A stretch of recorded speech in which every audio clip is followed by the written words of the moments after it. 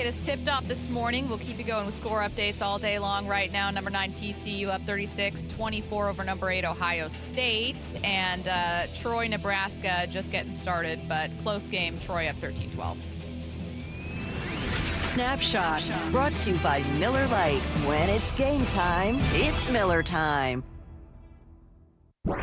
From the Quantum Fiber Studio. This is Bump and Stacy On Seattle Sports. Streaming through the Seattle Sports app and at seattlesports.com. Now, here are your hosts, Michael Bumpus and Stacy Ross. Here we go now. Oh, man. Shout out to everyone who's going to be paying half attention at work. Laptop up at the desk with these games on right now. Men's bracket tipped off earlier this morning. Women's bracket tips off tomorrow. Right now, Nebraska, Troy, and TCU, Ohio State. TCU, Ohio State almost through the first. TCU up 39-24.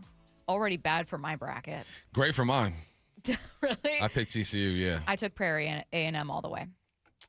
I hope you didn't. I did.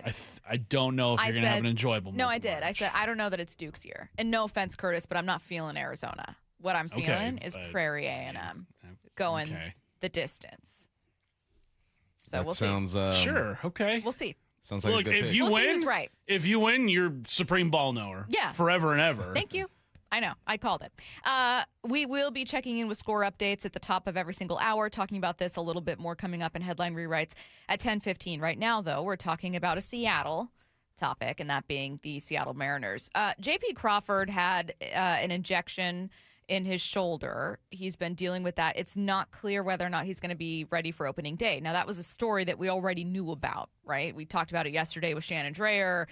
We had heard the report earlier that day, and we knew that he had been sidelined with a shoulder injury. So this isn't news per se.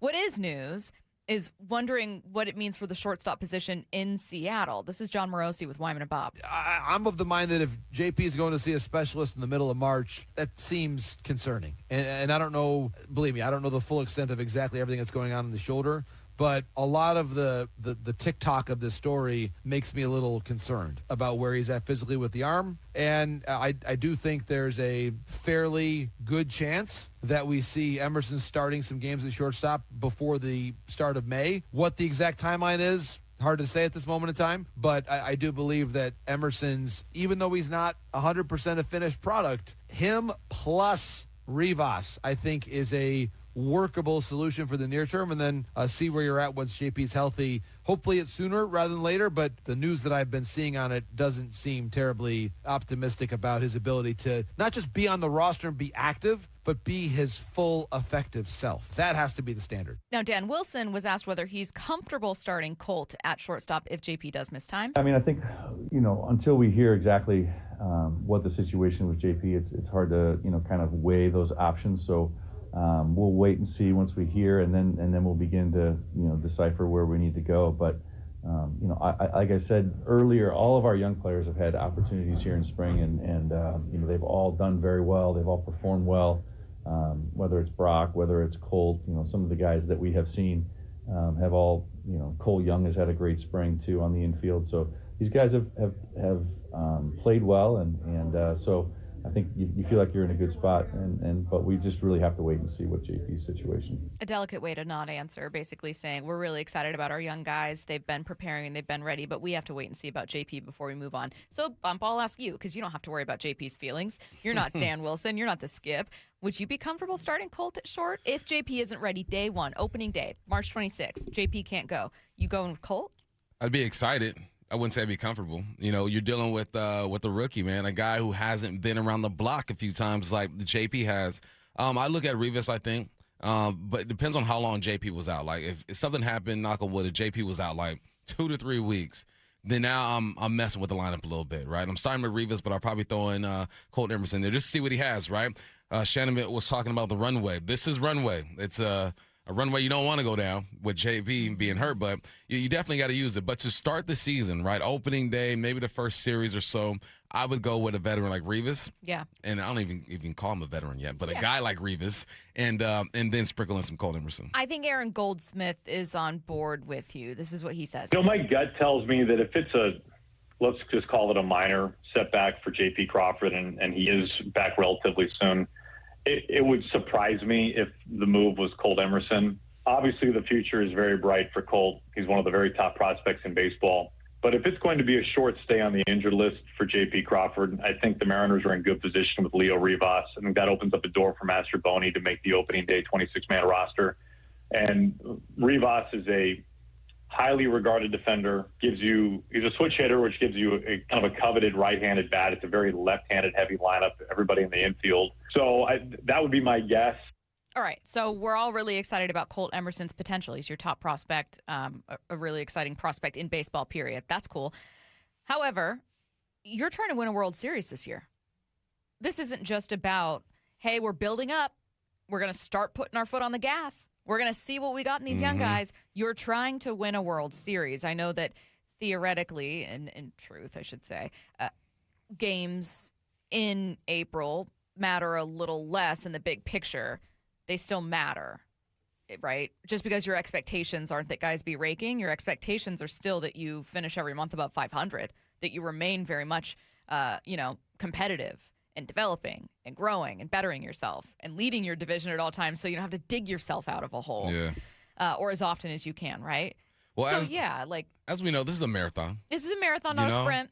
It's not a sprint. It's not a sprint. And there is room for error. As much as we don't want to see it because we're used to opening up the season and trying to figure some things out and going through cold spells and hoping this team gets hot, right? We've been there. We don't want to experience that. Yeah. But what the reality is that there's room for error. What's the saying? You're going to lose 60 is what you do with the next 60. You know what I mean? Like, it is what it is. But for the sake of this organization, kind of build off of what you did last year, I would prefer to have someone in the lineup to start at least the first couple of series if JP isn't there, who has some type of experience. Rivas has had some moments. He's got like a walk-off or two, I want to say.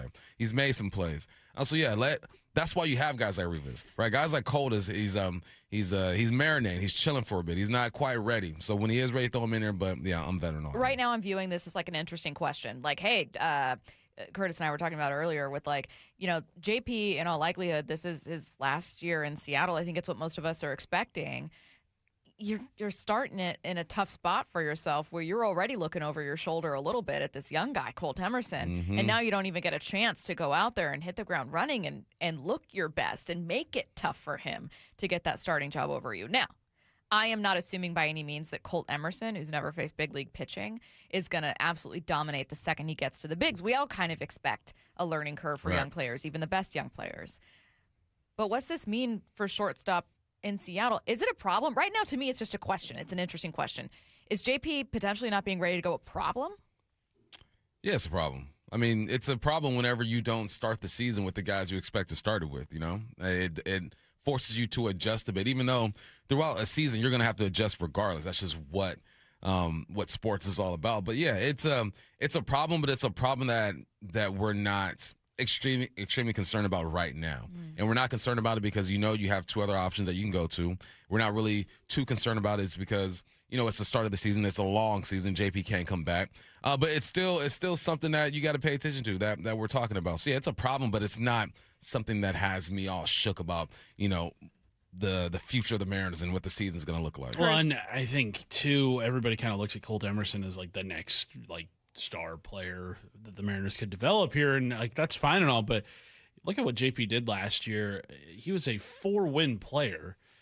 The chances of Colt Emerson coming in this season and being a 4-win player hitting the ground running like that, I don't think are very high. I think if Colt Emerson can contribute 1 to 2 wins on your major league roster this season, I think that's a successful first step forward at the big league level. But JP is still a top half of baseball shortstop in terms of overall production, especially with the bat, the way he gets on base. I don't see Colt Emerson getting on base at a 360, 370 clip the way that JP does. And, I just think that, yes, the new shiny thing always gets our attention in Colt Emerson. He's gotten a lot of press for, what his future could be in baseball, but you don't want to forget about what you already got in JP. And look, JP's very important to this clubhouse. He's very important to the guys that are, suiting up every day. And I think you're going to have to play him at some point, even when if his shoulder,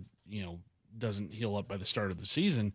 he's still got a spot, I think, on this roster going forward. Yeah, I think that's what I'd say is like, I'm glad you mentioned the shiny new toy. Now, Colt Emerson is a very shiny, exciting new toy for Seattle. He's your top prospect. We're all very excited to see him. But that tends to be like a flashy distraction that makes you feel safer than you might actually be. Again, I hope that he's phenomenal. Just like with Seattle, this is a different comp because they're not like a number 1 draft pick or something. But just like with Seattle, like I hope George Holani has 1,000 yards. I'm not counting on it, and I don't think Seattle's counting on it. I hope Colt Emerson is the AL Rookie of the Year. I'm not counting on it, and I don't think the Mariners are counting on it. And if I said, okay, well, pretend instead of Colt, you only had Leo, or pretend instead of Colt and Leo, you weren't quite sure what you were going to do. Now how worried are you about JP? Oof. Now suddenly you're a little nervous. Yeah. Now suddenly you're going, wait a minute. Like, it's better than finding out you're missing JP in September. But again, World Series expectations mean each month still matters. Yeah, it all matters, man. It's all about progress and how you choose to look at it, right? It's unfortunate that JP had that cortisone shot, which I saw someone say it's not routine spring stuff. You know what I mean? But it's how you look at it. Yes, it's unfortunate that JP has that shoulder issue going, but what does it do? It allows you to see some other names, right? Earlier than expected, but you get thrown out there. And this lineup is good enough, or this roster is good enough that they should be able to weather some storms, right? JP having a shoulder issue storm.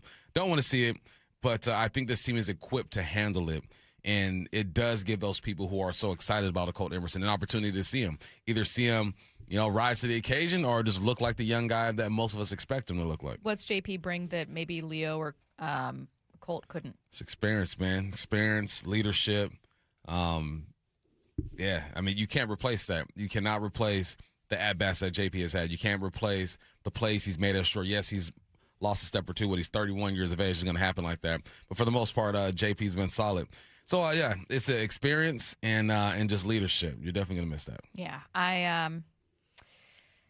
let's go back to a little bit of sound here. So, again, you said that you'd probably go with Leo Rivas just to start, depending on how long JP is gone. Then you could turn to Colt and kind of platoon and figure out what you want to do there, get him some time. Aaron Goldsmith said the same, that his gut tells him if JP has to miss time, they're going to go with Leo and maybe not Colt. So let's go back to John Morosi here on with Wyman and Bob. So what scenario would have him pick Colt on the opening day roster? If I felt as though Emerson was going to play every day, even if it's for a short period of time, I'd bring him up. If it's a day or two, that's Rivas's role.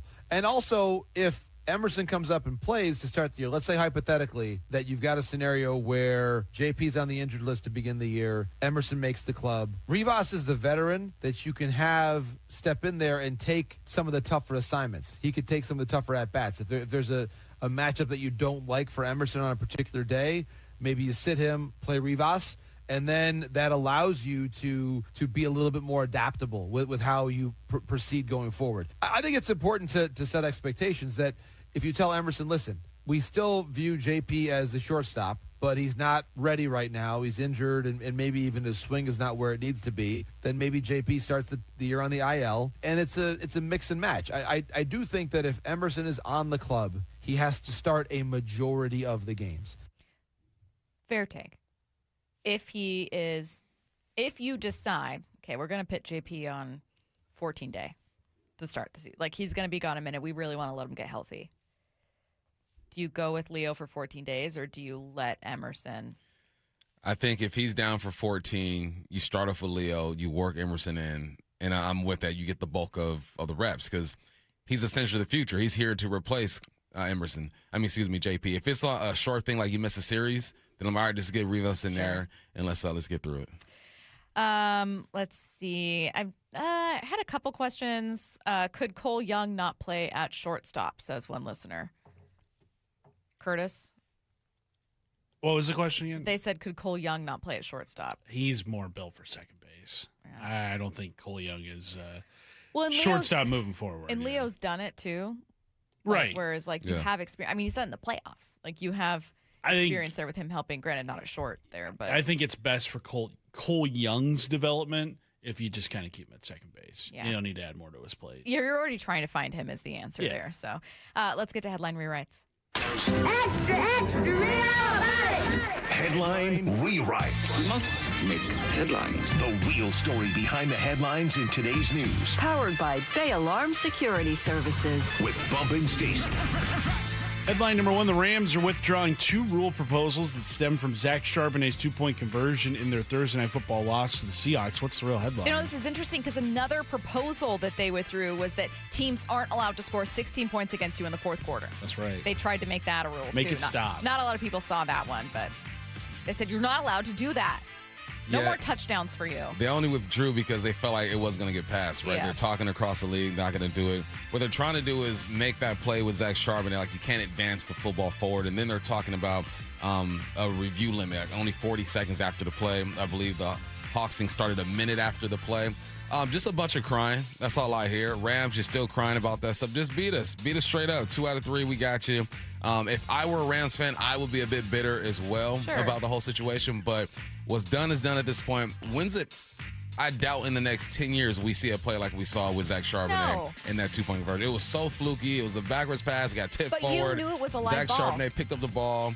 It was fluky. It probably won't happen again. But I'm just saying, it's not like they made up a rule suddenly.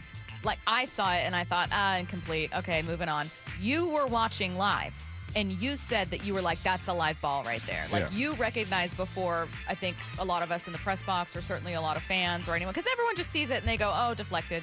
Okay, not thinking about it. But, like, if there were football players, former football players that are able to look at that and recognize it, well, there's football players on the field. I think And Zach obviously was just being polite. I think the hard part about being on the field is that it's hard to tell if the ball really went backwards. Because imagine like you're blocking a guy on the line, and the ball just happens to go somewhere. You know what I mean? So easier for us to see it. But if you're coached up properly, like the Hawks were coached up, you get on every single ball that's on the ground. I think it goes back to 2008. It was Denver against, I forget who it was, but Jay Cutler fumbled the football, but they called it a forward pass. The other team recovered it, but they didn't go back and review it. At the time, they couldn't do it. So because of that, refs are allowed to go back and review things. So that's why you always get on the football. That's like day one install. Get on every football that's on the ground. I think, too, like, very, very good point. I stand corrected. What I'll add is that if this was a 2-point conversion to win the game for Seattle, or if it was the final score of the game, I'd be like, yeah, I'd be real salty as a Ram, too. Especially, like, imagine if this was in the NFC conference or NFC championship game. Yeah, for sure. But 2 things. One, that was a 2-point conversion following yet another touchdown that the Rams allowed. They allowed 16 points total, 14 without that 2-point conversion in the fourth quarter. They also had a chance to win the game with a field goal, which they missed. Then they had a chance to beat Seattle and go to a Super Bowl in another meeting in the NFC title game, and they lost. So all the Rams fans complaining about this call that they feel was unfair, sure, but with all of that additional context, it's kind of like, that's like a pebble in the, like, landslide of rocks that you allowed in terms of, like, letting this slip away from you against Seattle. It's just a more glaring one to them because they've never seen anything like that. Yeah, so sure. they're confused. Totally get it. They don't know how to take it. Yeah, well, you should reevaluate, your special teams missing a field goal and allowing a return touchdown from Rashid Shaheed. Maybe you should reevaluate that. Headline rewrites. Headline number 2, the first round of the NCAA tournament is underway. We've got Nebraska up 32-19 on Troy, TCU Ohio State at the half. The Horned Frogs up 39-24. What's the real headline? Yeah, so this is going to be basically just the Stacy Show today. Guys. What'd you say? I said this is going to, everyone? Nebraska 32, Troy 19. 1, 2, 3, eyes on me. Everyone Huskers have look up from your never won a iPads. game? Yeah. Look up from your iPads, please. Nope. No, I'm telling you right now, there's going to be minimum 1 to 2 points during the show where I turn to one of you and say something, and you guys are start snapping into the mic, guys. Guys. I do that without the game on. Imagine now. With a golf on this TV, Bump's just like, yeah. So what I was saying, no, this Mike is Lefkoe got here hours before his show starts. He said he didn't want to stop watching. Your team's not even playing right now, man. You guys are sickos. Absolute sickos. He's already looking for. So we've got 3 TV monitors in our sports pit, and like everybody's got a desktop computer. And like the middle part of the day, it's usually just Lefkoe and our digital guys, Cameron and Zach, in there. And so by about noonish, there's 4 monitors going with games on. It's a bit overwhelming. Yeah. So that's just get ready for it's not Bump and Stacy. It's just Stacy in silence is what it's going to be today. VCU over North Carolina. Let's get it. Oh, God. What's next? Headline rewrites. Headline number 3, last night, Miami of Ohio moved to 32-1 after their first 4 win over SMU. They will play number 6 seed Tennessee on Friday. What's the real headline? Almost like a team that was 31-1 deserved to be in the tournament. Hey, good for them. Good for them to step up to the challenge because everybody was waiting for these guys to lose. But like I told you so. Yeah, good for them. SMU, man, I saw a lot of experts picking SMU over Miami of Ohio. So, yeah, this is a win for the little guys, man. Good job. Was this the result of them being much better than people were giving them credit for, or them facing a bad SMU team? Because I saw kind of both takes on Twitter. I didn't watch the game, so I couldn't even tell you. Curtis? I think Miami of Ohio is pretty good. I mean, you look at the stats that they put up in that game, 80-plus points, 20-plus assists, 15-plus threes, less than 5 turnovers. No one has ever done that in an NCAA tournament game like this. That's impressive ball. Yeah. I also think, there is just kind of a ceiling to certain teams where they should be able to play in the tourney, see how far they can get, with you acknowledging that their level isn't the same as the better teams. Mm-hmm. So, why should we be looking at Auburn just because it has, better recruits, played a tougher schedule, which it did, absolutely, but with significantly more losses, and go but Auburn's not going to win either. Yeah. Auburn's not going to make it. You have no idea whether they're going to make it. So what's the difference between putting the two teams in? Guarantee you they would both leave in around the same round. Yeah. Why don't you let the team with the better record in? Yeah, they earned it, man. 31 wins. I mean, that's impressive. Like, I've heard many people talk about this. It could be at the local YMCA, the Boys and Girls Club. You win 31 games in a season. You deserve to be rewarded for that. Welcome to the Stacy and Ross show, where it's about Love Island and 90 Day Fiance all day long. That's exactly right. If it was just the Stacy show, it's a mess. We're going to lose listeners by the split second in the dozens at a time. It's just going to be game over. It's just going to be these two, mouth open a little bit watching these games. I love the games, too. I'm right. Mostly leaning into. You're just here to bring us in. I'm just here to go. Guys, okay, back on the tracks here. Here we go. We're heading back. You're listening to Bump and Stacy on Seattle Sports and the Seattle Sports app. Coming up next, when it comes to the Mariners season, we need to be taking something a lot more seriously. 9 out of 10 experts agree wearing earbuds at work is the universal signal for leave me alone. So grab the earbuds, pull up the Seattle Sports app, and trade that annoying coworker's endless yapping for this. He's at the wall. Cal Raleigh's first one of the spring. Listen to every Mariners spring training game live for free, only on the Seattle Sports app. Improving lives through Mariners baseball, one sparkling play by Josh Naylor at a time. Hey, Brock Hewitt here for my friends at People Come First, or PCF Construction Group. Spring and summer, it's right around the corner. So if you haven't called PCF about getting started on your new deck, well, right now is the time. With a patio cover, heater, and fireplace from PCF, you can enjoy your outdoor deck or patio all year long. And right now, you can get up to $6,000 off your entire project, plus no payments and no interest until 2027. Save an additional $1,500 when you bundle your deck and patio cover. Some restrictions do apply, but do what we did. Contact PCF for all the details and start planning and designing your dream deck now so you're ready to build by the spring. Planning and permits, they can take a little time, so please don't wait. Get started today. Get project ideas, browse photos, and find all the offer details at PCFgroup.com. That's PCFgroup.com. Making your outdoor space with People Come First. The brackets are now open. Compete in the Seattle Sports Bracket Bucks presented by Muckleshoot Casino Resort. Head to seattlesports.com/win to pre-register. Receive your bracket and compete for your shot at great prizes. The grand prize winner from the 64-team bracket will win $1,000 in Visa gift cards. But if your bracket is busted in the first round, we have other ways for you to play too. Register and find complete rules at seattlesports.com/win.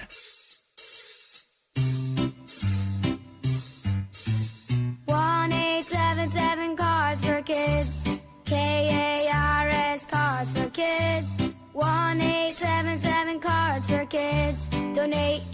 car today. 1877 Cars for Kids. KARS Cars for Kids. 1877 Cars for Kids. Donate your car today. Ready to get rid of that old car? Donate it to Cars for Kids. Call 877 Cars for Kids to speak to a friendly live agent. Donation is super easy, and your car can be picked up as soon as tomorrow. Go to carsforkids.org now or call 877 Cars for Kids to donate your car today. 1877 Cars for Kids. KARS Cars for Kids. 1877 Cars for Kids. Did you know you can donate real estate too? Go to carsforkids.org. That's cars with a K. Febreze. New Febreze Air Mist has 50% more odor fighters and up to 30% more fragrance than the old formula. So now you can take on 100% more stinky odors, like sweaty gym bags, greasy cooking smells, and the after effects of the dog rolling around in something. Just spray, and new Febreze Air instantly restores just clean freshness. Smell you later, odor. Breathe happy, Febreze. La, la, la, la, la. I move mountains for a living. Literally. That means I don't carry hand lotion, and when it comes to serious heartburn, I don't mess around with anything but Rolaids. Rolaids' dual-active formula has calcium carbonate and magnesium hydroxide that relieves heartburn fast. Yeah, you heard right. 2 actives for that powerful relief. And the best part? The roll fits right here in my pocket, so I can get back to moving mountains. Rolade spells powerful relief. Read each label. Use as directed. Keep out of reach of children. Heading outdoors or on the water this weekend? Check in with Joey and Nelly on the Outdoor Line from 6 to 8 a.m. every Saturday on Seattle Sports and the Seattle Sports app.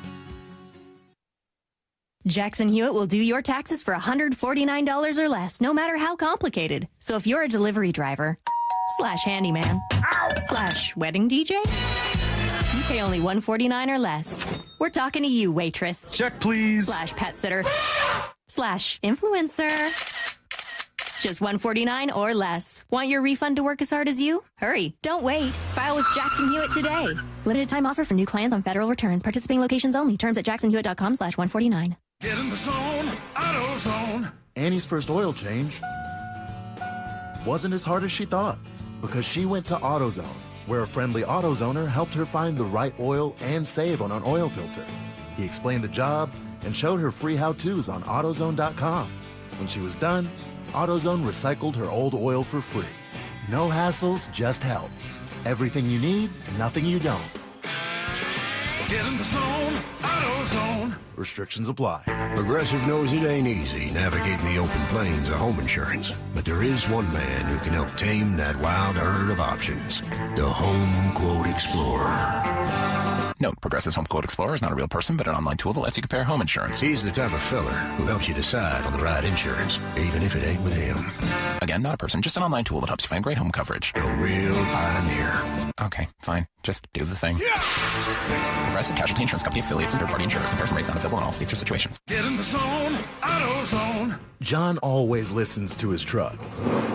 So when his brakes start talking, he goes to AutoZone, where a helpful AutoZoner gets him the right parts.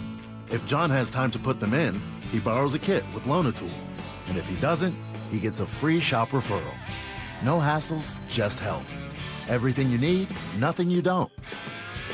Get in the zone, AutoZone.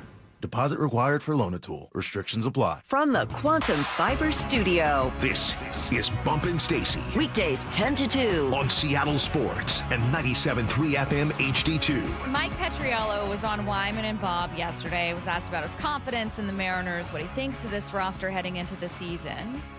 He said this. I think this might be the most confident I feel in their roster in going on 25 years. You know, like, can't say I remember the 2001 team that well, but at least in the last couple of decades, like, this is a really solidly built team. I don't see any massive holes, like some things I can quibble with.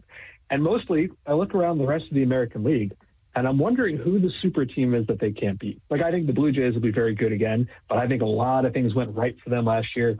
Obviously, you know, I like the Yankees, the Tigers, whatever, but I look at an AL West that I think is getting weaker, and I look at an American League that doesn't have a Dodgers-level team, and I think to myself, well, why not the Mariners? They are in position, and I really think this could be the year they get there. Bump, you talked about hearing Buster Olney pick the Mariners to win the World Series. A World Series appearance seems totally reasonable. I do think that if you pick any other team than the Dodgers to win, given their strength, you're kind of inventing reasons to do that. But I'm picking the Mariners. I've got them on the record. I just don't want to be like everybody else and pick the Dodgers. I think they really grew last year, and from what I understand, from talking to people in the organization, that conversation's out there in that clubhouse. They're not running from that. They go into the year thinking that they got a real chance to represent the American League in the World Series. So you've got Mike Petriello saying, this is the most confident I've been in a Mariners team. I don't know which AL super team they can't beat. I don't see a reason they can't beat the Yankees. I don't see a reason they can't beat some of these top payrolls like the Blue Jays. Buster Olney says, not only do I think that they can beat those teams, I think that they could beat the Dodgers in a World Series meeting. Like, I know that, you kind of have to come up with a reason not to pick a team with a bunch of future Hall of Famers of the Dodgers, but I can find those reasons. Are we talking seriously enough about the Mariners actually getting to and winning a World Series? I mean, are we really taking it seriously? Probably not, because we have trauma, you know what I'm saying? And yesterday or the day before yesterday, I said when it comes to football, like personnel wins you championships. Coaching enhances that, but personnel wins you championship. In baseball, I mean, it might be the most personnel-heavy sport in all the land, that and maybe basketball, right? Because you just put a lineup together. Either you can hit or you can't. Either you can pitch or you can't. There's only so many things a manager can do. So if we look at the personnel and we listen to these experts across the nation, right? According to MLB, there's 9 tiers of teams that they have, right? The first tier, the Dodgers by themselves, saying, like, look, these guys are just chasing history, sure, right? And then there's a second tier teams. There's about 5 of them. The Mariners are one of them. And they labeled it ring or bust, right? So that's one. It's MLB.com. Then you go to ESPN, and they rate their top 100 players. You got Cal at number 7, Julio at number 9, Brian Will at 46, Naylor at 97. And then you go to Buster Olney, and he's ranking different positions. You got Naylor as the 7th best first baseman. You got Julio as the best center fielder, and it goes on and goes on. So the fact that these guys are popping up on these lists like that, lets you know that it's not just us talking about how good this team could be. It's the baseball world. So the baseball world is talking about them. They're taking them seriously. I think with us, we take them seriously, but it's hard for us to go in just blindly because we've been there, we've done that, and been hurt. But there's no reason not to. Look how far they went last year. Look what they're bringing back. Look what they added to this team. Yes, JP's banged up right now. Bryce is dealing with some stuff, but it sounds like he's going to be okay. But when fully healthy, you look at this roster, and I agree, there's no one in the AL that I'm looking at them and saying, oh, they can't compete with them. Pete in Bellingham texts in and says, Bumps Dodgers are in a different league, I hate to say. We can dream, though. But wait a minute. Yeah, Buster did say, like, if you're picking against the Dodgers, you kind of have to find reasons to pick against them, and I get that. But it is far from an inevitability that they become a team to win 3 in a row. They almost didn't win last year. Yeah. Are we all forgetting that? Like, are we all forgetting that the Blue Jays very nearly won that game several times, and through myriad base running mistakes, timing mistakes, luck of the draw mistakes, didn't end up getting it done? They came so close to winning that. And by the way, the Mariners coulda, shoulda, woulda beaten the Blue Jays, not only in Game 7, if you don't obviously allow that killer home run, we don't need to keep talking about it, but in Game 6. You were looking to lock it up in Game 6, and you just had a bad pitching day. You allowed way too many runs. Now, I'm not saying the Mariners were the better team overall, but I'm saying that I don't love the idea of just looking at the Dodgers going, they're going to win, so who cares? Well, wait a minute. This is baseball. That's not always true. If we learned anything from the WBC, it reaffirms that pitching wins you ball games, right? Venezuela is pitching out of their mind, right? And look at that lineup that they beat. Look at the lineup that Venezuela beat. That was the best lineup known to man, and Venezuela won because the sticks couldn't get going. That's how you beat the Dodgers. And guess what? What's the strength of this ball club? Pitching. It's the pitching, right? So that's the main reason why I look at this squad and I say, all right, they should be able to hang around or hang in there. You keep the Dodgers under 3 runs, 3 to 2, 2 to 3 runs. Anything is possible. So, yes, the Dodgers should win. If we're going off of pure talent and how much they've invested in their team, they should win it. But should is not guaranteed. You got to go out there and play ball games. Shohei has to stay healthy. Freddie got to be clutch. Kike has to do his thing. Like, there's so many other factors. But on paper, I get why the Dodgers would be favored. On paper, I get why people would be hesitant to pick the Mariners. But if you look at what their strength is, that's how you neutralize a team like the Dodgers, is with pitching.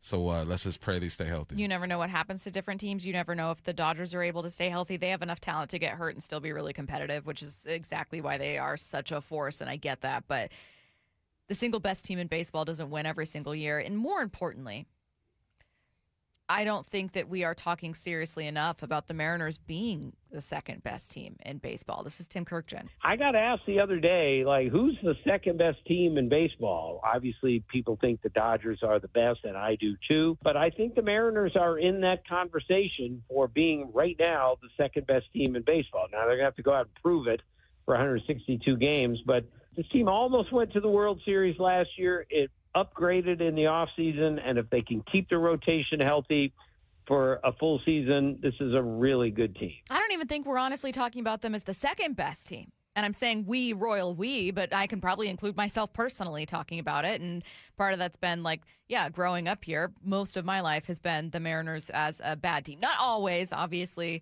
late 90s, certainly the 2001 team should have gone further, but whatever. There have been good Mariners teams, but the bulk of my life, the Mariners have been kind of a joke. And it's one that you still love and follow, but it was notable to me last year when the Mariners were leading off SportsCenter. I'd never seen anything like that, right? You notice things like that for the first time when your team has a certain status through most of your life. So I get it. I don't think I'm taking it as seriously as I should. We're talking about a reality where the Mariners are the second best team. I've looked at maybe 3 or 4 lists while we started this segment. And the lowest I've seen in these preseason rankings, the lowest I've seen the Mariners is number 3. That's the lowest. It's between us and the Blue Jays going back and forth for that second and that third spot. I think what's going to put this team over the top is just the production from the bottom of the lineup. Because remember watching the Blue Jays and the production they got out of 7, 8, it was crazy. It was that's what this team is missing. The pitching is fine when healthy. The top of the order, when hot, can hit with the best of them. It's the bottom, right? What are we going to do at the bottom? So hopefully Donovan coming over allows you some flexibility. He's going to help put the ball in play, more contact or whatnot. But I think that's probably what I'm waiting to see because I believe in the pitch and I believe at the top now. It's all right. Can we get production from the bottom of this lineup? Absolutely agree, and that's what was lacking in that Blue Jays series. We talked about that regularly, like you said. 360, come on, Stacy. Now you're sounding like a Rams fan. Toronto made the plays against Seattle. Dodgers made the plays against Toronto. You're absolutely right, and I actually think it is really lame when people go, well, we were the better team and you lost. That's not what I'm saying. What I'm saying is I think it's kind of like a defeatist approach to just assume the Dodgers are going to win no matter what when they very nearly lost to Toronto. Mm-hmm. The Dodgers were the better team entering that series. They ended up winning. But that was also with lots of missed opportunities from Toronto. And the reason that I'm highlighting that is also to prove how close Seattle was to beating Toronto and advancing to the World Series too. Does that mean Seattle's the best team and I'm doing this transitive property? No. What I'm saying is don't look at a team like the Dodgers and just go, no use. It doesn't matter if the Mariners are the best team. They can't win a World Series. Toronto nearly did. Yeah. Anybody can get got, inches away from winning the World Series. Yep. That's how close that was. And if that series is played 10 times over, the Dodgers do not win every single time just because they're a bigger payroll. So agree. I think it's a fun thing to talk about as we head into the season because I don't think we're taking it seriously enough. Yeah. All of us. Holla at me in a month. See how you feel? Yeah. How about in 6 months? Even better. Then no, for sure. We're going to get back to the Mariners at 11 with Seattle Times' Adam Jude joining us. A look around the timeline. Some mixed opinions about people when it comes to NBA expansion coming up at 11:30, jumping into NFL free agency at noon with Benjamin Solak. And before we get to that, to the NFL as well, one analyst's solution to the Seahawks' biggest question coming up next. Breaking news this morning from ESPN. Is it finally happening? Good golly, Miss Molly. ESPN's Shams Charania, the NBA, will go next week to explore adding expansion teams in Vegas and Seattle. Joining us now, Shams himself. The NBA is projecting that both Seattle and Las Vegas would immediately jump into the top 8 of revenue-generating teams. Stay caught up on the latest at seattlesports.com and Seattle Sports on 710, the app, and YouTube. Flying chickens in a barnyard. Do you have a car sitting around collecting dust? Well, turn that car into cash at Wayscar Ford in Auburn with their vehicle profit sharing program. Here's what makes it different than anywhere else. Not only will they purchase your vehicle today and pay you right up front for it, but it gets better because once they resell your old car, they share 50% of their profit with you.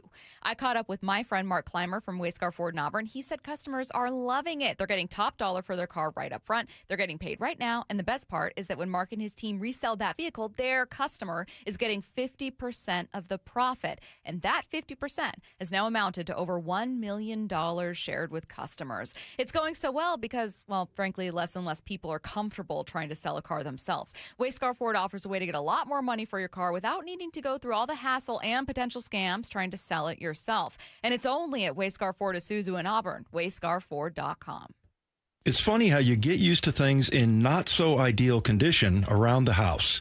It's Dave Wyman here, and for me, it was old windows. After 20 years in our home, virtually every window had a broken seal. We got used to cold drafts, outside noises, and condensation. And if you're in the same boat, use this spring to say goodbye to the old, dreary windows and hello to your new exclusive windows from Harley Exteriors. Right now, they're having a spring cleaning sale to complete your home makeover. If you buy 10 windows, you can choose between 20% off your entire project or get a free door. On top of that, make zero payments and accumulate zero interest for up to 12 months for qualified buyers. Harley Exteriors windows are a massive upgrade, manufactured right here in the Pacific Northwest and exclusive to Harley Exteriors. Call 833-HARLEY, that's HARLEY, or go to harleyexteriors.com. Schedule your free consultation today at harleyexteriors.com. I've always wanted to learn French, but the app I tried didn't help. If you want to memorize words in another language, there's an app for that. But if you want to really learn another language, there's Babbel. Babbel was designed by over 200 language learning experts to be the most effective way to learn another language. With other language learning apps, I was just playing games. I wasn't really learning.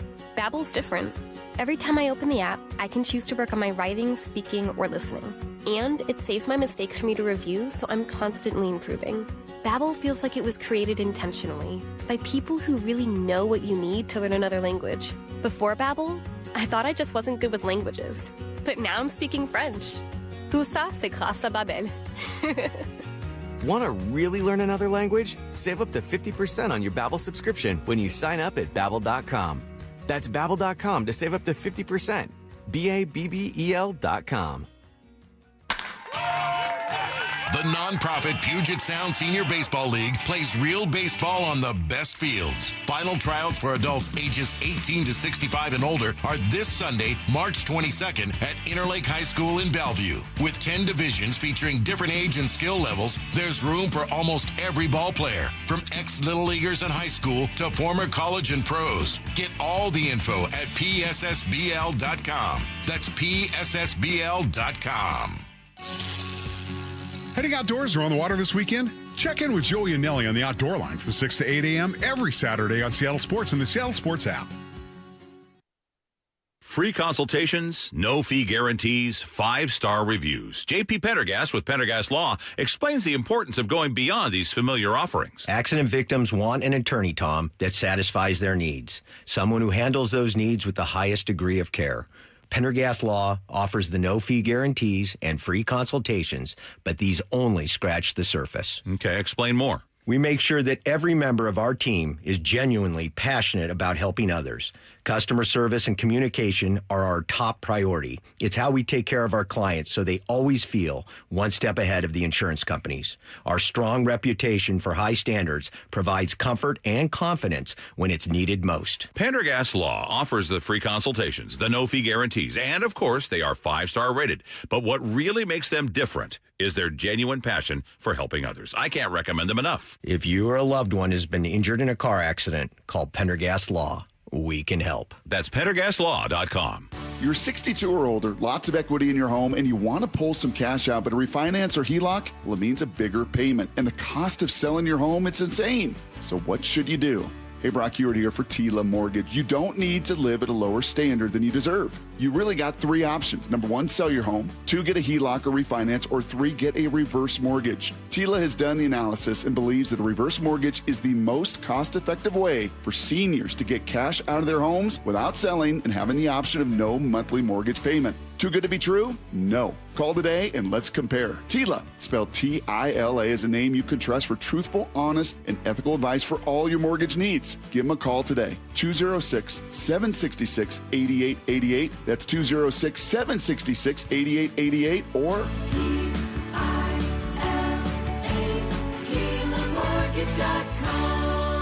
Insurance and property taxes are borrower's responsibility. Tila Mortgage LLC is a mortgage broker. NMLS 2472046. From the Quantum Fiber Studio, This is Bumpin' Stacy. weekdays 10 to 2. On Seattle Sports and 97.3 FM HD2. Getting back to the Mariners in spring training, the start of the season with Seattle Times' Adam Jude in less than 15 minutes before we get to it. What would you say is the single biggest remaining question for the Seattle Seahawks? Running back, Right. for sure. How do you replace Ken Walker? Mm-hmm. Have you already replaced him? Do you add additional people to that room? Bill Barnwell agrees with you. ESPN's Bill Barnwell posted his for 20 contenders. So, like, forget the single biggest remaining question for, I don't know, the Raiders right now, or for a team that's obviously not going to be competing. We're talking about actual contenders. How do they become more complete? He said, what's missing for Seattle? Their biggest question? Running back. He said there's an obvious hole in the starting lineup where Ken Walker was. He's since joined the Chiefs. We already know Zach Charbonnet coming back from a torn ACL, and he doesn't feel that, like, Emmanuel Wilson is really your starter. He's like, yeah, he's kind of a secondary back. Like, I don't even know that he's a lock to make the roster. Halani was great as a passing down option, but, like, you like him as a third down back behind 2 great guys, not as necessarily your starter. However, we've talked at length, Bump, about the solution. We've talked about maybe you sign Brian Robinson Jr. Do you go add? Do you trade for Alvin Kamara? Do you do all these things? How would you feel about Barnwell's solution? His is wait until the draft. I mean, that's going to happen regardless. I think you're going to get a running back in the draft. You have no option at this point. I believe Brian Robinson is still out there. That's an option. But at running back, you prefer to go young. All right, once a running back, I think if he's in the league about 4 or 5 seasons, if he's not established as a number 1 guy, then he's probably not going to be a number 1 guy. So you need reinforcement. You did bring over Wilson, who I think he's a better back than what people think about him. At least the experts that we've had on our show, they see him as not the main guy. I see that as well, but him not making a roster, I guess that's always a possibility. But from what I saw, I think he probably makes the roster, honestly. He's just a different kind of back. You don't have that kind of back with the Seahawks. You haven't had that type of back in a long time, like just a straight bruiser since Marshawn Lynch. And Lynch was a bruiser, and he could move you. Not saying this guy's going to be as good as Marshawn Lynch, just a different type of back. Yeah, you got to hit it from all angles, man. I guess you picked up a free agent, not a big name that you wanted or thought that they're going to get. Now you have to go to the draft. So for sure, you will address it in the draft. They should address it in the draft. He said that Brian Robinson Jr., if they sign him, would potentially cost you a comp pick. You want to be able to hang on to that.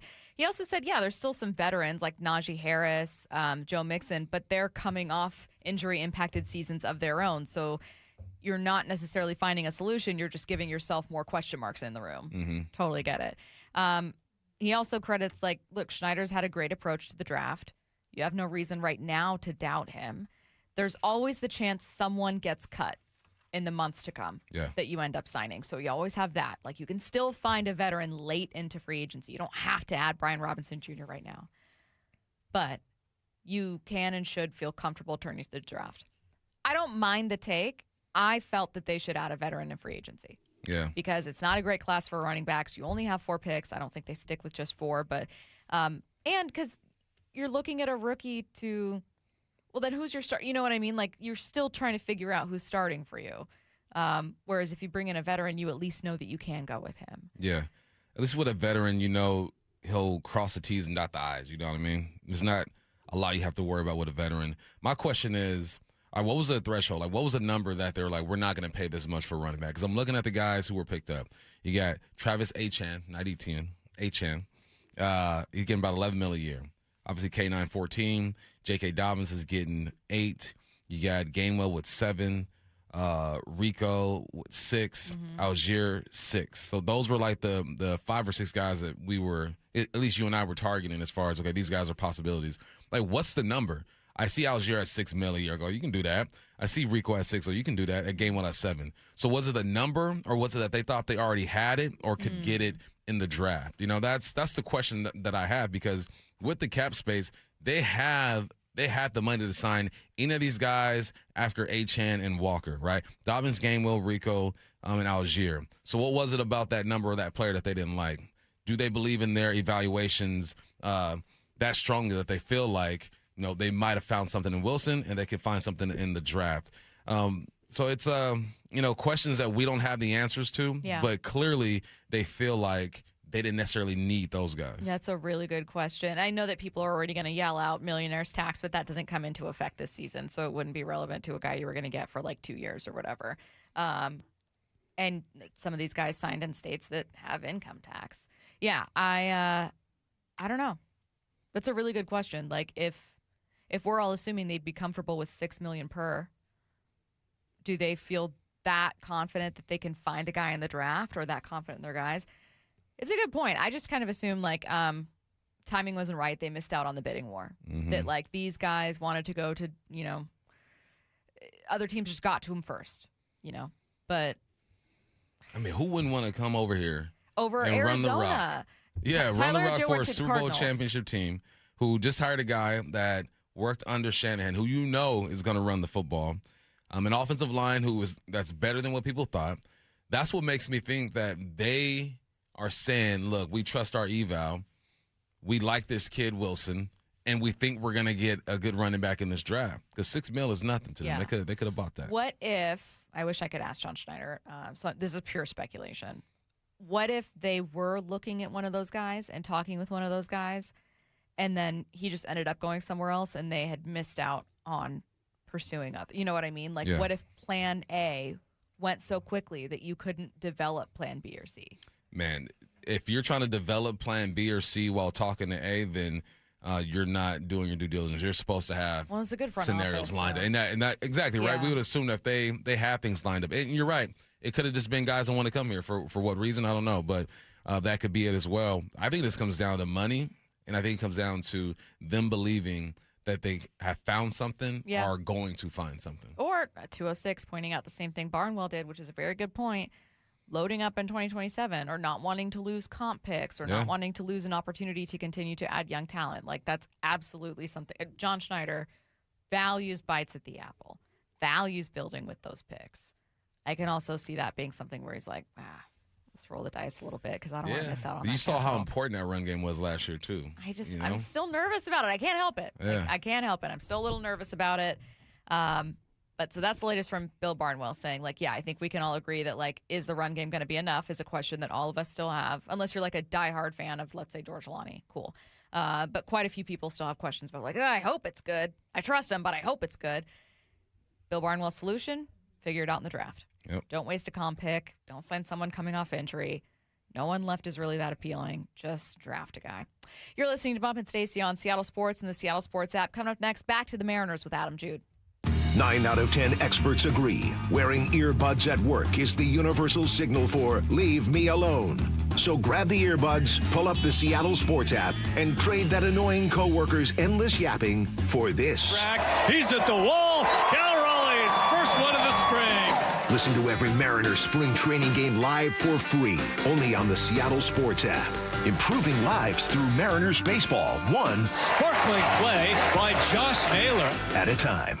It's WFC 190 World Fighting Championship at Emerald Queen Casino Event Center. Saturday night, April 25th. Experience the thrill and excitement of high-energy professional mixed martial arts. Tickets at emeraldqueen.com. Don't miss this amazing mixed martial arts event. WFC 190 World Fighting Championship, April 25th at Emerald Queen Casino, the entertainment capital of the Northwest. 21 and older. Need gambling help? Call 800-547-6133 or visit emeraldqueen.com. For over 113 years, Pacific Lamp and Supply Company has been your #1 lighting specialist in Washington, from the Space Needle in Seattle all the way to the Riverwalk in Spokane. With the largest lighting inventory in Washington, Pacific Lamp's knowledgeable and experienced staff can assist with any lighting issue, including intricate lighting and control designs. Plus, they work with all utilities in Washington to get you the best available lighting rebates. Pacific Lamp and Supply Company, Washington's lighting experts since 1912. Visit pacificlamp.com. Do you need a new roof? Then trust your neighbors at 3 Tree Roofing to get you taken care of this spring. Schedule your free estimate at 3treeroofing.com and secure $500 off your roof replacement. Right now, you can still take advantage of spring pricing and beat the summer rush. 3 Tree Roofing, your Puget Sound roofing experts. P&D Tree Service, local experts in tree removal for residential and commercial. Their team works fast to remove problem trees in your yard and neighborhood. If you were hit hard by the storm, P&D Tree will remove trees and clean up while minimizing impact on your landscaping. 24-hour emergency service, any job, big or small. Safe, efficient, and fast. P&D Tree Service turns multi-day jobs into a few hours, saving you time and money. Enjoy a clean, safe, and bright yard. PNDTreeservice.com. If you actually are the person that will take care of them after the fact, if you actually will be there for them, if you will pick up your phone, then they come back to you. Lee Johnson Auto Family, the LJ Way.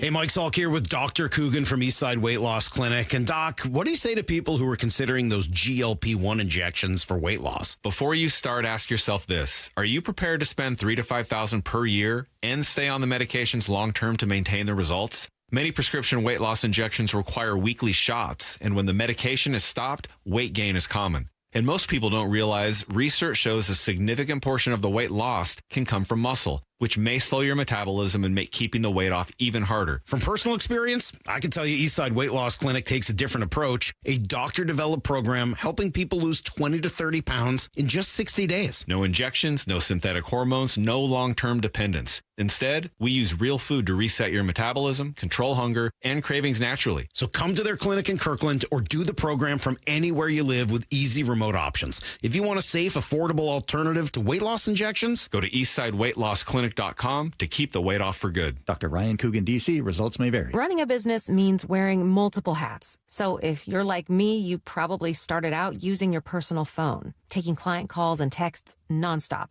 As my business grew, I needed something smarter. That's when I switched to Quo, the #1 business phone system. Quo works right on your phone or computer. No carrying 2 phones, no clunky landline, just one easy app you can try for free. Your team can share one number and handle calls and texts together like a shared inbox. Any teammate can jump into the conversation, so customers get faster responses. And Quo's AI assistant summarizes your calls and responds to customers 24/7, so you never miss a lead or opportunity. All this starts at just $15 a month. That's basically 2 coffees. You can even keep your current business phone number. Find out why 90,000 businesses trust Quo. No missed calls, no missed customers. Try Quo for free at quo.com/sports. That's quo.com/sports to try Quo free. QUO.com/SPORTS. So my friends over at Pure Talk have been sending me customer feedback from consumeraffairs.com, where thousands of people rate and review the top wireless providers. Here, for instance, is a nice note from James in Raleigh, North Carolina, who writes, quote, "After hearing Mike Rowe's ad, we made the switch to Pure Talk, and we couldn't be happier. We went from spending $1,200 a year with T-Mobile to $420 with Pure Talk. Thanks, Mike. Switch today! !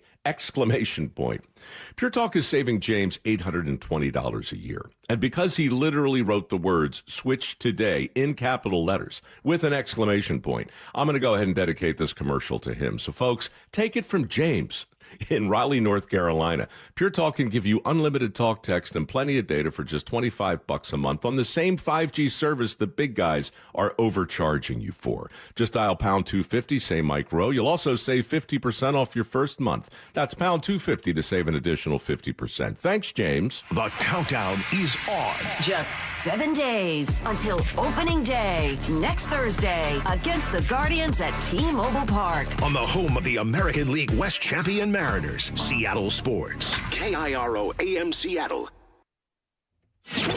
Seattle Sports Snapshot. Your men's March Madness scoreboard. Bear with me here. Ohio State, TCU keeping it close. Ohio State up 51-50. Looking at Troy, Nebraska. Nebraska 44-30 over the number 13 seed.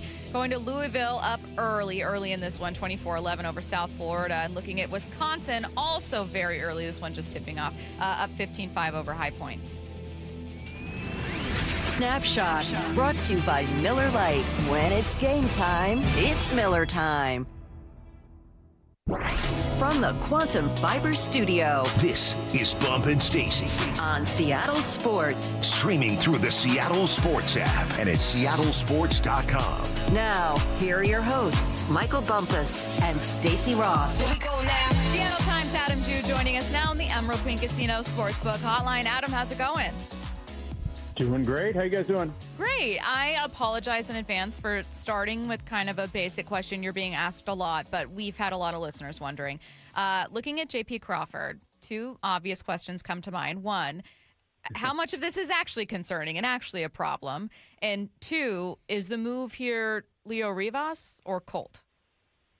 Good questions, important questions, and maybe the two most pressing questions for the Mariners right now as they wind down spring camp and look forward to obviously opening day a week from today. But I don't think the concern level with JP Crawford's shoulder is very high.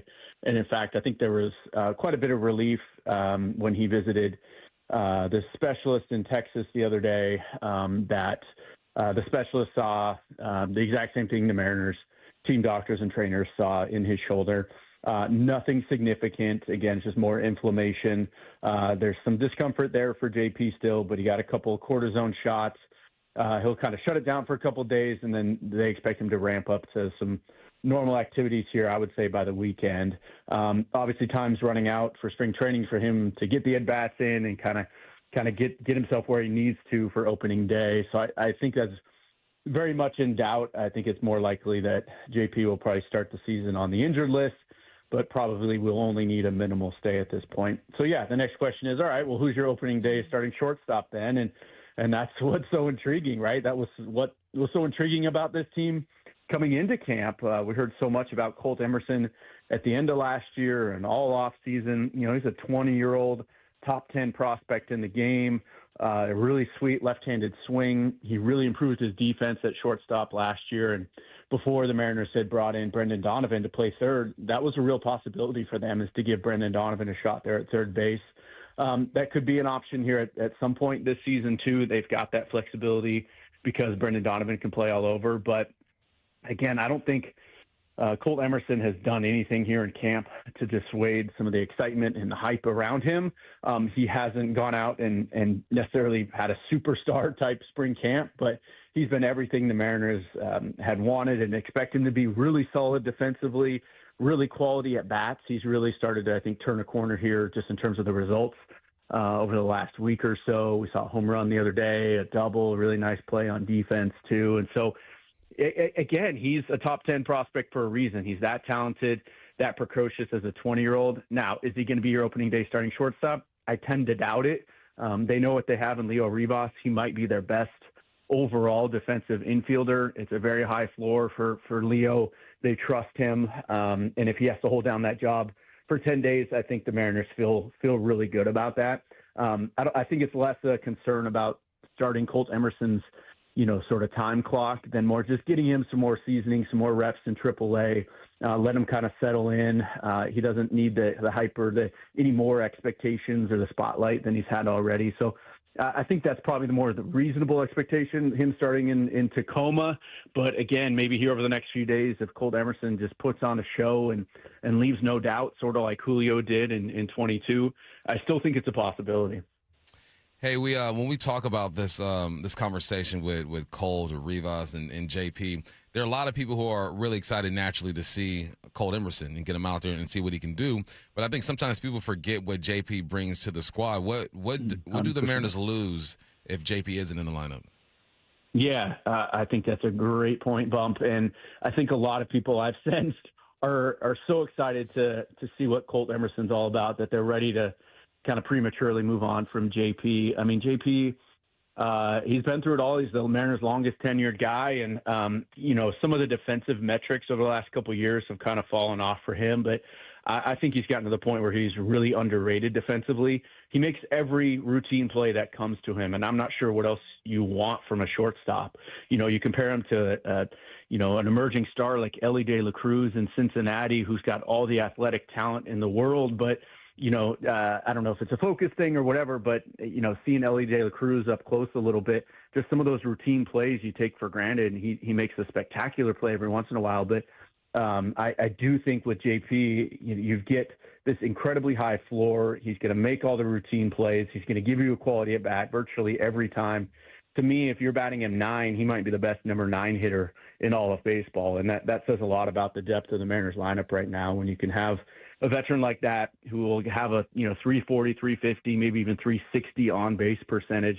You can't overstate how valuable that is. And that's to say nothing of his leadership presence, just kind of the cool, calm, let it rub off your sleeve, whatever. I mean, he just kind of everything about JP just kind of settles down this team and this roster. He's been through it all. So he is their shortstop this year. I have no doubt about that. And I think people that are eager to move on from JP Crawford are certainly missing the boat here. What are your own expectations for what the pitching staff could do? Because 2024 was so special. It almost feels unfair to just think like, oh, if they do that, right? Like if they're the best rotation in baseball, then they can get to and win a World Series. But they have so much to love about what they do.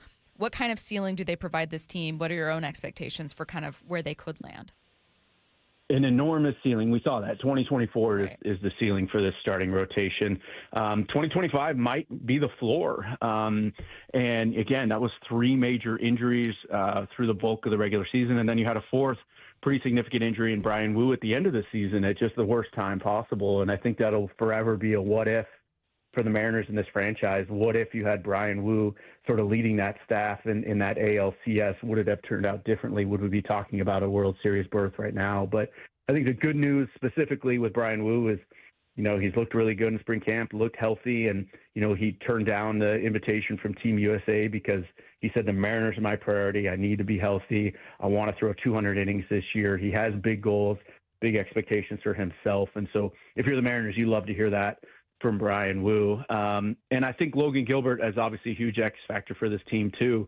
When he's right, he's healthy like he was in 2024. He's a top 3 pitcher in the American League. And, he's getting closer to free agency too. I think at the end of next season, you look at some of the deals out there for free agent starting pitchers with his track record, that's a pretty big payday. And obviously we've raised the question whether an extension is possible for him with the Mariners. I don't know that anything's on the table right now and no one's ruling it out, but again, he is a true ace when he's right. So obviously a lot of excitement that those guys, those 4 anyway, are looking good right now. Obviously Bryce Miller on the shelf with the oblique, but again, I think the good news there is it's not an arm injury, it's an oblique. That's going to heal after a few weeks and he'll be able to ramp up, but I fully expect Bryce Miller to start the season on the injury list. But again, in terms of expectations, I think somewhere between what they were able to do from the heights of 2024 to sort of the lows in terms of the regular season anyway of last year. I still think that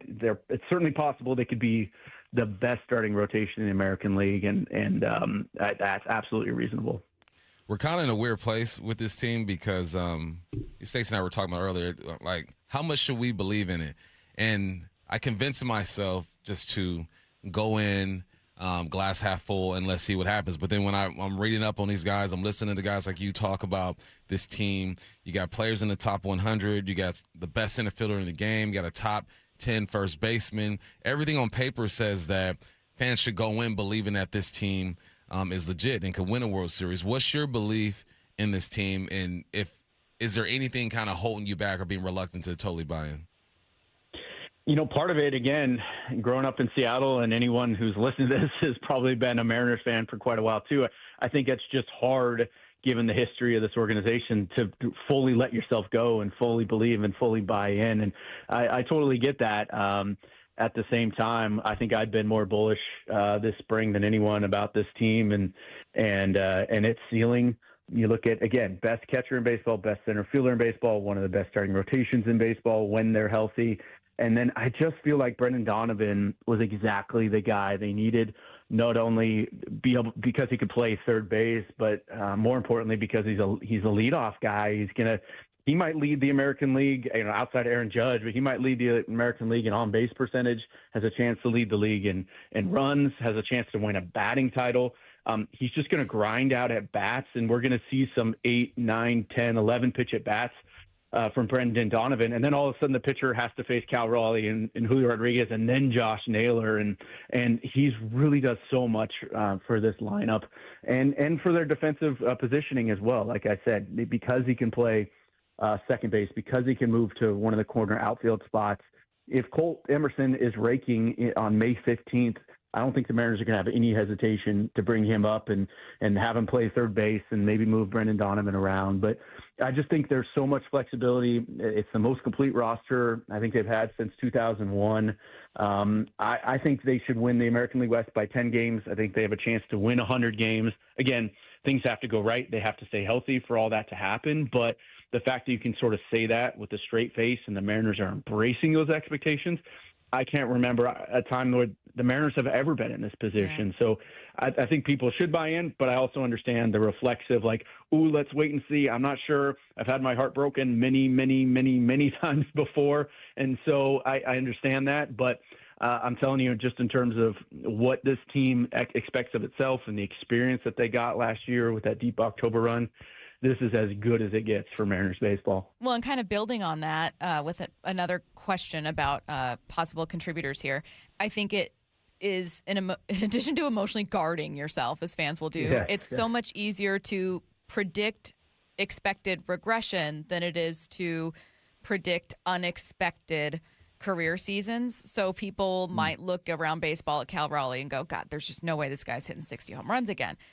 What's a lot harder to do, because it's statistically going to happen, right? What's harder to do is to look at like Canzone or Raley or someone else on this roster and go, well, what if he has a great year? Well, what if, right? Like, I don't know, but it's really hard to predict those things, but they happen with championship teams. When you look at World Series teams, Super Bowl winning teams, regardless of league, almost always there's an unexpected career year or unexpected contributor, an unexpected signing that really, really hit. Is there someone with this team that we don't ask you enough about? So not Cal, not Julio, not Logan or George, that you go, God, he could be a fun one. He could be an unexpected contributor, and I really wouldn't rule it out. Yeah, I think Cole Young immediately comes to mind at second base. Again, still really young. Obviously, he was 21 when he came up last year. I think the third youngest player in baseball. He's been a top 40 prospect since really the day the Mariners drafted him in the first round a few years ago. They have this guy penciled in as their second baseman for the long term, and we've seen some really good signs in spring training. Again, he had a good stretch there, in his major league debut last year, but really fell off a cliff. I think physically he felt it, and then he got away from his approach as well. So, coming up, this is going to be his first opening day, his first chance to really be the guy and cement himself as the guy. But again, I think the way he grinds out at bats, he'll take his walks, he can steal a few bases. He's got unexpected pop. To me, he's one of the breakout candidates for this team. And again, you brought up Luke Raley. He's been on a tear in spring training. I think the combination of Luke Raley and Victor Robles in right field, I've had a lot of people kind of questioning that. Like, no, the Mariners don't have all-stars at every position, but those two guys in a platoon role, 2 years ago, they had almost 6.5 WAR combined between the two of them. If they can even do half of that this year, sharing that job, that's high-level production out of the bottom of your lineup. And Victor Robles, we saw what he could do, defensively, basically saved the Mariners season in a lot of ways in Houston in last September. He'll take his walks too. He can steal some bases. Luke Raley, obviously some swing and miss in his game, but a ton of pop. And if he can be closer to the guy he was in 2024, again, it just really lengthens that lineup and gives them so much more potential and really raises the floor for this team. Kind of going back to the WBC, I loved the bat flips situation. The bat flips were crazy. And I can only think, I'm like, man, if that were to happen in MLB, guys would be getting hit all day. Do you see an MLB where it is loosened up a bit because it's just our culture. That's the way that these guys have been taught to play the game, right? Respected, be humble, and all that good stuff. But it's so much more entertaining when you show that emotion. Do you ever see a day where MLB loosens up a bit and guys show a bit more emotion? Yeah, I would say it has loosened up in the last decade or so. You think of Jose Bautista a decade ago and his crazy bat flip. I think we're seeing that more and more. And again, a lot of it is the cultural thing. Randy Rosarena's had some pretty epic bat flips. Julio, we see it from Cal even, that when you hit a big home run, it's okay to celebrate and celebrate with your team, right? I like the, sort of team aspect of it when these guys, when they're celebrating usually or bat flipping, it's toward their dugout or toward their teammates. They're really trying to get their teammates pumped up. Everyone's jumping out of the dugout. That's cool to me. And that's, again, if you're a young player coming up and you see that, like, baseball is so hard, especially if you're a hitter. Like it is, you hear it all the time. It's a game of failure, but enjoy those moments when you have those unexpected, moments of success. It's okay to celebrate, elevate, and celebrate, and why not? And I do think culturally, baseball is a little more open to it, a little more accepting, and it's fun to see for sure. He is Seattle Times Adam Jude covering the Mariners. Thanks so much for joining us. Thanks, Adam. Thanks, guys. Take care. Have a good one. Let's get to 4 Down territory. This is 4 Down territory, going inside the game. What former Seahawks and Coug wide receiver Michael Bumpus. First down. What's the closest thing, Bump, we're going to get to pros versus Joes? Hey, before I answer that question. Yeah. You know what I bought the other day? A Venezuela championship shirt. You did? Yeah. And wow. My boy's like, you're a traitor. You are a traitor. I'm like, I just like the team. I can't rock a Venezuela championship? No. I'm rocking it. Anyway. Pros versus Joes. So Fanatics is having a flag football classic. Tom Brady's going to coach one team. I think Jalen Hurts is going to coach another team. There are 3 teams. 2 teams with players, right? Like Diggs is on one team. Saquon, I believe, is on another team. And then there's the third team. It's the USA flag football team, the team that wants to represent us in the 2028 Olympics. And they're going to have their chance to go up against these pros. And I'm so interested because there's little nuances when it comes to 7-on-7 and flag that the pros know about it, but they just don't have that experience with it. These guys aren't Joes. They're a step above Joes. But they're going to get their shot because there's that quarterback. I forgot his name for USA was saying he's better than Pat Mahomes in this type of setting. And he could be just because he knows the game. So I'm interested, man. This is going to be a good one. I think it airs this Saturday. It was supposed to be in the Middle East. Not there anymore for obvious reasons. It's going to be somewhere, I think it's in California, I want to say. But no, this is going to be it. So I think this is a good opportunity for the USA flag team to go up against these pros and show them that, hey, we might be better than you at this. I doubt they are, but it should be interesting. Why don't they bring back pros versus Joes? That was great. Way too many people think that they could, get 10 yards in a game. Yeah. Or think that they could, that fielding a punt is not incredibly make difficult. Contact on a 95 That's what I'm saying. mile an hour pitch. I just desperately need Andres Munoz to throw heat to just some random, Tom from Issaquah. I wouldn't. If Andres and you get $1 Munoz, million if you make a hit. If he threw 100 at me, I'd step out that box so quick. I want no parts of that. I'm done.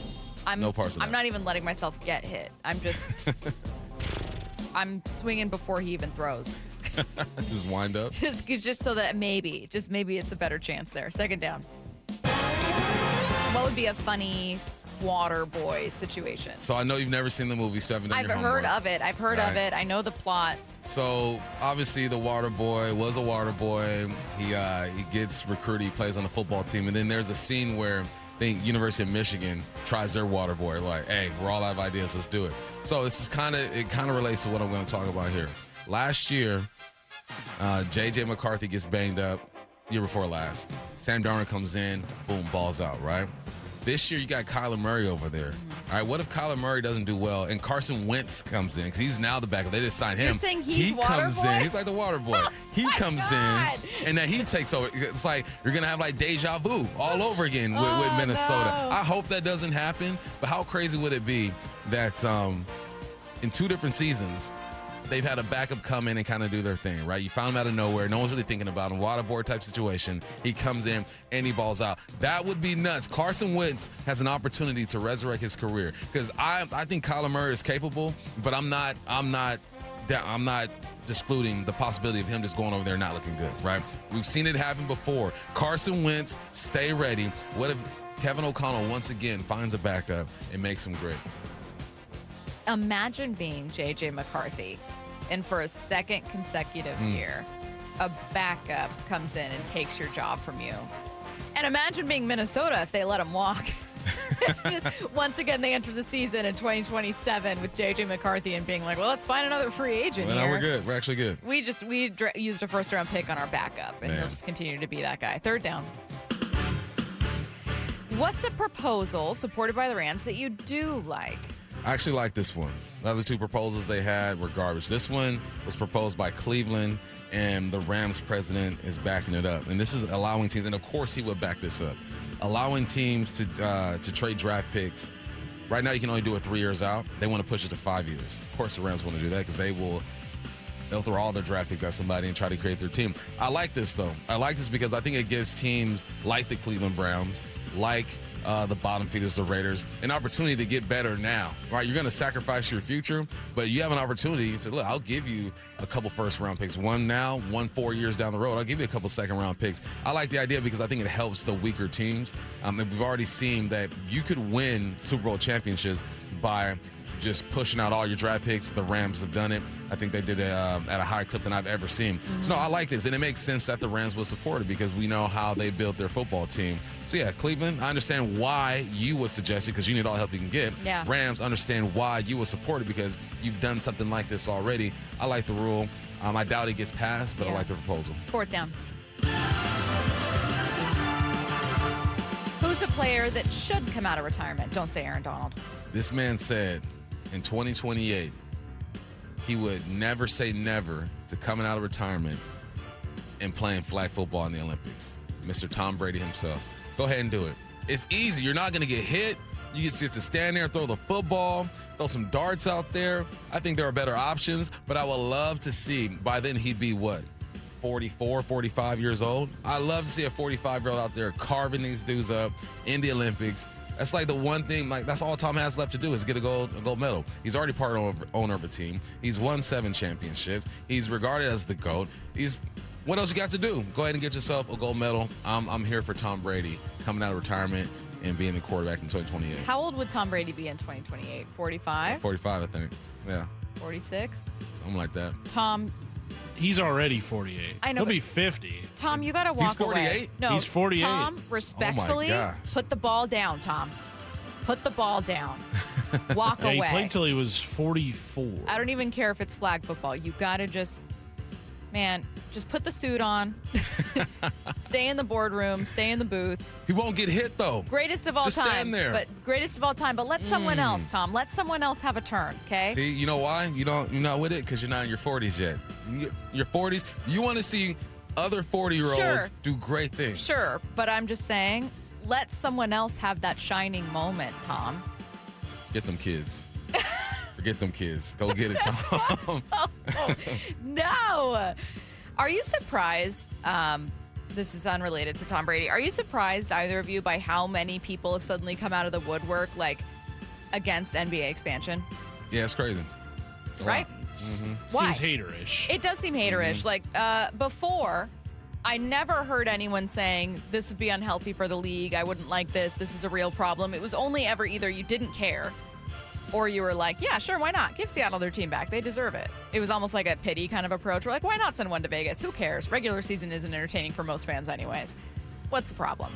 Now, out of nowhere, we've had nothing but people suddenly having their hot takes about why expansion is actually a problem. And coming up next, you're going to hear the worst of them. Having one of those days where a little of this would make things so much better? Fastball, strike 3 called. He got him looking. How about that for a Cactus League debut? Cade Anderson striking out the side. We got you. You can stream every Mariners spring training game live for free on the Seattle Sports app. Making lives better through Mariners baseball, one goodbye baseball at a time. Home of your American League West champion Mariners. High five. Up top. Dave's company just got the 5-year price lock guarantee from Comcast Business. Yeah! It's 5 years of gig-speed internet, advanced security, and a great rate that won't change. All from the company with 99.9% network reliability. Heck yeah! He hasn't given this many high fives since Deborah brought in her famous banana bread. Yes! The Comcast Business 5-year price lock guarantee. Powering 5 years of savings, powering possibilities. And it's hurting, but I am not stopping. Woo! For a limited time, now through March 29th, switch to Comcast Business to lock in your rate for 5 years and get a $500 prepaid card on a qualifying gig bundle.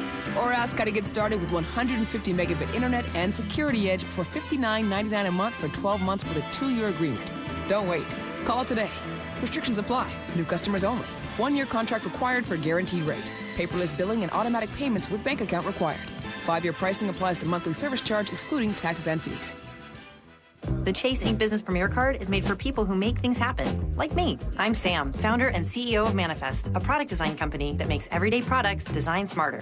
I get 2.5% cash back on purchases of $5,000 or more, plus unlimited 2% cash back on all other purchases, which helps us make more smart ideas into a brilliant reality. The Ink Business Premier Card.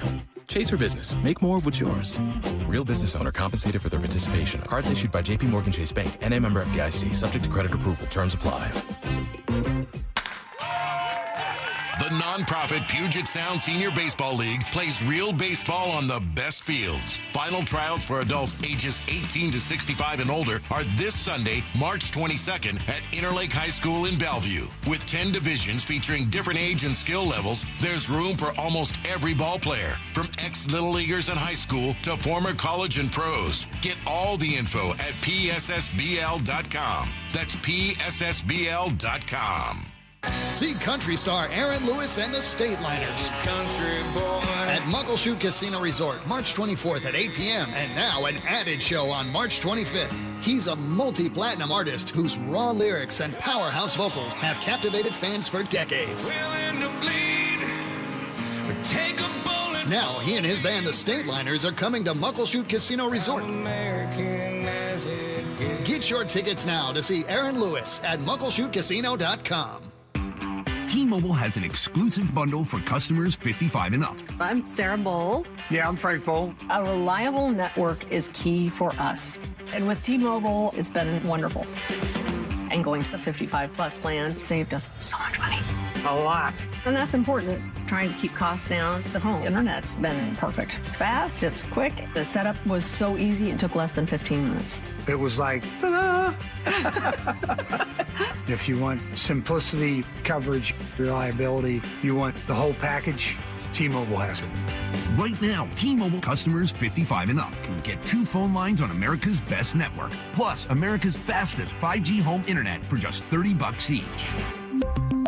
$30 per month each line with autopay plus taxes and fees. Minimum age 55. Pricing for home internet rely on 2 lines of essentials. Choice 55. $35 connection charge per line required. Best mobile network and fastest 5G home internet based on analysis by Ookla of Speed Test Intelligence data 2H 2025. All rights reserved. Get broadcast times for every 3 Tree Roofing Mariners Cactus League broadcast. Holy smokes, he does it again! At seattlesports.com. This might be the most surprising statistic I've shared in decades of doing local news. More than 75% of commuters will be involved in a car accident at some point. JP Pendergast of Pendergast Law with more. What makes it more surprising? The average person will be involved in 3 to 4 collisions in their lifetime. With accidents unbelievably prevalent, what are some safety tips if it happens to you? Safety first. Secondary collisions are not uncommon while awaiting help. Turn on those hazards and remain in a safe place. If a bystander witnessed the accident, capture their information and encourage them to remain at the scene. Seek medical attention immediately if needed, as delaying can be a costly mistake.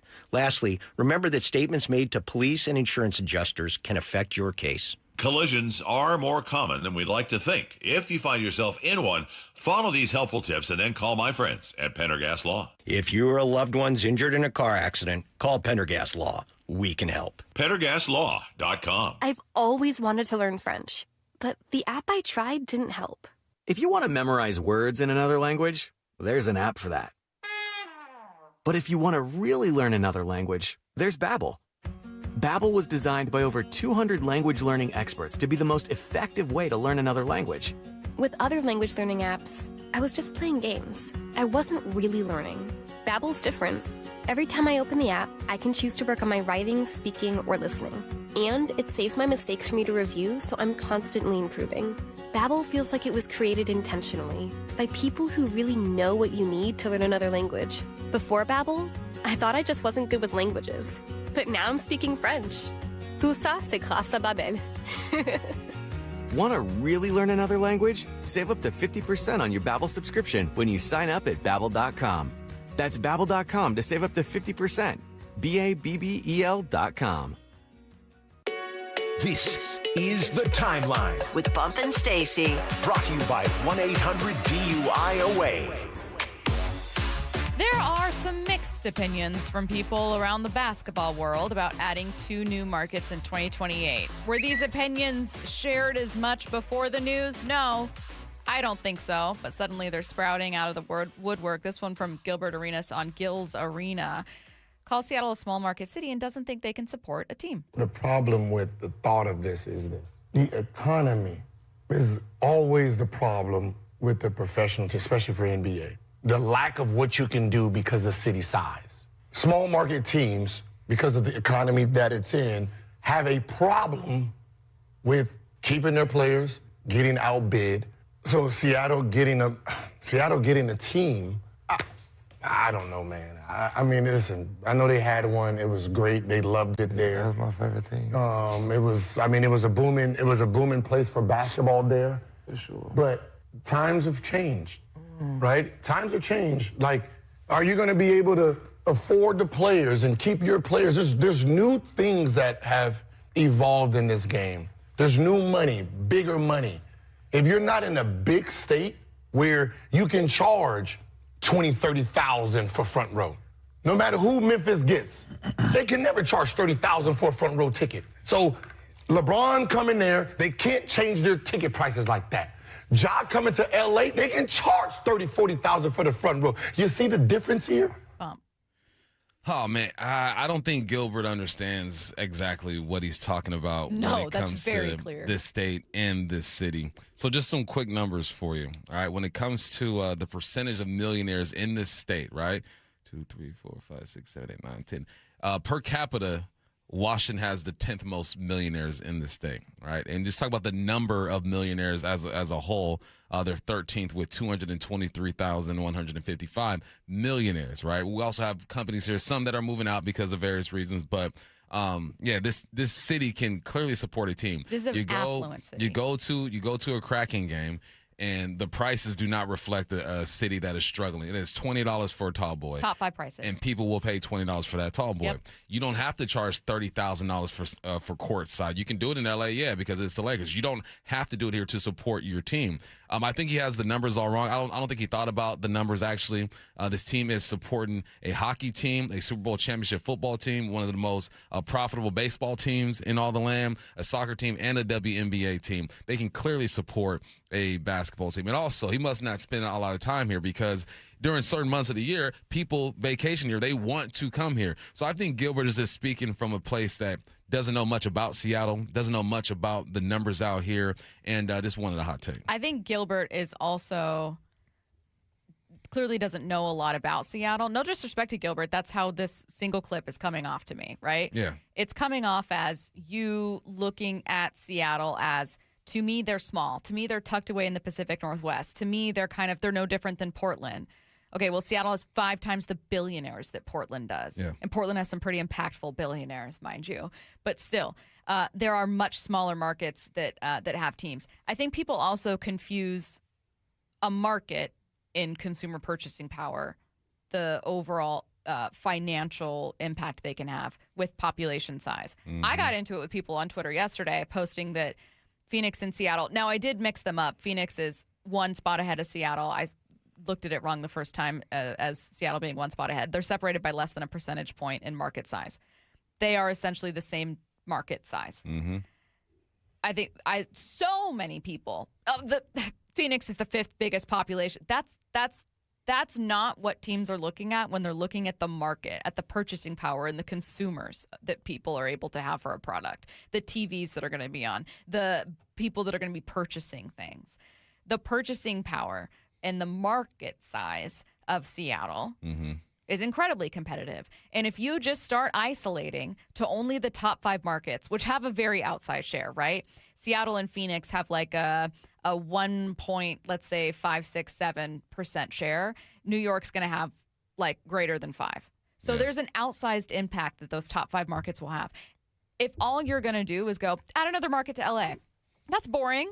Yeah. So you just want to keep adding teams to bigger markets because you think that that's not going to saturate things, which is wrong, which is incorrect, right? More people in LA, I'm assuming, or more people just in that region as a whole spend money on the Lakers than go to like, I don't know, a Clippers game or whatever. Like you can be oversaturated in a market. For sure. Look at the Rams Super Bowl parade. They still pull ratings. That's a horrible comparison. But this is not understanding Seattle, and it's not understanding what the league is going to be looking at. The league is going to be looking at, oh, we have someone buying a $10 billion NFL team in Seattle. Oh, there's money there. Yeah. Oh, we got an NHL franchise that can charge top 5 ticket prices despite not being like one of the top 5 teams in hockey. Oh, this is intriguing to me. It's completely ignoring the actual market size and economics of Seattle. You ever have a conversation with somebody and they clearly don't know what they're talking about? Yes. And you kind of just let it go. Like, I'm not even going to waste my time like responding to that. That's how I would have been in that room with Gilbert. I just would have shook my head. Like, while he's talking and the camera's not on me, I would have looked at him and just been like, nah, you don't bro, get it, man. You got this all wrong. But that is what podcasting is.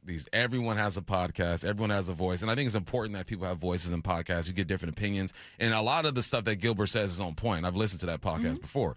It's fun, it's informative at times. This one, he just got it wrong, man. If you just did like 5 minutes, like literally I just pulled up numbers in between our break and just pulled up basic numbers just so you know, like, there's money out here. There's millionaires everywhere walking around here. There are companies out here. Yes, they can support it. Look at the success of these franchises. They're cracking our booty cheeks and they're still getting numbers. You know what I mean? It's just like, it wasn't very, wasn't a good one by Gilbert. No. The city's ready, able, willing, and will support a basketball Well, and a team. lot of his concerns in that clip were answered by Shams on our show the other day when Shams said that Seattle and Vegas automatically will become top 10 revenue teams. Industry executives have been saying across not only in NBA circles, but in financial circles that you're looking at anywhere between $7 to $10 billion range. So if it reaches in that plateau, you're looking at 2 top 8 to 10 revenue generating markets. And the appeal of those 2 markets and also the collective bargaining that the NBA is under now, it's going to lead likely to a robust purchasing price for both teams. And so it's multiple steps. The first step will then give the NBA over the next several months the ability to go and get bids. And then by the end of the year, once they have an idea of exactly what the bids are, the final voting process to approve those 2 teams into the 32-team NBA. Just wrong. Yeah. He's just not Shams. It's just Gil not knowing. Yeah. That's okay. It happens. But I think that unfortunately there are people who probably think like he does and look and go, I don't know how Seattle's going to be able to do this because, look, while simultaneously being a mid-level market, just like Phoenix, just like Detroit, just like Minneapolis, no different than those cities in terms of market size and purchasing power, people do know about it less. I'll give them that. It is one of the most geographically isolated major cities in the country. Yeah. But don't speak on it if you don't know about it. No, it's he clearly doesn't have any like producers or anybody like that. You know, he's out there just shooting from the hip with this one at least. Which I can respect. Sometimes in sports you got to do that. I've shot from the hip so many times, been wrong about so many things. And I'm like, man, that felt so right in the moment. I felt like I felt like I was about to drop the mic on this for a moment. If you talk enough, you're going to spit some stuff that's not totally accurate. Speaking of NBA expansion, it's been long rumored that LeBron has been wanting to be part of the Vegas ownership group if and when that happens. He's no longer going to do that because LeBron, according to The Athletic, has been priced out. Hey. Look. Can't have everything, Bron. Even the best of us. Can't have it all. You know, he wants to be Tom Brady or whatnot. I think it's better that LeBron doesn't get involved with that stuff anyway. Just fade into the darkness when you're done. Support your kids. You got one in college. Is he at Arizona, LeBron's son? Yeah, Bryce is redshirt. He decided to redshirt, right? Yeah. Yeah, you got one in college. You got one fighting for his life in the G League. Yeah. It's going to be a dad. Last one here about the NBA. Celtics star Jaylen Brown is going to great lengths to better understand his teammates. And I can get behind this approach because he's learning their horoscopes. I mean, I learned a lot about each and every one of our guys, like even down to like, astrology, even down to like, everything. Like I learned like kind of like communication styles that work best for each individual, and started like utilizing that when I speak to each and every guy. So it definitely, I didn't know if it would work before the season started, but that stuff definitely works. I like when someone meets me and they're like, "When's your birthday?" And I tell them, "Oh, you're a Sagittarius." I go, "Tell me about myself." Well, would you say that you can be pretty direct? Yeah. Blunt? Yeah. Can you also be impatient? Yeah. Are you pretty independent? Yeah. Adventurous? No. Okay. Well, almost. You're not going to hit on everything, but honest and direct. What's intellectual? Yours? What's yours? Gemini. I know, but tell me. Probably just like the smartest, prettiest. Curtis is an Aries. I think that you're an Aries. Look, I think I've learned a lot about your guys' horoscopes. Matt's a Taurus. I've learned a lot about your guys' horoscopes. Are you a Cancer? May 1st? I don't know. Okay, don't worry. I'll look it up during the break. I'm going to learn so much about you guys, and I'm going to make myself a better show lead by learning more about how you guys operate as a Sagittarius and as if you don't know how to operate Taurus. 4 years in a game, something's off. But this is about chasing edges, okay? It's about chasing edges and finding those extra pieces there. ESPN's Benjamin Solak joining us at noon. You're listening to Bump and Stacy on Seattle Sports and the Seattle Sports app. 9 out of 10 experts agree wearing earbuds at work is the universal signal for leave me alone. So grab the earbuds, pull up the Seattle Sports app, and trade that annoying coworker's endless yapping for this. He's at the wall. Cal Raleigh's first one of the spring. Listen to every Mariners spring training game live for free, only on the Seattle Sports app. Improving lives through Mariners baseball, one sparkling play by Josh Naylor at a time. Well, spring is all about getting ready for summer, isn't it? But do you have a room just sitting empty and you've dreamt of making it your own home gym? Hey, Brock Heward here, and working out in your own home, well, it is the best. We've been doing so for years, and you can allow Top Fitness to create your own home gym. Simply give them your room dimensions, and they'll do the rest. A complete fitness room design. It's no secret why everyone, from personal trainers to pro athletes, love Top Fitness. Top Fitness represents the very best brands in fitness, like Precor, Inspire Fitness, along with many others. They also have everything from flooring to weights that go in a home gym.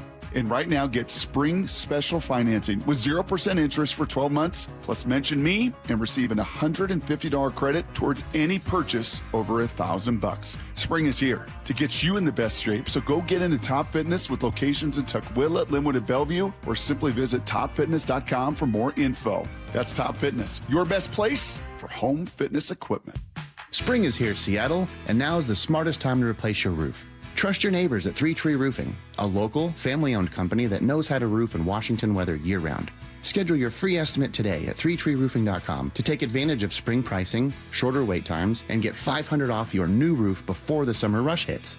Our experts come to you, build a clear plan, and give you an estimate that same day. No surprises and no high-pressure sales tactics. 3 Tree Roofing, your Puget Sound roofing experts. The stock market was on fire in 2025 due to AI and tech stocks. Now is the time to set a strategy for 2026. It's a good opportunity to lock in those gains and invest into a stable platform. With $8 trillion in cash sitting on the sidelines, investors are either scared or unsure where to go. Hi, I'm Scott Rireka, CEO of Legacy Group Capital in Bellevue. Legacy Group Capital develops local real estate, lends money, and shares the profits with our investors. Diversify with Legacy Group Capital. Invest into our Northwest Fund, which is currently delivering 9% on a fixed rate term. It's our flagship fund for 19 years with 0 investor losses. And yes, we do accept IRAs. Find out why 1,300 local investors have invested over $350 million. Legacy Group Capital at legacyg.com. This is not investment advice. Investments available to accredited investors only. Details at legacyg.com. Guys, did you know your testosterone level impacts your energy, libido, sleep, weight, hair loss, mood, and even ED? And right now, Revive Men's Health Seattle will check your testosterone for free. They've helped thousands of men since 2011 feel and perform better. They're so confident they can help you, they even guarantee it. Schedule your free testosterone test, exam, and consultation today. Call 206-529-1111. That's 206-529-1111. Or visit ReviveMen'sHealth.com. Olympic Hot Tub has more ways than ever to achieve total wellness at home. Immerse yourself in a saltwater hot spring spa and let jets melt stress away. Enjoy a refreshing swim in an endless pool swim spa. Retreat to healing warmth and detox in a Tilo sauna. Then awaken mind and body with a cold plunge. You'll be saying, ah, in no time. Your path to wellness starts today at Olympic Hot Tub. Current specials with exciting savings at OlympicHotTub.com. Better you, better life. Heading outdoors or on the water this weekend? Check in with Joey and Nelly on the Outdoor Line from 6 to 8 a.m. every Saturday on Seattle Sports and the Seattle Sports app. At Fisher Investments, we may seem like other money managers, but we're different. Are you really that different than the rest of us? We are. As a fiduciary, we always focus on what's best for our clients. What services do you offer besides investing? We have a team of specialists in financial planning, estate planning, and more. Your clients rely on you for all that? Yes, we ensure clients receive unparalleled service at every step of the relationship. Okay, but you still sell commission-based products, right? No, because we believe that's a conflict of interest. We prioritize service over sales goals. So, then how do your fees work? We have a simple and transparent fee that's a percentage of our clients' portfolios. So we do better when our clients do better. Wow, we're more different than I thought. At Fisher Investments, we're clearly different. Learn more at FisherInvestments.com. Investing in securities involves the risk of loss. Jackson Hewitt has a great tax prep deal, $149 or less. Missing out is like ignoring the check engine light in your car. You'll regret it. Seriously, the price is only $149 or less, no matter how complicated. So don't wait. Like when you get a password expires today alert or you're shopping online and there's only one item left. It's like your taxes are in the cart. Just complete the purchase. Hurry. This deal for $149 or less is like your phone at 1%. It's about to power down. Limited time offer for new clients on federal returns. Participating locations only. Terms at jacksonhewitt.com/149. Progressive presents a guided meditation. Hear the birds sing, a chipmunk nibbling on an acorn. Smell the pine needles gently falling into your living room as the breeze blows through the gaping hole in your roof. Gaze up at that broken tree branch and relax because you bundled your home and auto with Progressive and have the peace of mind of 24/7 protection. So relaxing. Progressive Casualty Insurance Company, affiliates, and other insurers. Not available in all states or situations. From the Quantum Fiber Studio. This is Bump Stacy. Weekdays 10 to 2. On Seattle Sports and 97.3 FM HD2. Does Stacy need attention? I've had too much coffee on an empty stomach. Benjamin Solak is joining us in 15 minutes. Before we get to that, I have like a half Mariners, half Seahawks. Maybe I'll make it 40% each and throw in some other teams here. But here's what I want to talk about.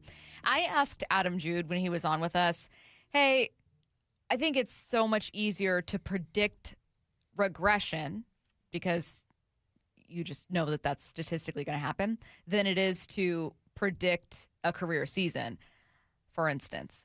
It is so much easier to predict that Cal Raleigh will not hit 60 home runs than it is to predict that Cal Raleigh will hit 60 home runs, right? Like, nobody on planet Earth last year was like, Cal, that guy right there, he's hitting 60 bombs. Yeah. That guy, he's going to do it. Everyone is saying Cal Raleigh will not do it again this year. And it's not like any hate towards Cal Raleigh. It's just, it is so much easier to expect regression statistically than it is to predict those kinds of things that are just kind of like once in a lifetime years.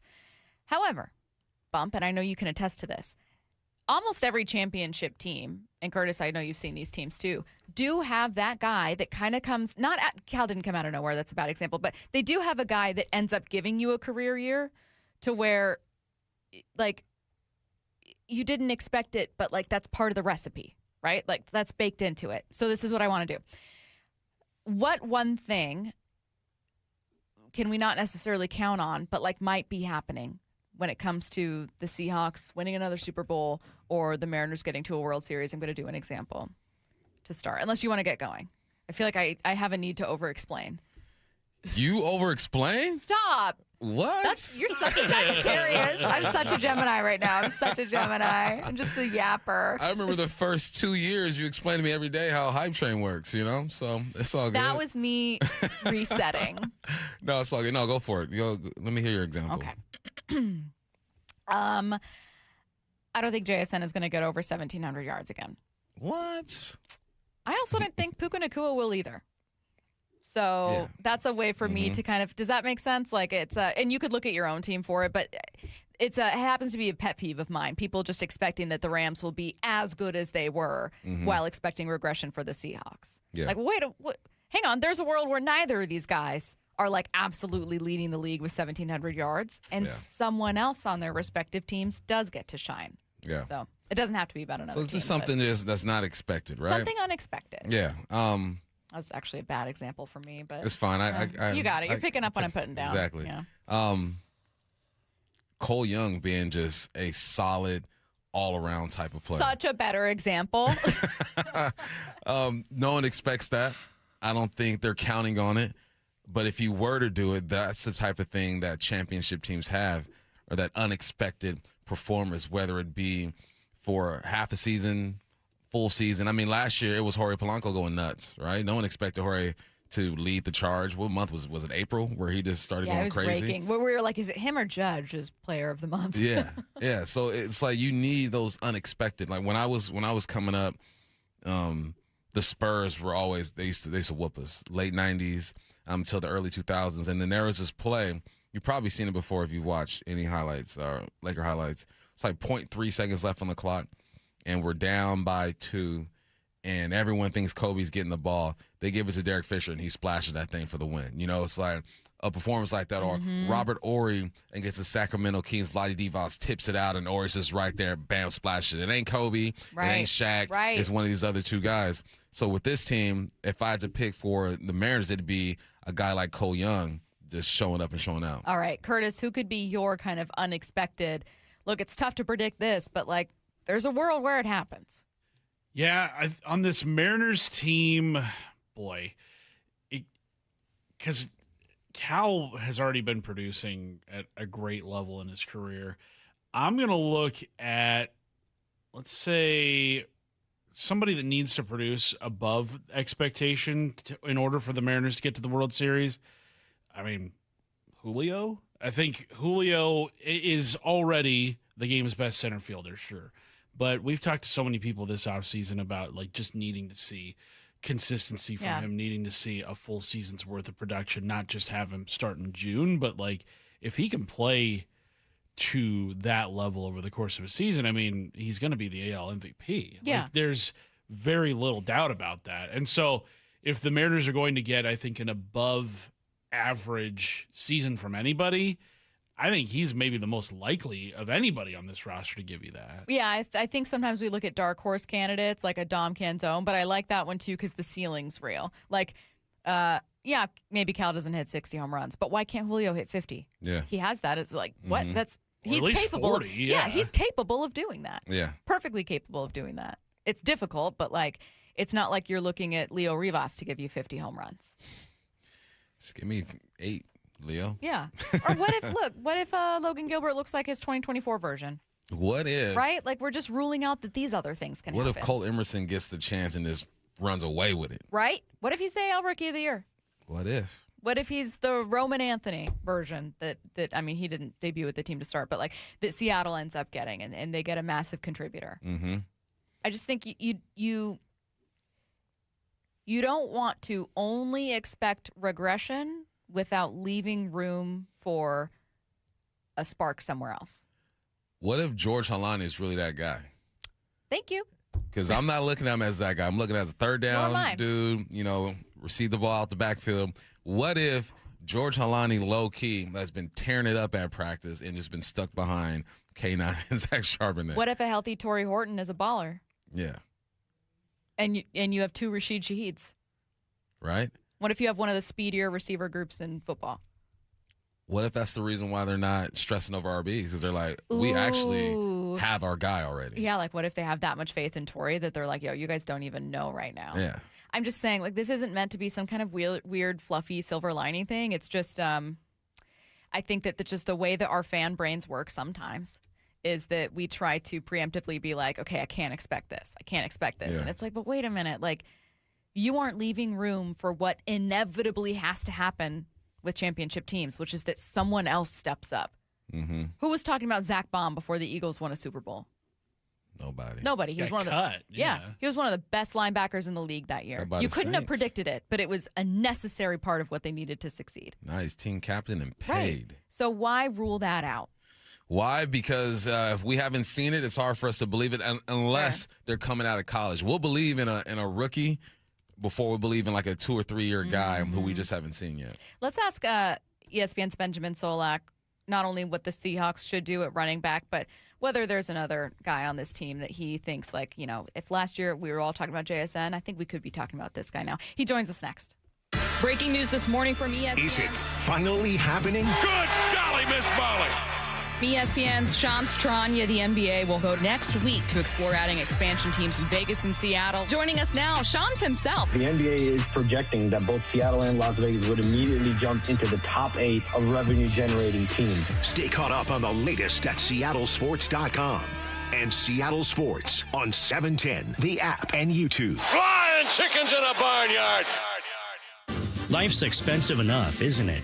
Groceries, gas, kids' activities. Sometimes your roof needs replacing, but your budget says not now. Hi, I'm Justin Shirley, CEO of State Roofing and Exteriors. We want to help with an offer to lift that weight off your shoulders. Get 0 down, 0 payments, and 0 interest for up to 24 months. Or save up to $3,000 on a new roof today. Call 866-ROOF-ROOF or visit stateroofing.com. Some places just know how to make an evening special. I'm Brock Ewart, and for me, that place is Sea Star Restaurant and Raw Bar in Bellevue. For 24 years, my friend Chef John Howie and his team have delivered incredible seafood. I'm talking pristine local oysters, sushi, cedar plank salmon, generous portions, and an unmatched beverage list. From the first greeting to the final bite, you feel taken care of. Celebration, business dinner, night with friends, Sea Star turns great meals into lasting memories. SeaStarRestaurant.com. The brackets are now open. Compete in the Seattle Sports Bracket Bucks presented by Muckleshoot Casino Resort. Head to seattlesports.com/win to pre-register. Receive your bracket and compete for your shot at great prizes. The grand prize winner from the 64-team bracket will win $1,000 in Visa gift cards. But if your bracket is busted in the first round, we have other ways for you to play too. Register and find complete rules at seattlesports.com/win. Your old water heater's starting to peter. DayandNight.net. Day and Night has $150 off installation of any new water heater, including tankless, backed by a free lifetime warranty. Hi, I'm Bruce. When your old water heater leaks or fails, the damage could be catastrophic. Whether you need an emergency replacement or you're planning ahead before it leaks, give us a call and we'll help you get into hot water again. Get $150 off installation of any new water heater. DayandNight.net.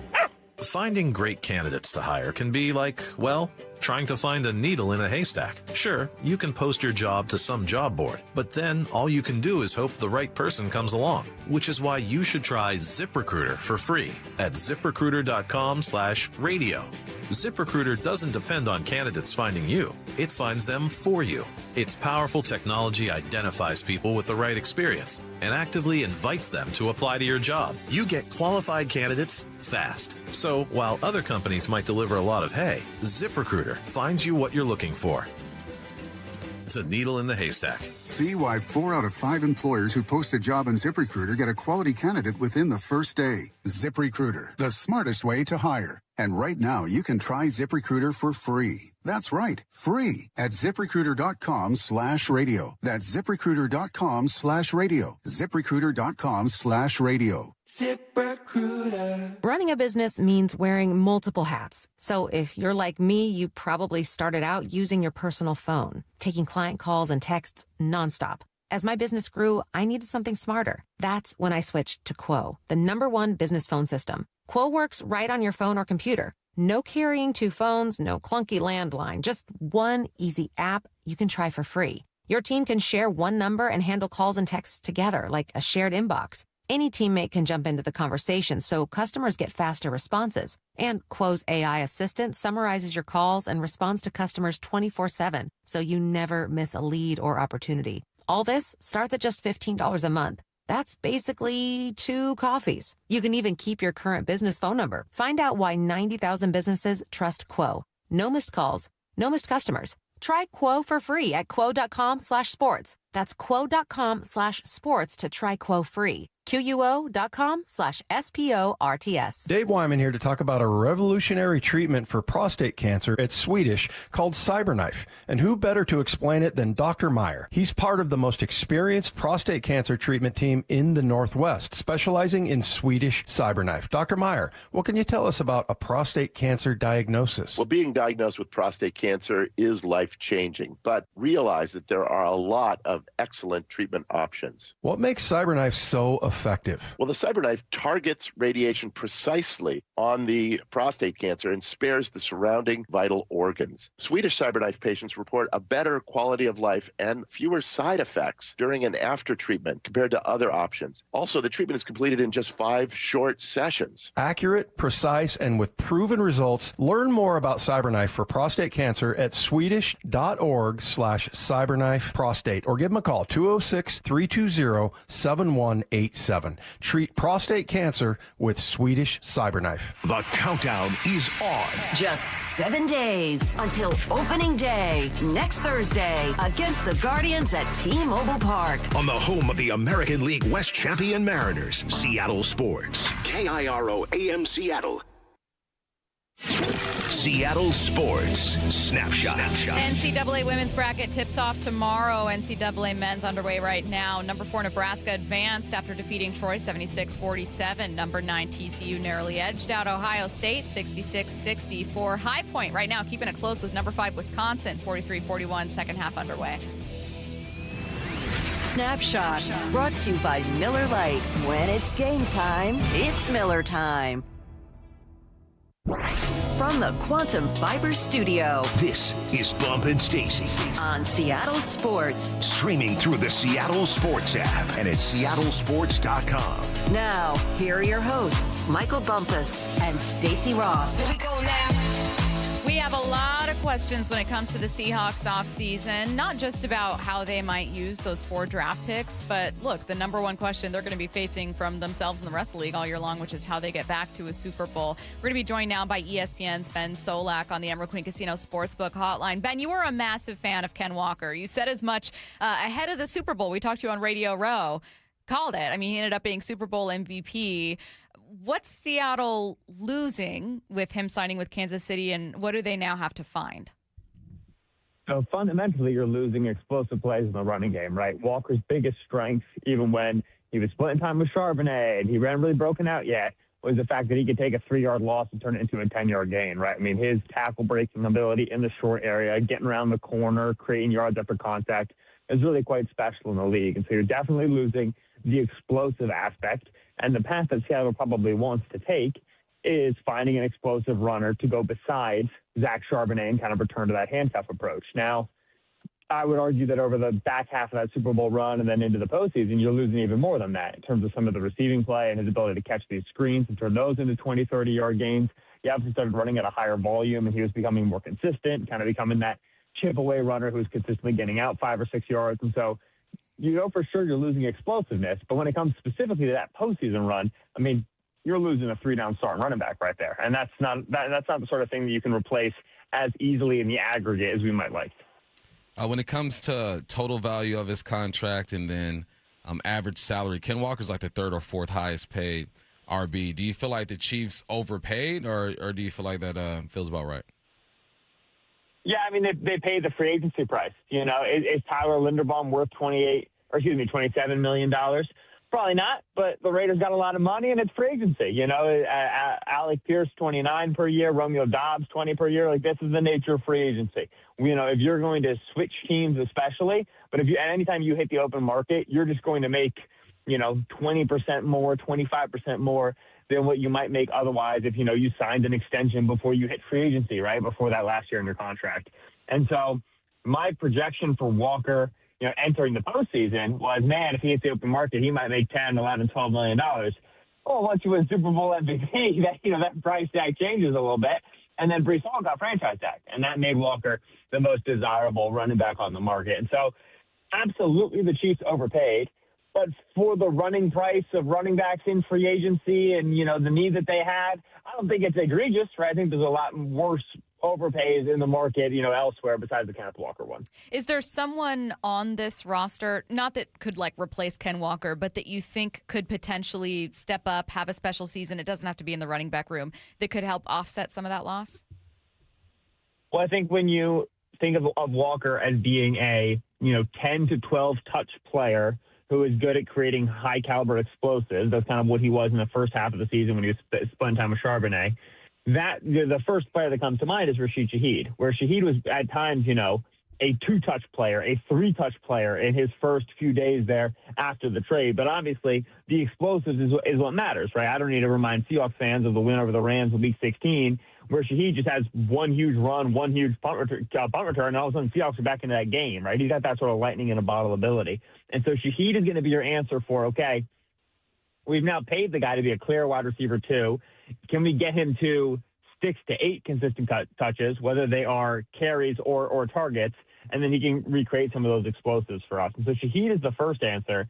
And then you got to see what they end up doing with the running back room, right? Because, you had not bottom of the roster, but, low caliber, few touch running back guys kind of available in free agency, guys like, Keaton Mitchell out of Baltimore, and they went the Emmanuel Wilson route. And Emmanuel Wilson is a little bit more of the, grind it out between the tackles sort of a dude, right? He can be a good pass catcher on third downs as well. So he pairs with Charbonnet, I think, fine, but they feel a little bit redundant in terms of skill set. So I'll be interested to see if they add a back in the draft that's got a little bit more of that lightning in a bottle ability. Yeah, it's going to be interesting to see what this offense looks like, especially with the new offensive coordinator Fleury over there. What's your confidence in him? I mean, he was with the Niners for 7 seasons. Obviously, Coach McDonald likes him over the guys who are in-house. Your thoughts on how successful he can be at the OC spot? Yeah, I mean, he's a guy who's been around, right? When we first started breaking branches off of the Kyle Shanahan and Sean McVay tree, we knew we were kind of getting, the guys who've been waiting in the wings, right? The Michael Fullers, the Kevin O'Connells, these are the dudes who've been in the system for a long time. They're ready to become offensive coaches. And for a guy like Brian Fleury, who obviously, like you said, he spent time there. I think he was a defensive coach for the one season, and then he came up on the offensive ranks. He's certainly been in the incubator, but we're now kind of on the second generation, the third generation of these Shanahan castoffs. I don't need to tell Seahawks fans about Shane Waldron. Sometimes when you do run to the bottom of the well here, you kind of run the well dry a little bit. And so I like that he's got system familiarity. I like that he, has spoken the language. I do like when teams hire outside of just, internal promotions, just because it helps you get new ideas and fresh ideas, and you can say a little bit more on the cutting edge instead of just running all the stuff that worked last year. So I think it's a good hire, but I'm not going to sit here and tell you that, Brian Fleury is any more or less likely than any of the other Shanahan castoffs to be, a Mike McDaniel caliber guy who reinvents the running game, or a Bobby Slowick guy who just runs all the same stuff and then is out of a job in 2 years. It's a wide range of outcomes, even when you're hiring from the right tree here in the NFL. John Schneider can't have loved seeing the Rams add McDuffie. I know not a free agent signing, obviously, but a busy offseason for the Rams to shore up that secondary. How does Seattle kind of keep pace? Yeah, well, I like, when everybody traded for Trent McDuffie, when the Rams traded for Trent McDuffie, you heard everybody say, they really wanted to have a JSN answer. They need to go find that. Okay, man, if you want to line Trent McDuffie up against JSN for 4 quarters, go ahead. I mean, this is a very good corner against the best receiver in football last year. You're going to lose that battle. And Chris Shula is smart, and he's going to have good plans for that over the course of time. So it's not going to be that simple. But in general, I mean, everybody kind of knew the book on how to beat the Rams as we got through the back half of that season there, which is you really wanted to stress those corners. You wanted to put them in isolation as best you could, and you really wanted to make them run, right? Because they didn't necessarily have great speed, and you can get them tackling in space and chasing guys across the formation. Seahawks did that, obviously, to great success as they went through their postseason run. Now Jalen Watson and Trent McDuffie allow Shula to be a lot more aggressive at the line of scrimmage, right? Okay, no more of these free releases, no more of these crossing patterns. We're going to run our guys ragged into the sideline. By the fourth quarter, we're going to be huffing and puffing. We're going to be able to push you guys off the line. We're going to disrupt timing a little bit. We're not going to give you guys that free access. And so the main thing that you need to be able to do offensively is you got to be able to play more hide and seek with JSN, something we saw them do a lot there in the conference championship game, right? Put him in the backfield, so on and so forth. That'll protect him from the press. But that means you still need receivers to play, right? And that's why you go and you sign Shaheed, you sign Cup, you have Torrey Horton coming back. You still need bodies to put out there. So that way you can play hide and seek with Smith and Jigba. And then the other thing is just the Rams are going to be a lot better tackling this year in that secondary. And again, you saw like Kenneth Walker in the screen game was a really important part of how they were attacking the Rams. Shaheed on the reverse, right? It's getting guys outside of the numbers with the ball in their hands at the line of scrimmage to go create big plays. I mean, you could get after the Rams that way last year. Watson and McDuffie are delightful tacklers, right? Every Steve Spagnuolo defensive back is. And so it's going to be harder to get some of those free access plays at the numbers on the Rams because they're going to be a lot more aggressive at the line of scrimmage this year and much better at tackling as well. Who across the league do you feel like won free agency so far? It's tricky, right? Like last year, I had the Patriots as one of my winners in free agency, and that looked great. But then I had the Seahawks as one of my biggest losers, and that didn't go so good. You know what I'm saying? Like winning in March, I don't think as good of a connection to winning in January as we hope it would. I generally like what the Panthers did. I do think that at this point now they've poured so many resources into the defense, and they paid a lot of money for Jalen Phillips, probably more than I would have paid, and a lot of money for Devin Lloyd, probably more than I would have paid. But still, they're now just chock full of veteran defensive talent you can set your watch to there on that side of the ball. And the offense is super young, has been home built, and they've had a multi-year plan in place, and it's kind of now coalesced and reached that spear point where now they feel like they want to be able to make the leap. So I generally like the approach there. The Raiders obviously had a ton of money to spend, but I do like how they spend it. Like the Titans, for example, also had a lot of money. I didn't really like the Titans' approach. The Raiders, I thought Linderbaum was going to be really good for Fernando Mendoza. I thought that was the right approach. Double dipping at linebacker, Quay Walker and Nakobe Dean. Linebacker was such a huge issue for that team last year. They retained Eric Stokes. They go get Jalen Naylor, who I think is like a fun wide receiver 3 out of Minnesota. I thought they had a pretty good approach as well. We are getting ready to see 2 big extensions here in Seattle. TBD when it'll happen, but as you know, everyone's expecting Seattle to extend JSN and Witherspoon, both with probably record-breaking contracts. I always feel like kind of not a cop-out, but like the most surface-level take with any of this is, well, it becomes harder to sign other guys. Like, yeah, water's wet. Like, okay, what now? Mm-hmm. When you find yourself, Ben, looking around the league, because when these kind of news items happen, let's say that you're writing up like, is this a great signing? Does this get them closer? I'm grading this extension, whatever. You always have to look at the context around it. How do you evaluate when a signing, which obviously makes it tougher for a team to afford other guys, is still the right decision and a great fit for a team? Yeah, there's a difference between elite and very good, right? And it's very hard to talk about this difference. It's why we struggle to talk about quarterbacks like Justin Herbert, right, and Joe Burrow. We say, they're unbelievable, they're so good. Yeah, but there's Patrick Mahomes, Josh Allen, and Lamar Jackson. There's a slightly separate tier. It's called the elite tier, and we throw the word elite around too often, right? Elite means best of the best. It means like the top 5%, the top 10% of guys. So there's, 32 teams. There's only 3 elite teams. Nobody else gets to be elite. And so when we talk about market-setting contracts for, guys just finished their rookie deals. They're in the prime of their career. They're in the prime of their athletic arc. These are the guys that you want to be extending. It's all right. Well, you need to make sure that if you are setting the market for somebody, you are setting the market for an elite player, blue chip, best of the best. The great news in Seattle is you've got 2 of them, right? And then they just won the Super Bowl, and so it's easy to say that. Obviously, JSN, came out of nowhere and unbelievably productive season. But Spoon, I've been there on Spoon since last season. Spoon for me is okay, very clearly this is a elite nickelback, right? Now he plays some time outside. He's going to be paid like an outside corner. Okay, do you worry about the positional value? Can you get him in below the $31 million from Trent McDuffie? Probably not. But Spoon is an elite player. There's no question about that. JSN's the one who kind of broke out late and now kind of changes your plan. And maybe you were thinking you were going to get JSN for $25 million on the extension, and all of a sudden he has this season. Now it ain't going to be 25 no more. It's going to be 35. It's going to be 40. So your plans change like that. But whenever I see teams sign these market-setting deals, and in my opinion, it's a mistake or it's not necessarily the move, it's because they're paying elite prices for very good players. And that margin is just a margin that's so thin you cannot be wasting your time around it. Seattle will be right to extend both of those top players. But, for example, when, the Steelers made DK Metcalf the 4th highest paid receiver in football, I was like, okay, Metcalf's not an elite receiver now. Metcalf's a very good receiver. You don't want to be paying top of the market for that second tier of players. So that's kind of where the hair gets split. Yeah, that makes sense. You said you felt like the Seahawks haven't done great so far this offseason, and you also pointed out that, look, what you do now doesn't necessarily mean that in the fall you're going to be elite or legit. But what do you make of Emmanuel Wilson and Rodney Thomas? Those are two guys that I've been looking at closely.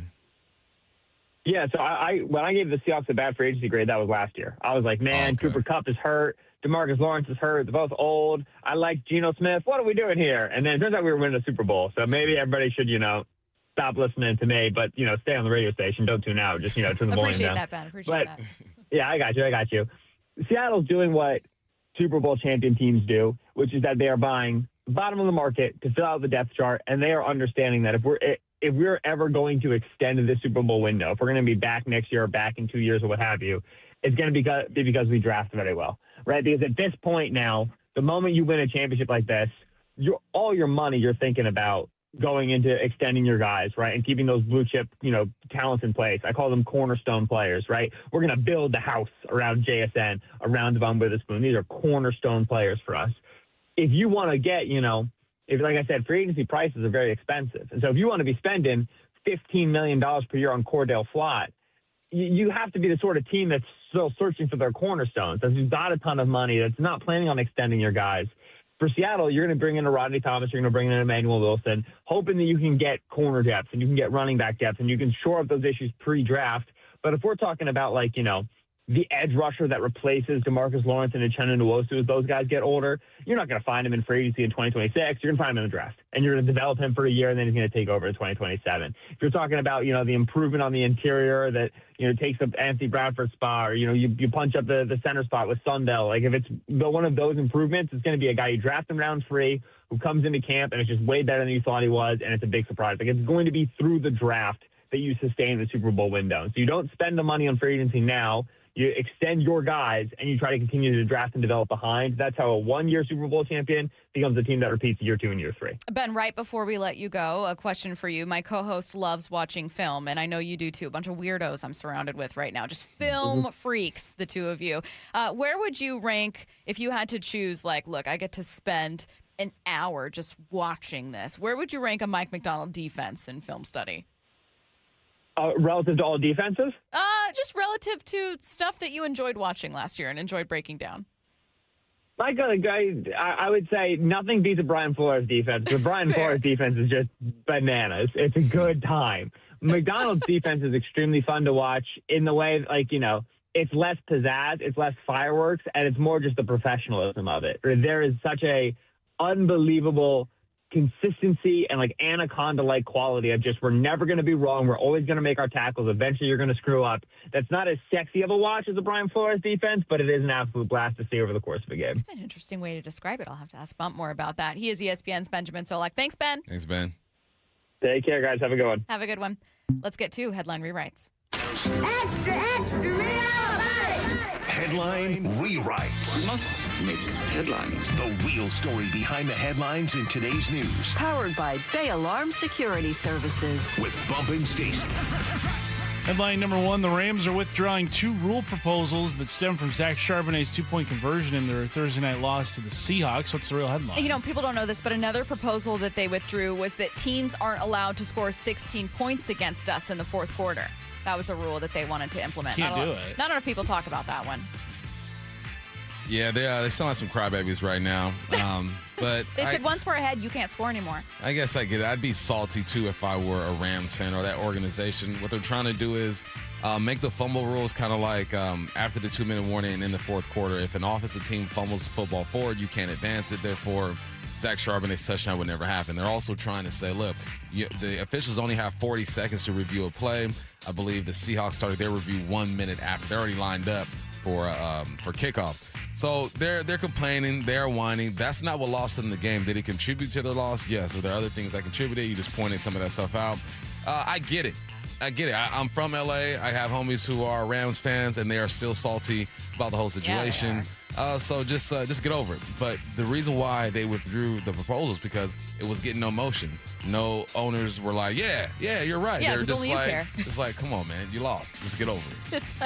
It's a perfect explanation for it. Is like when only you care the most, and Yeah. everyone else is like, "Yeah, I'm gonna be honest, man. I don't know that this is gonna affect me. Not at all. I don't know that I'm gonna run into this," which is probably why the Rams hate it, right? Like you said, we're never gonna see that again. But I don't know, Rams. If I'd feel for them if it was the NFC title game and that 2-point conversion won Seattle the game, I'd feel a little guilty about it almost. I don't feel guilty when you allowed 16 points in the fourth quarter. So let's take those 2 points out. You allowed 2 touchdowns in the fourth quarter. And then you had a chance to beat Seattle again and go to a Super Bowl, and you didn't, man. You had a chance to win that game with a field goal and missed. You had a chance to take Seattle on in the title game and missed.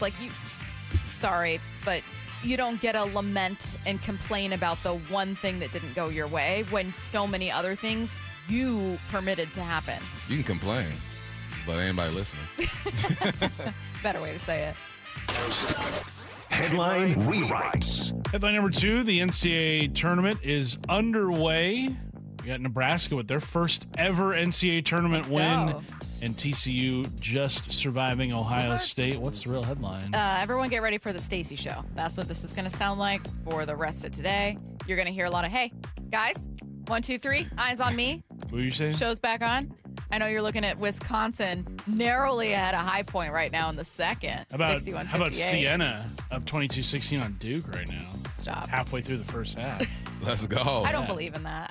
I can't believe that's Nebraska's first tourney win. Ever. That is They were the shocking. last Power 4 school to get a tournament win. That is wild. That is really weird. You would think Nebraska got some big old white boys over there just yamming on fools for 100 years now. Nebraska basketball, or Nebraska ball, as they like to call it. Yeah. Kind of the same as what Indiana football was prior to this last year. Oof. Just really bad.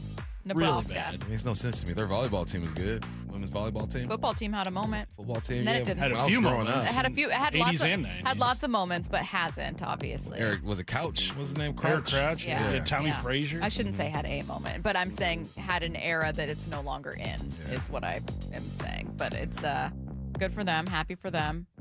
I don't think that Duke's going to be upset. But Matt, note that to delete this from the podcast if they're upset, and then I'm going to create this. Ready?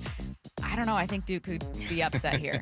Eliminate, and then go ahead and replace it with that one. Well, depending on what happens. Okay, thank you. I lean into fake news. Headline rewrites.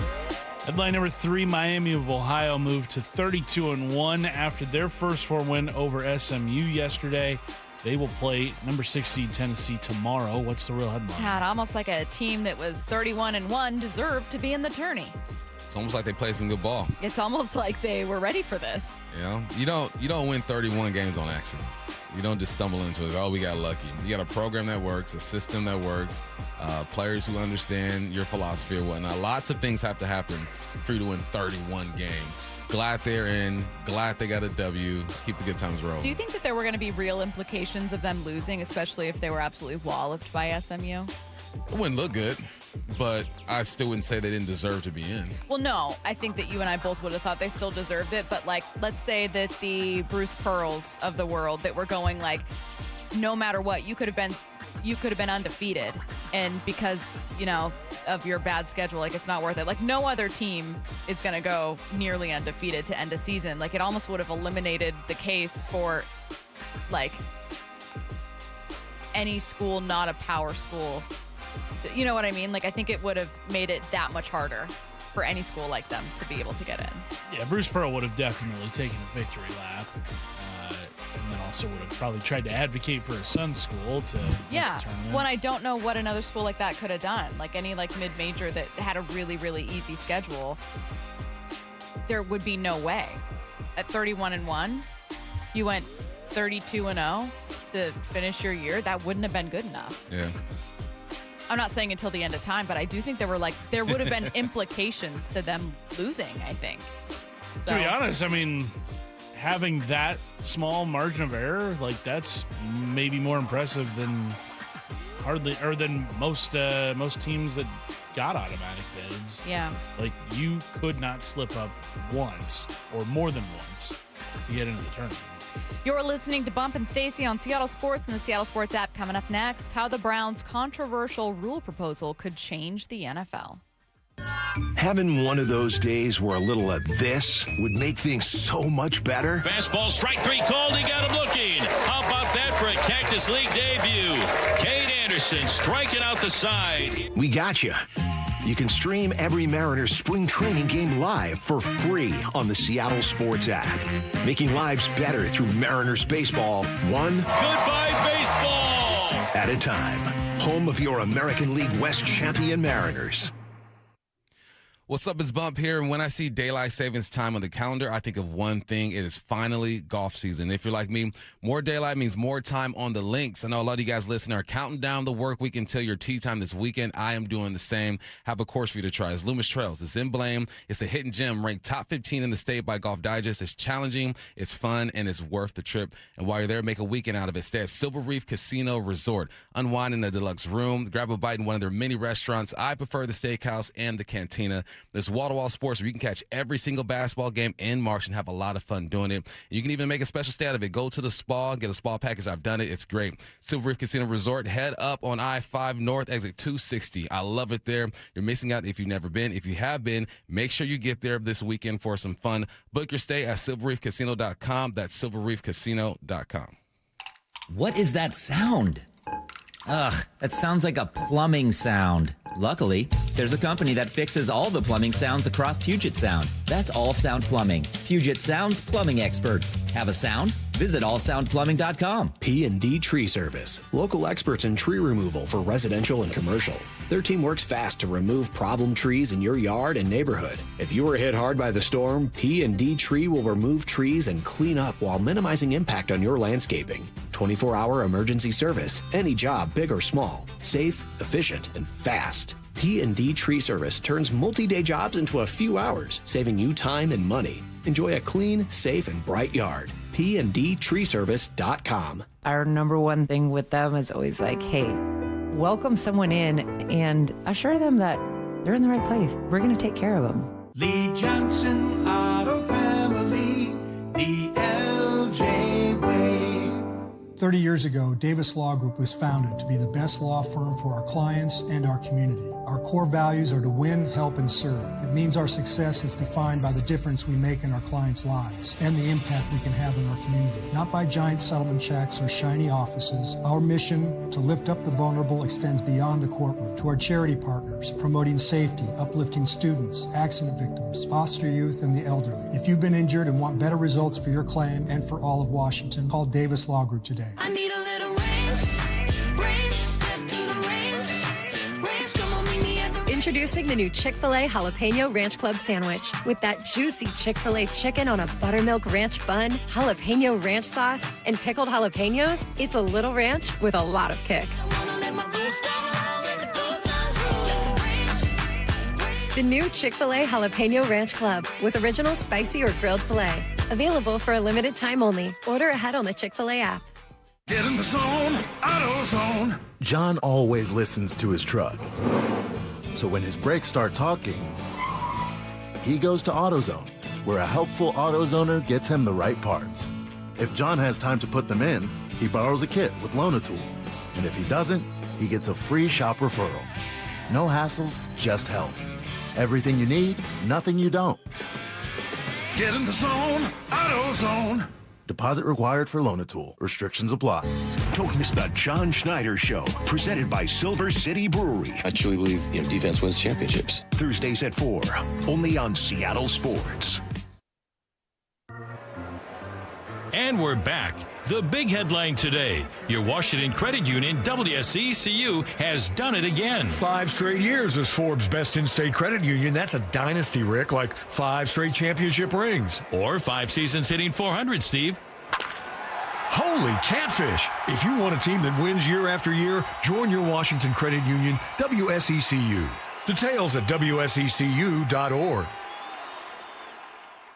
Hey homeowners, are you stuck on the credit card treadmill and stressed because your consumer debt and monthly payments are too high? Well, Brock Hewitt here with a smart solution. Your home's equity in the Seattle Metro is probably larger than ever. It's like you're sitting on a stack of cash. Consider a cash-out refinance with Tila Mortgage to consolidate your high-balance credit cards, second mortgages, home equity lines of credit, and student loans, or get cash for a remodel. With interest rates finally coming down, consolidating your debt now may be the best decision you ever make. With excellent client reviews and trusted in Washington for over 25 years, Tila has competitive rates on refinance, purchase, or reverse mortgages too. Tila, spelled T-I-L-A, is a name you can trust for truthful, honest, and ethical advice for all your mortgage needs. Call Tila Mortgage today, 206-766-8888. That's 206-766-8888 or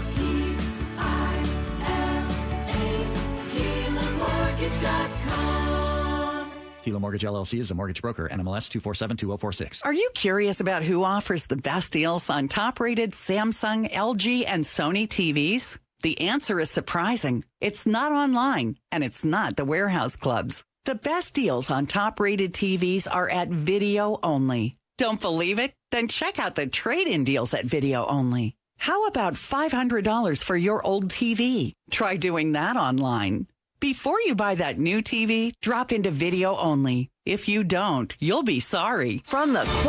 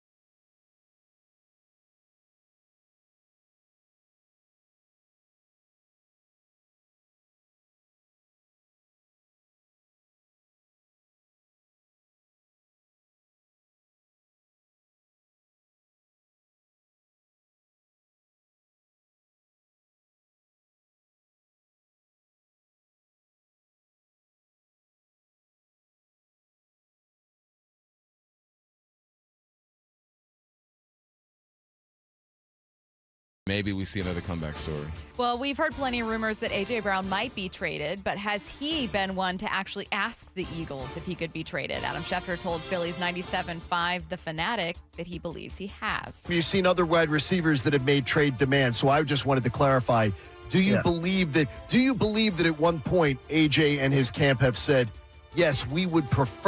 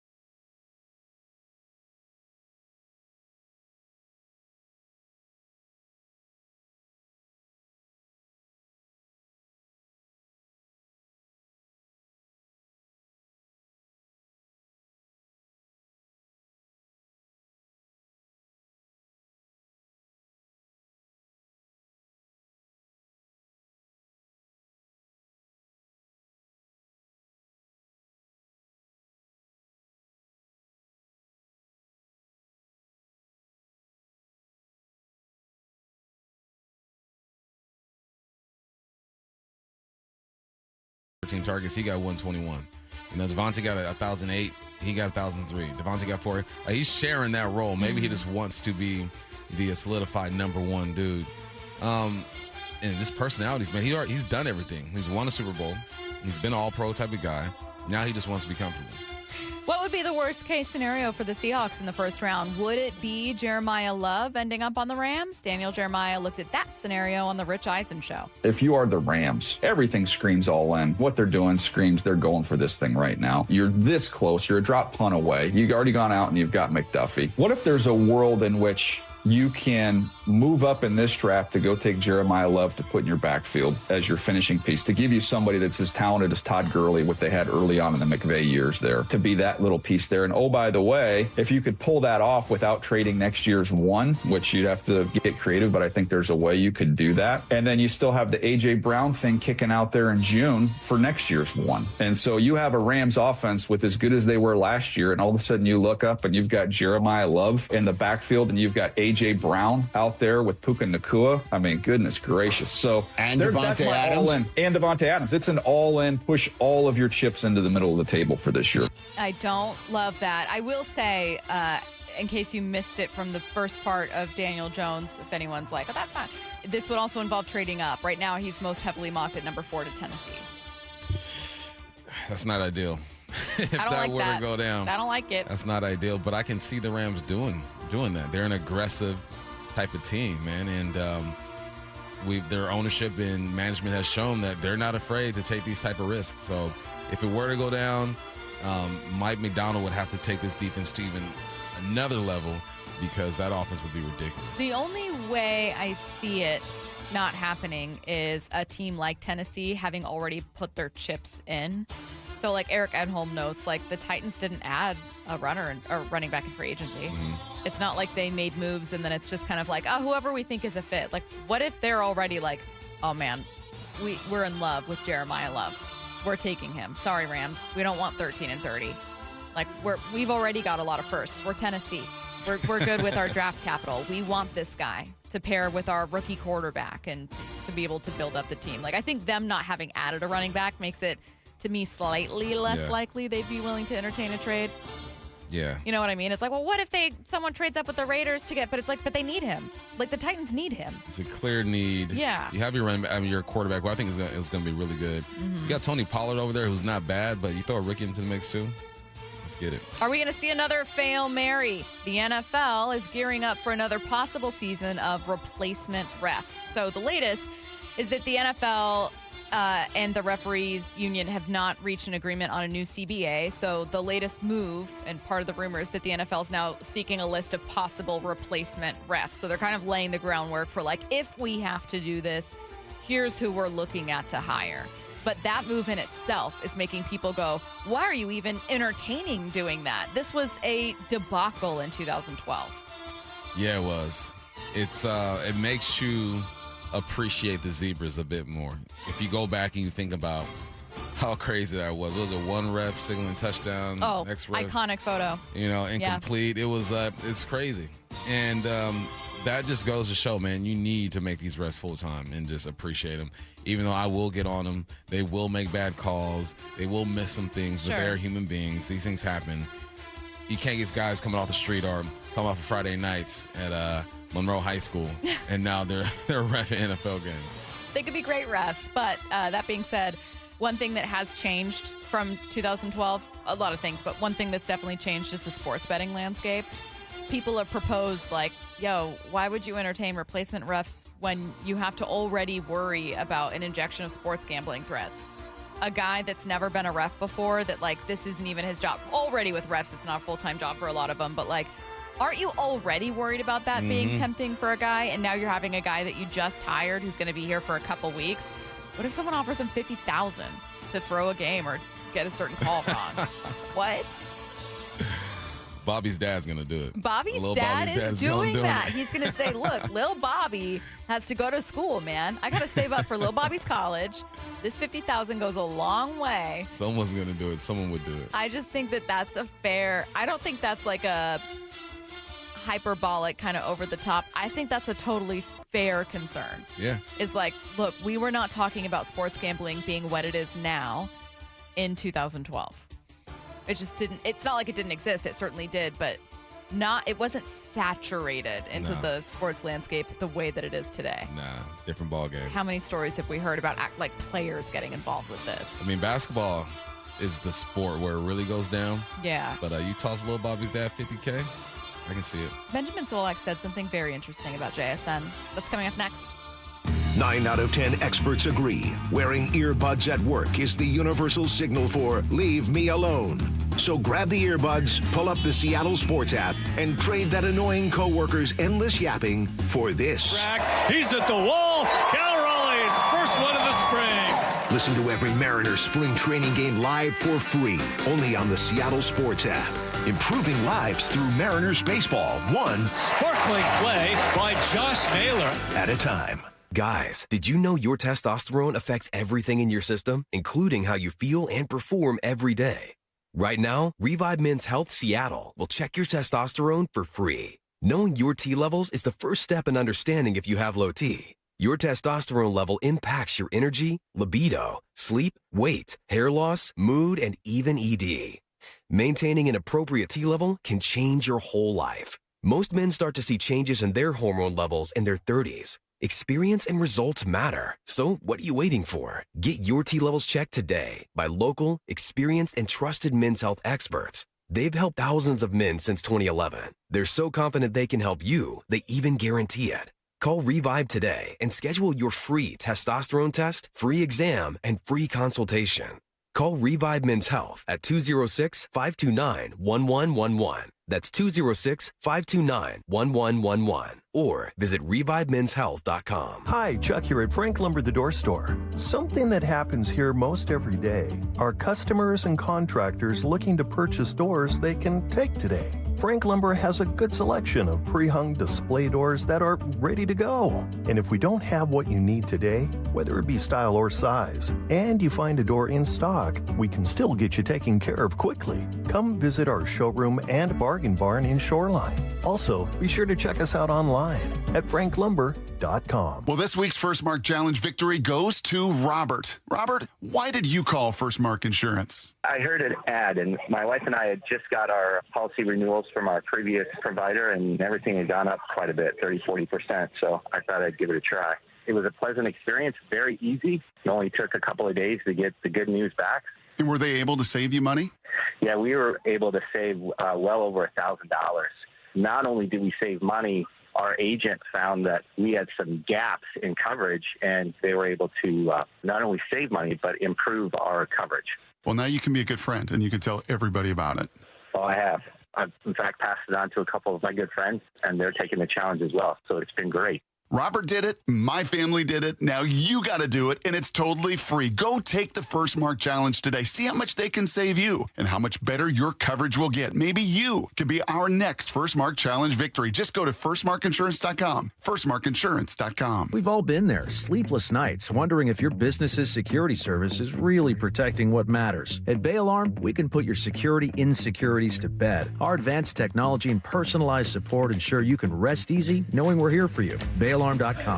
Dealing with divorce and custody issues can be terrifying and very lonely, but you don't need to face it alone. Goldberg Jones has been helping Northwest husbands and fathers for more than 30 years. Thousands of men have put their trust in us. You can too. Learn more at goldbergjones.com. New siding doesn't have to break the bank. We offer affordable options that add value and protection to your home. This is Justin Shirley, CEO of State Roofing and Exteriors. And while we're at it, ask about our roofing, windows, decking, and gutter services for even more savings. Call 866-ROOF-ROOF or visit stateroofing.com today to schedule your free siding inspection. State Roofing and Exteriors, held to a higher standard since 1968. State Roofing, the last roof you'll ever need. Advanced Hair Restoration, the simple one-day hair loss solution that's guaranteed to regrow your own natural hair. AdvancedHair.com. AdvancedHair.com. Can you imagine a world where you leave the house and you take your home Wi-Fi speeds with you? Well, thanks to Xfinity Mobile, it's not just a fantasy. Just picture it. You're at your kid's soccer practice. You're streaming the other game in 4K just like that. Or how about in the airport? You can download a cozy family comedy in a snap with Wi-Fi Power Boost. What if the places you had to be felt more like everywhere you wanted to be? Well, that's the magic of Xfinity Mobile. Reliable Wi-Fi and 5G when you need it. Xfinity, imagine that. Cut your mobile bill in half with 2 lines of unlimited. Visit XfinityMobile.com to learn more. Some restrictions apply. Xfinity Internet required. Savings based on promotional rate for 2 lines of Xfinity Mobile Unlimited versus regular rates for 2 lines of T-Mobile.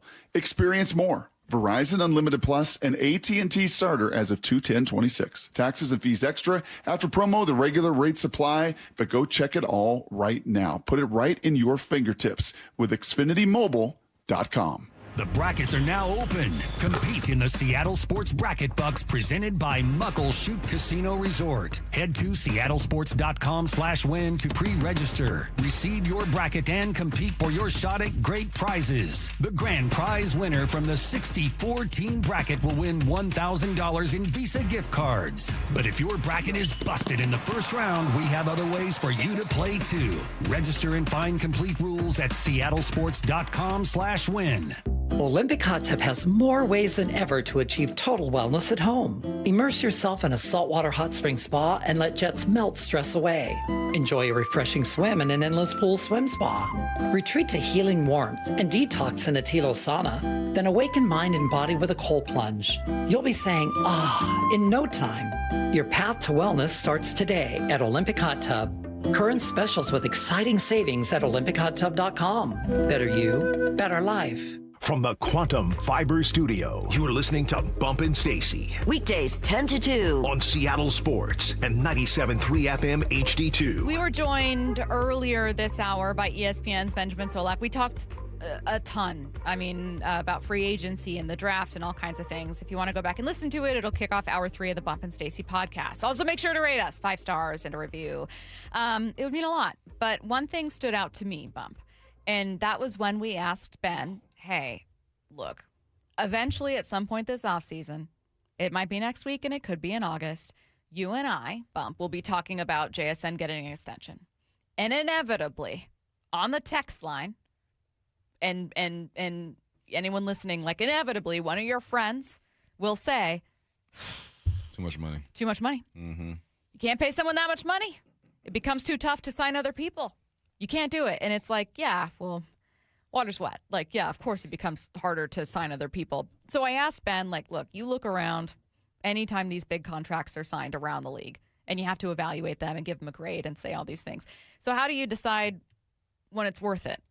Whenever I see teams sign these market-setting deals, and in my opinion, it's a mistake or it's not necessarily the move, it's because they're paying elite prices for very good players.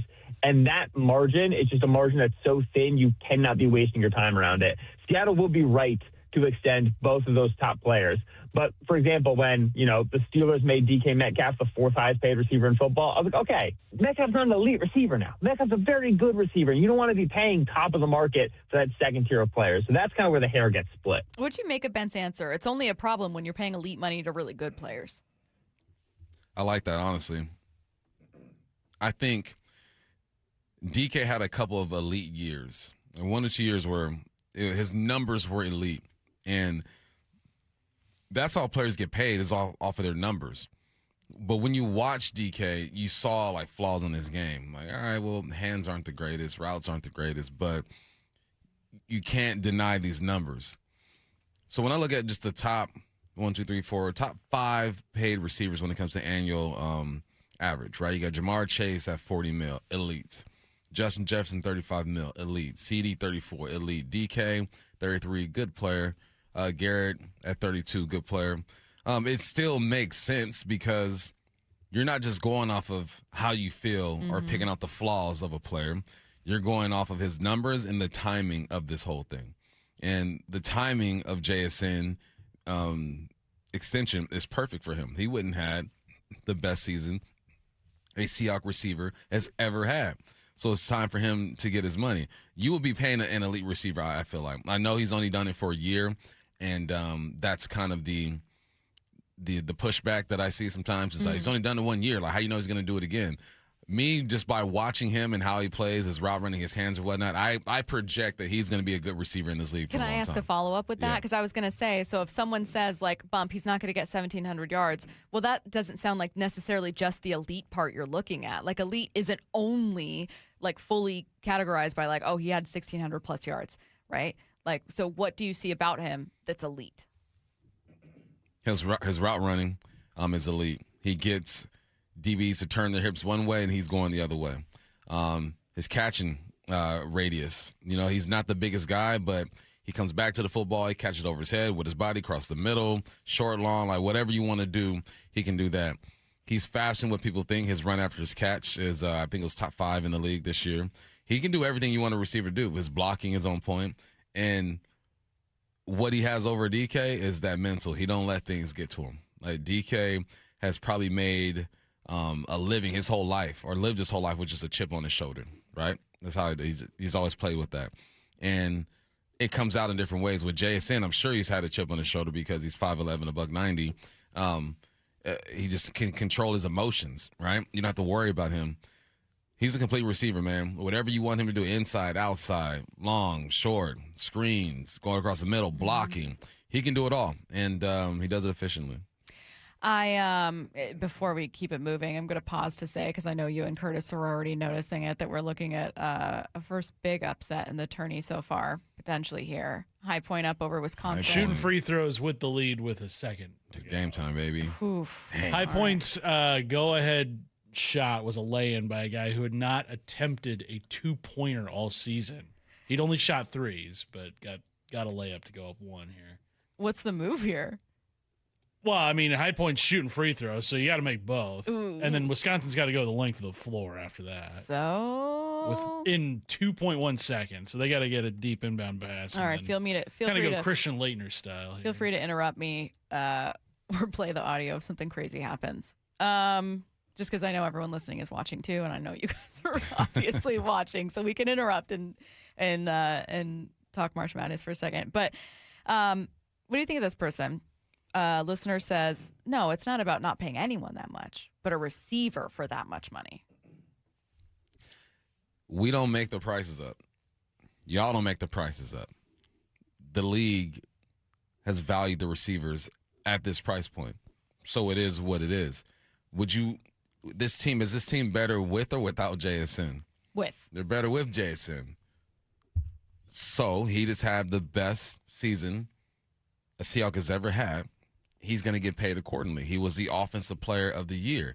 I think you're absolutely crazy if you don't want to pay JSN what he's worth. This team is better. Does this automatically put you in a position to win a Super Bowl next year? No, other things need to happen, right? Run game, quarterback, defense. But what JSN does to a defense, even if he goes for 1,200 yards next year, the way he affects a defense is going to get everyone else open so they can eat.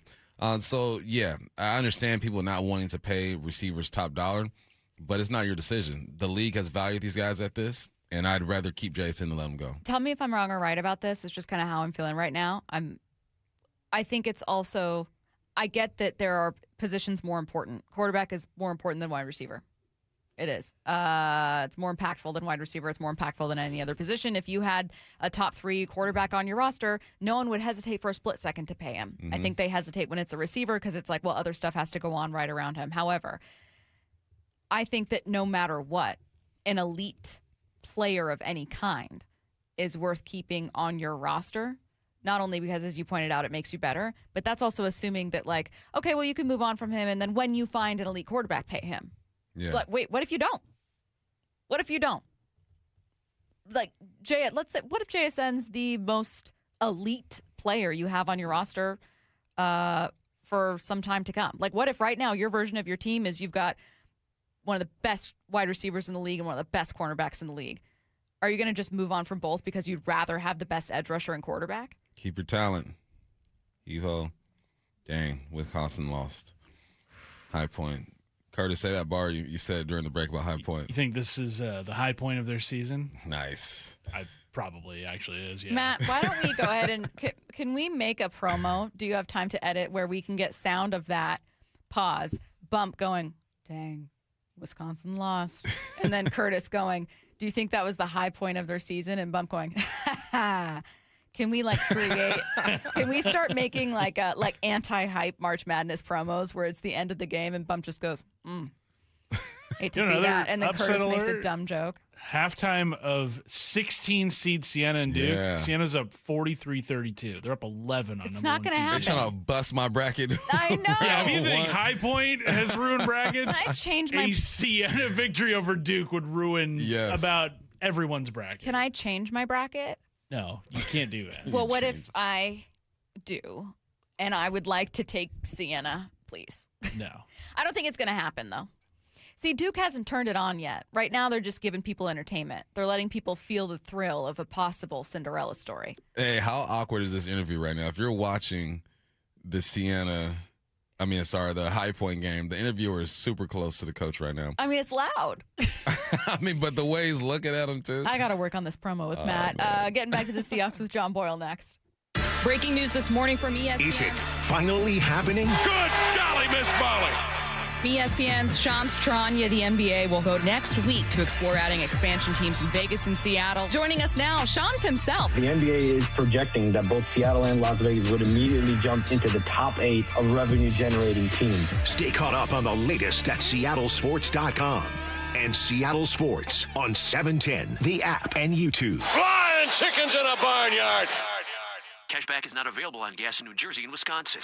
Couponing. Wow, you didn't strike me as the coupon type. Just trying to stay ahead of inflation. Gas, groceries, everything. It's all more expensive. I need to save wherever I can. Have you tried Upside yet? Upside? What's that? It's a free app that I use that pays cash back for every gallon of gas I buy. You've got to buy gas to get around anyway. Might as well get paid for it. Come on, does that really add up to anything? I've already made around $200. The extra cash helped pay down my bills, and I even had a little extra left to treat myself. And the Upside app is free? Totally free, and the cash back is real. You can transfer the cash right to your bank account. I'm downloading Upside right now. Download the free Upside app now to earn cash back every time you buy gas. Use promo code ENJOY to get an extra 25 cents per gallon on your first tank. You can cash out anytime right to your bank, to PayPal, or a gift card for Amazon and other brands. Just download the free Upside app and use promo code ENJOY for a 25 cents per gallon bonus on your first tank. That's code ENJOY for a 25 cents per gallon bonus. Meet Morgan Jones.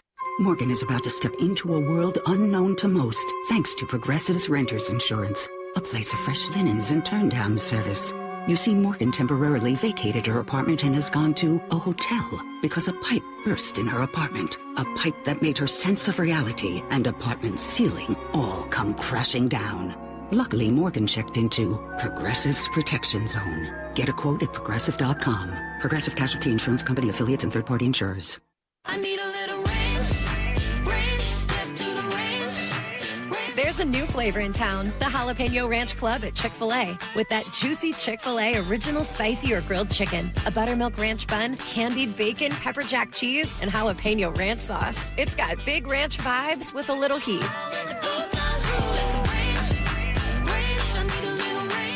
Chick-fil-A's new Jalapeno Ranch Club, available for a limited time only. Order ahead on the Chick-fil-A app. It's WFC 190 World Fighting Championship at Emerald Queen Casino Event Center. Saturday night, April 25th. Experience the thrill and excitement of high-energy professional mixed martial arts. Tickets at emeraldqueen.com. Don't miss this amazing mixed martial arts event. WFC 190 World Fighting Championship, April 25th. At Emerald Queen Casino, the entertainment capital of the Northwest. 21 and older. Need gambling help? Call 800-547-6133 or visit emeraldqueen.com. 2 years ago, my office launched a major media campaign to identify key witness to our client's bicycle accident, which we later settled for $10 million. Because when we accept a case, we don't rest until we do everything possible to improve our client's chance of recovery. We're one of only a few firms in the state with an in-house investigation team building our clients' cases. So when you hire Davis Law Group, you don't just get a dedicated and award-winning legal team. You get our commitment to better service and even better results. Request a free consultation today at 206-888-8888. The nonprofit Puget Sound Senior Baseball League plays real baseball on the best fields. Final tryouts for adults ages 18 to 65 and older are this Sunday, March 22nd at Interlake High School in Bellevue. With 10 divisions featuring different age and skill levels, there's room for almost every ball player, from ex-Little Leaguers in high school to former college and pros. Get all the info at pssbl.com. That's pssbl.com. Some places just know how to make an evening special. I'm Brock Ewart, and for me, that place is Sea Star Restaurant and Raw Bar in Bellevue. For 24 years, my friend Chef John Howie and his team have delivered incredible seafood. I'm talking pristine local oysters, sushi, cedar plank salmon, generous portions, and an unmatched beverage list. From the first greeting to the final bite, you feel taken care of. Celebration, business dinner, night with friends, Sea Star turns great meals into lasting memories. SeaStarRestaurant.com. For those diagnosed with anxiety, depression, or PTSD, Northwest Ketamine Clinics wants you to know hope is within reach. Here's Brandon, a recent patient. Going to sleep was challenging. Getting my brain to turn off was challenging. Just kind of getting through every day was a bit challenging. Like everything was a little too hard, a little too much resistance, and that just kind of evaporated. After the first few sessions of ketamine, it was noticeable. People remarked on it pretty quickly. I had done maybe 2 sessions, 3 sessions, and people started going, what are you doing differently? You look awesome. You just look like your skin is healthier and you look happier. To anyone thinking about giving it a try, if you have depression, ADHD, bipolar, any of those things feel like they would vastly benefit from it. So go for it. That's what I say. Welcome to the Pacific Northwest's most experienced ketamine center. Book a free phone or video consult at nwketamineclinics.com. Healing starts here. The countdown is on. Just 7 days until opening day next Thursday against the Guardians at T-Mobile Park. On the home of the American League West champion Mariners, Seattle Sports. KIRO AM Seattle. Seattle Sports Snapshot. The first real upset of March Madness is here. Comes the long ball. That's what Wally called for, but it is intercepted. And High Point, the Panthers, the 12 seed, continue on as they upset the Wisconsin Badgers 83-82. Meanwhile, everyone's bracket would be busted with this one. Don't look now. Number 16, Siena up 43-32 over Duke at the half. Snapshot brought to you by Miller Lite. When it's game time, it's Miller time. This hour is brought to you by Mazda of Everett. From the Quantum Fiber Studio. This is Bump and Stacy on Seattle Sports. Streaming through the Seattle Sports app and at seattlesports.com. Now, here are your hosts, Michael Bumpus and Stacy Ross. Here we go now. Seahawks.com's John Boyle joining us now on the Emerald Queen Casino Sportsbook Hotline. Boyle, how's it going? It's going good, Stacy. I like how you set this up by playing a clip of an interception helping the 12 advance. Yes, I believe. That was perfect. Thank you so much. I regret right now in this moment also not taking Siena, but I think Duke's gonna hang on there. So we'll see. I have a question to start that I understand. Look, we don't definitively know the answer to, but I just wanted to kind of see. That sounds like a great start. I know, but I wanted to see kind of you have really, really great insight here. Bump was wondering earlier, hey, some of these other running backs in free agency were technically way more affordable for Seattle than keeping K9, who obviously signed with the Chiefs on a great deal. Why didn't they go for them? And we were wondering, well, did they get outbid, or do they really like the pieces they have? What sense do you get about the confidence that McDonald and Schneider might have in the existing running back room right now? Well, they have confidence in the guys for sure. We heard over and over again, sometimes without even asking about George Holani, how much they liked what he gave them down the stretch there when Zach Charbonnet was hurt.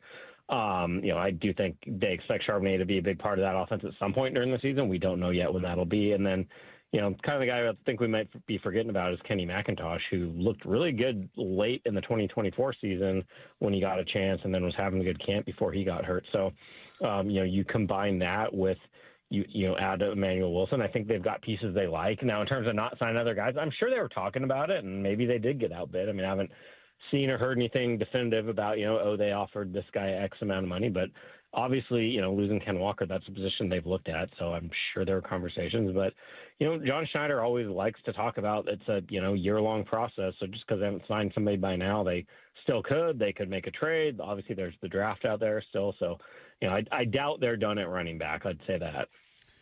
What do you say about the safety position? You got Ronnie Thomas over there. You got Ty Okada. Do you feel like they should address that position in the draft, or do you think they're pretty solid with what they have? I think with any position, it's sort of if the draft falls the right way, you do it, but you don't want to force it. It's also a little trickier when, currently they have 4 picks, so you can't hit every need with 4 picks.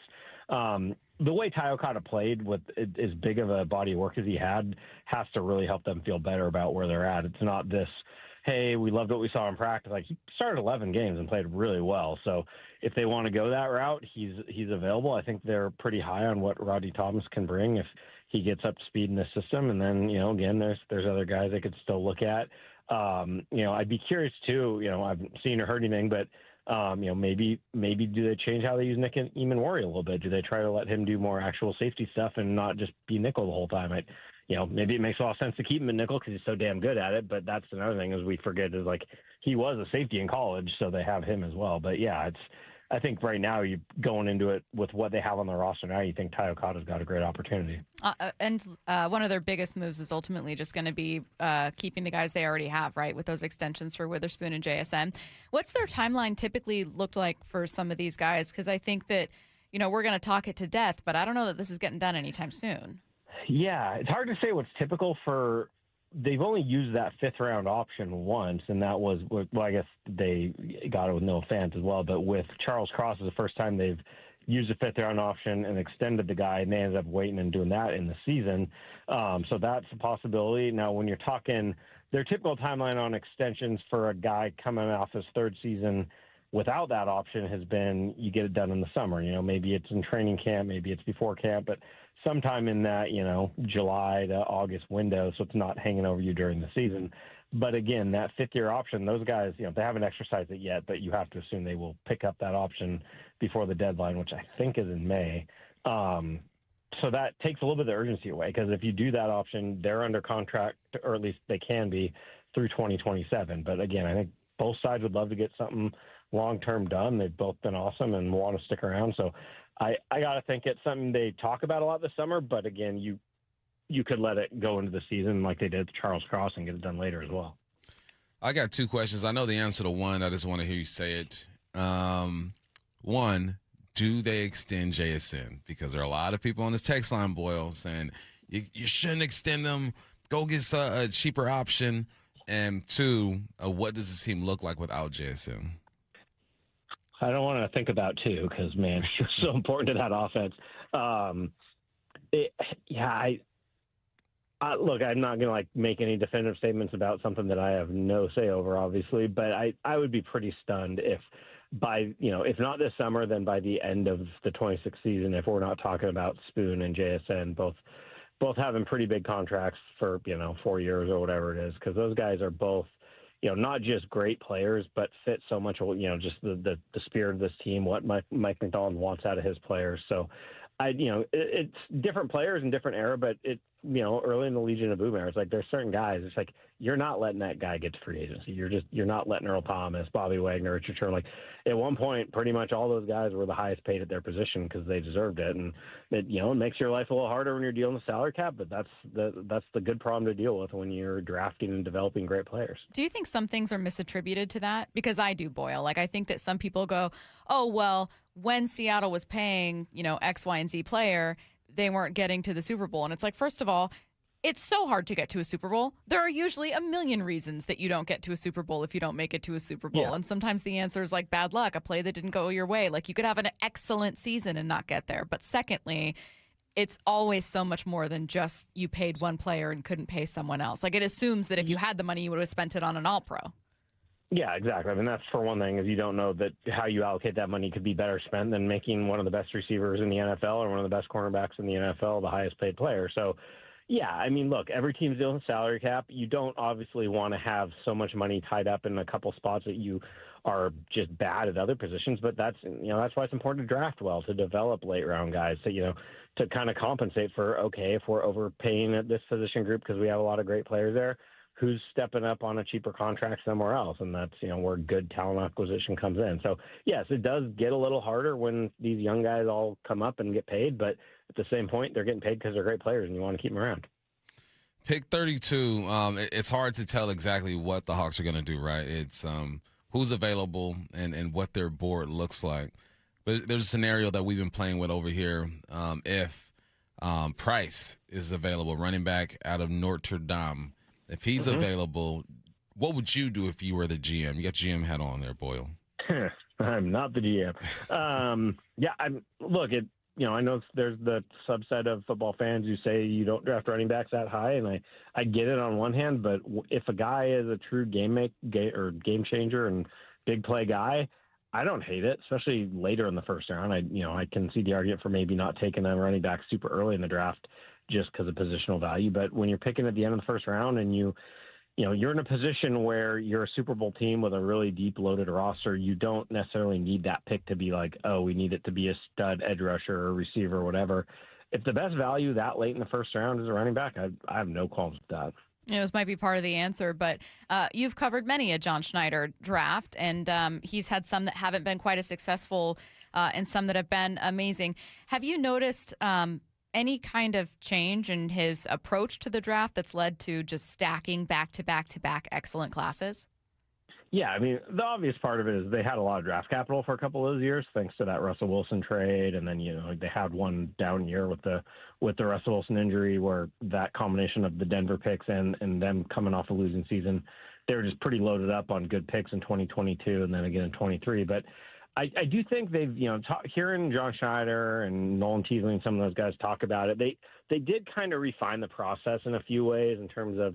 I think putting a little more focus on finding the right kinds of guys, like the right, whether the culture fit or personality or just sort of the way they approach the game. So then obviously, they've been saying for as long as John Schneider's been here that tough, smart, reliable, fast, like those are the things that are obvious that every team wants. But I think they've just gotten a little better at honing that process to find the right guys who will really thrive here, really, do well in a competitive environment and be ready to step up. And they've, as he says, 4 drafts down a row have produced, star caliber players who have really stepped up and helped this team win a title.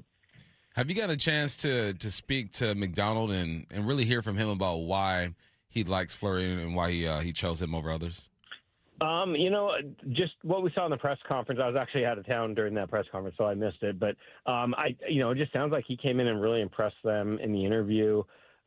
Just the ideas he had, the way he sees football. I mean, Mike kind of described it as like they just see the game pretty similar in a lot of ways. So obviously system-wise, you don't want to overhaul it and make everybody learn a new system for the third straight year. So I think there's a lot of value in getting somebody who's still in that Shanahan coaching tree that will probably run a lot of, he'll bring his own ideas to it. It won't be a copycat of last year's offense, but it also won't be wholesale change. One thing we were talking about, we were kind of comparing the Seahawks and Mariners in this way. We were like, man, a lot of people are expecting Cal Raleigh to not hit 60 bombs, which is fine because that's like a fair expectation to have.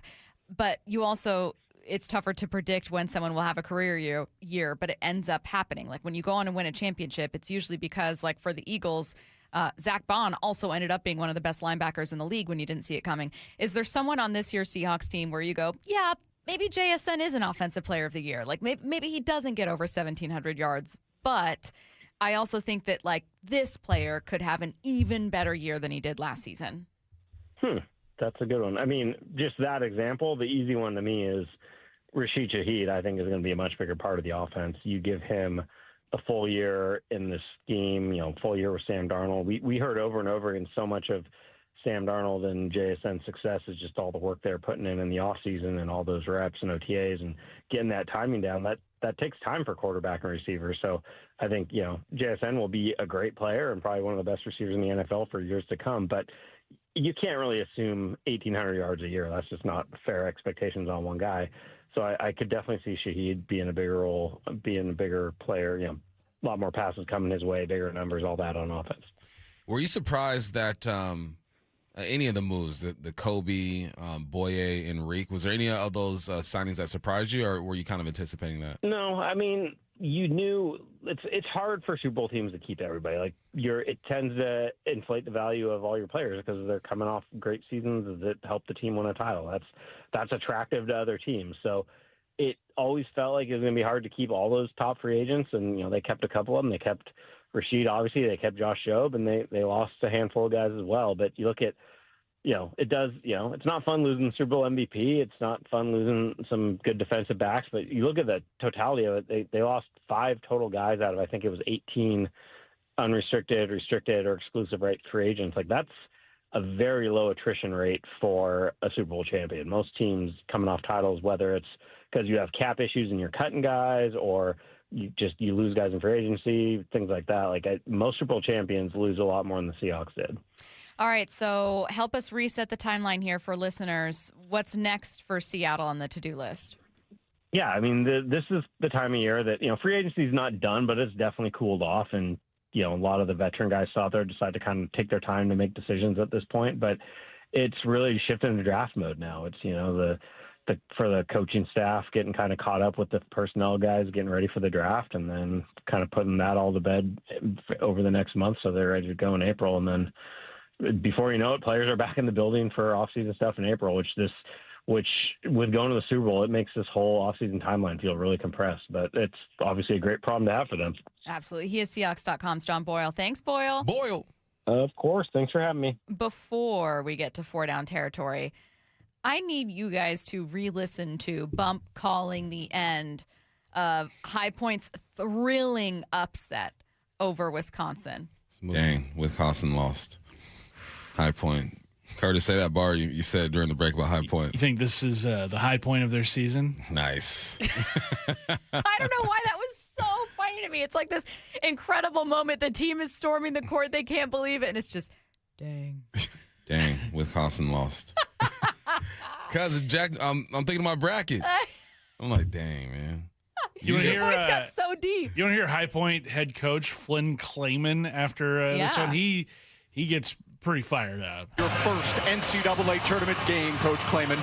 It looks pretty obvious to me that high majors need to play mid-majors during the season because they said we ain't played nobody. We played somebody now. How'd you do it? Feels unreal because I know how good of a team we had, but nobody would play us, just like they wouldn't play Miami, Ohio. But they got to play us in this tournament.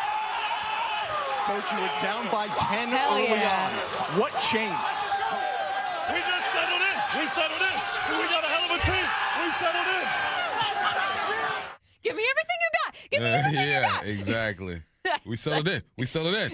You can hear his voice getting louder and more intense and a little bit higher with each of those 3 answers. It's more intense than the last. Honestly, hey, he's right. Mid-majors. Yeah. Let's go. Hey, he threw the homies in, too, just like they wouldn't play Miami of Ohio. What's up? He said, I got his back. I got their back. What if they win, too? That would be so dope. Who they got? Tennessee? Tennessee tomorrow. What about High Point, Curtis? They await the winner of Arkansas and somebody else. So Arkansas is going to get them. Arkansas is tough. They're tough. I don't know. That's what I learned from Arkansas and Hawaii. I'm talking like I know. I'm like, no, I only know this from people who cover the sport. I haven't watched a single Arkansas game. My family's from Arkansas, so I can claim Arkansas. Can you? Yeah. Us Razorbacks. Us Razors. Woo Pig Suey. That's what I've always said. Woo Pig. And one athlete who went to the University of Arkansas. Why don't you name one athlete who went to the university? I know all of them. Do you? Yeah, Darius Acuff. Acuff. That's what I was going to say. Yeah. Of course you got. Darren McFadden. McFadden. Run DMC. Of course you got. Let's get to 4 down territory, please, Matt. This is 4 down territory. Going inside the game. What former Seahawks and Coug wide receiver Michael Bumpus. High Point. First down. What's the closest thing we're going to get to pros versus Joes? Fanatics Flag Classic is coming up. They got 3 teams. 2 teams made up of NFL players, 1 team with the USA flag football team.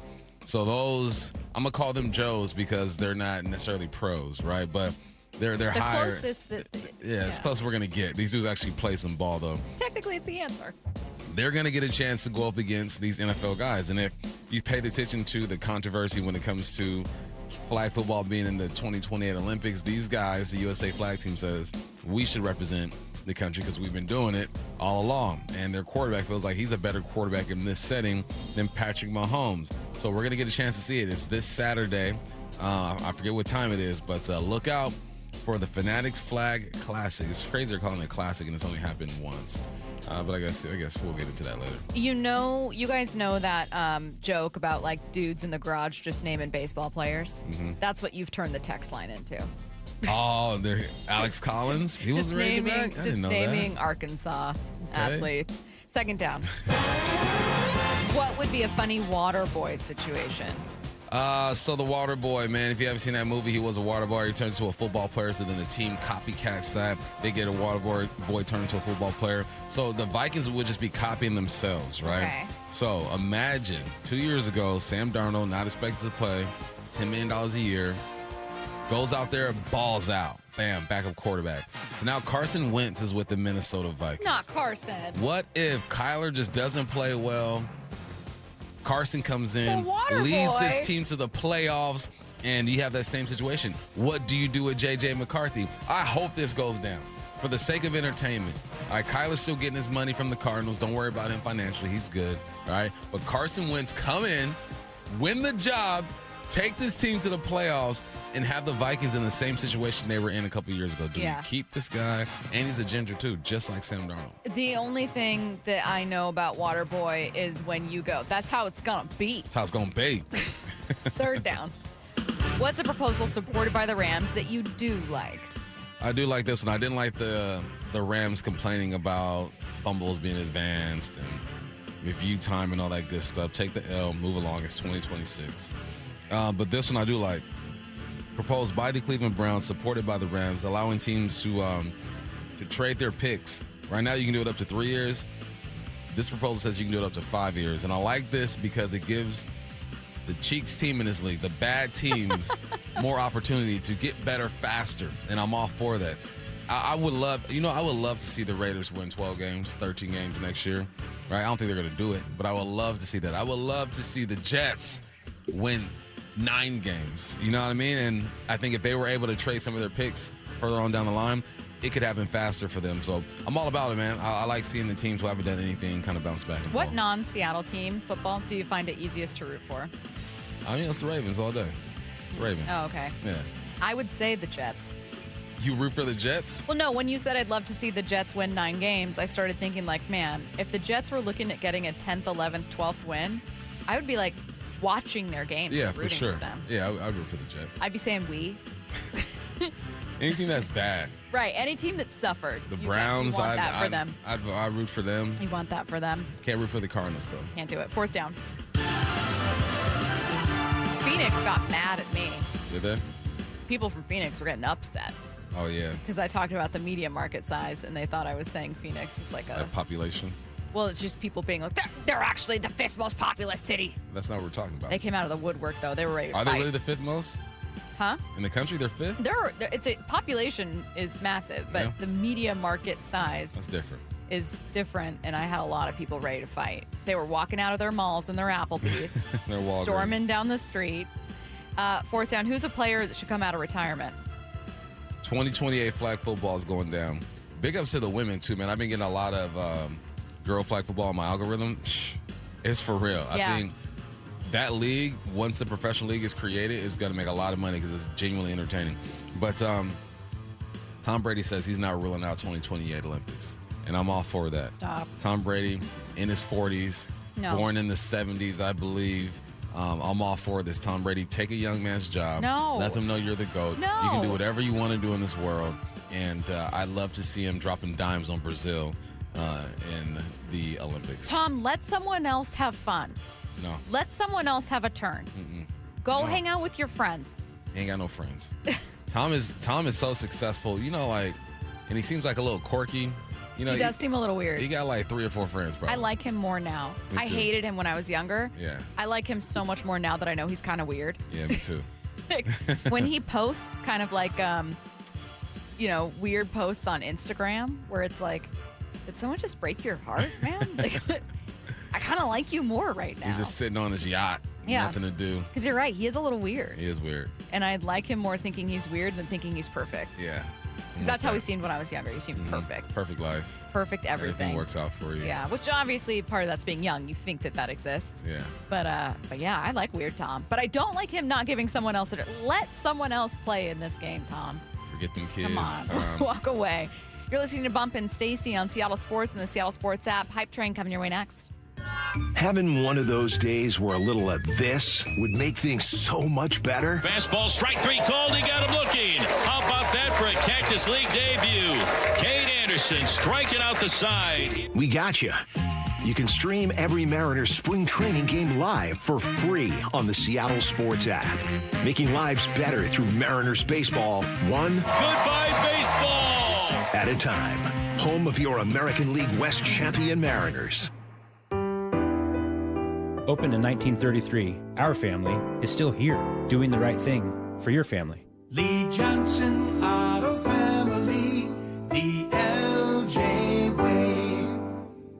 Guys, did you know your testosterone affects everything in your system, including how you feel and perform every day?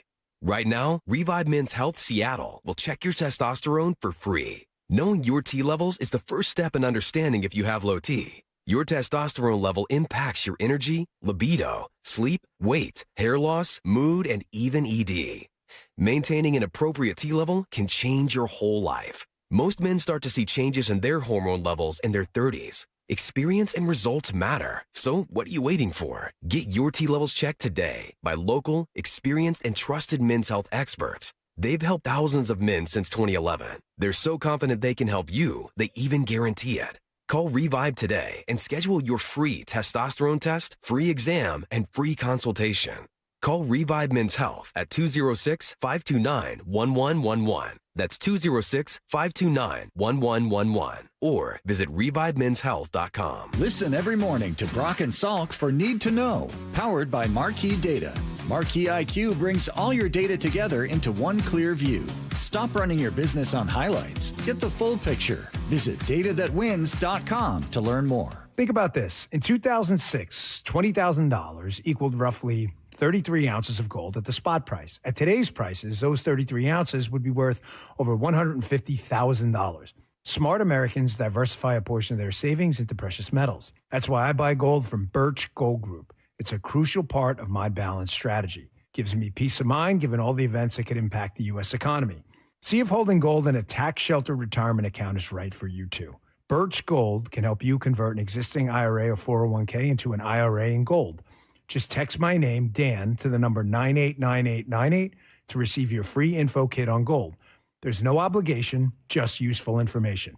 With an A-plus rating with the Better Business Bureau and tens of thousands of happy customers, let Birch Gold help you diversify with gold. Now that's peace of mind. Text Dan to 989898.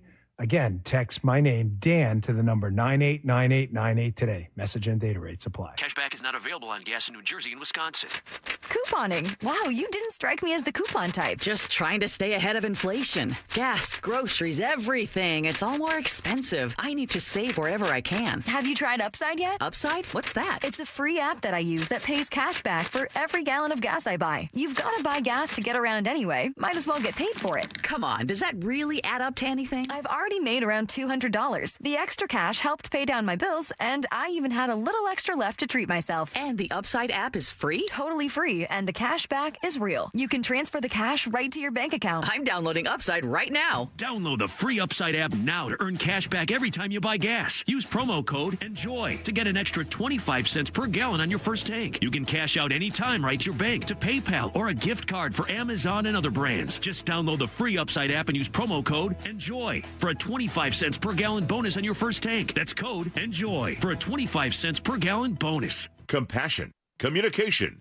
results. That's Pendergast Law Personal Injury Lawyers. Go to pendergastlaw.com. That's pendergastlaw.com. Hey, it's Dave Wyman speaking to those who have recently been diagnosed with prostate cancer. It's important to know you have several options for treatment. I'm here with Dr. Meyer, medical director of the Swedish Radiosurgery Center, to talk about one of the best and technologically advanced treatment options, CyberKnife. Dr. Meyer, why is CyberKnife one of the best procedures to treat prostate cancer? Well, treatment for prostate cancer can affect men's quality of life. It can affect their romantic life. It can affect their urine and bowel function. And the CyberKnife does the best job of preserving that function while having excellent cancer control rates. What do your patients think of the CyberKnife treatment experience? Well, at the Swedish CyberKnife, our patients are really satisfied with the experience. They report very few side effects, and we are seeing excellent cancer control 10 years later. To learn more about CyberKnife for prostate cancer, go to swedish.org/CyberKnife prostate or call 206-320-7187. Treat prostate cancer with Swedish CyberKnife. A rising blast, left field,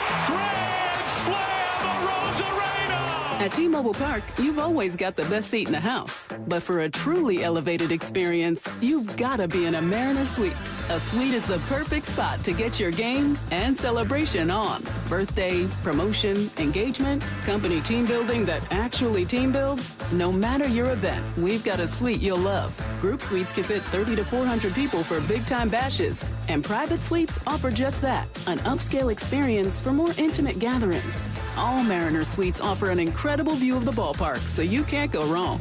Plus, you and your guests will enjoy premium catering, VIP parking, private Skybridge entry, and more. And season ticket members get 15% off. Reserve your suite today at mariners.com/suites. A bases clearing, 3-run double by Josh Naylor. Holy smokes, the Mariners have the lead.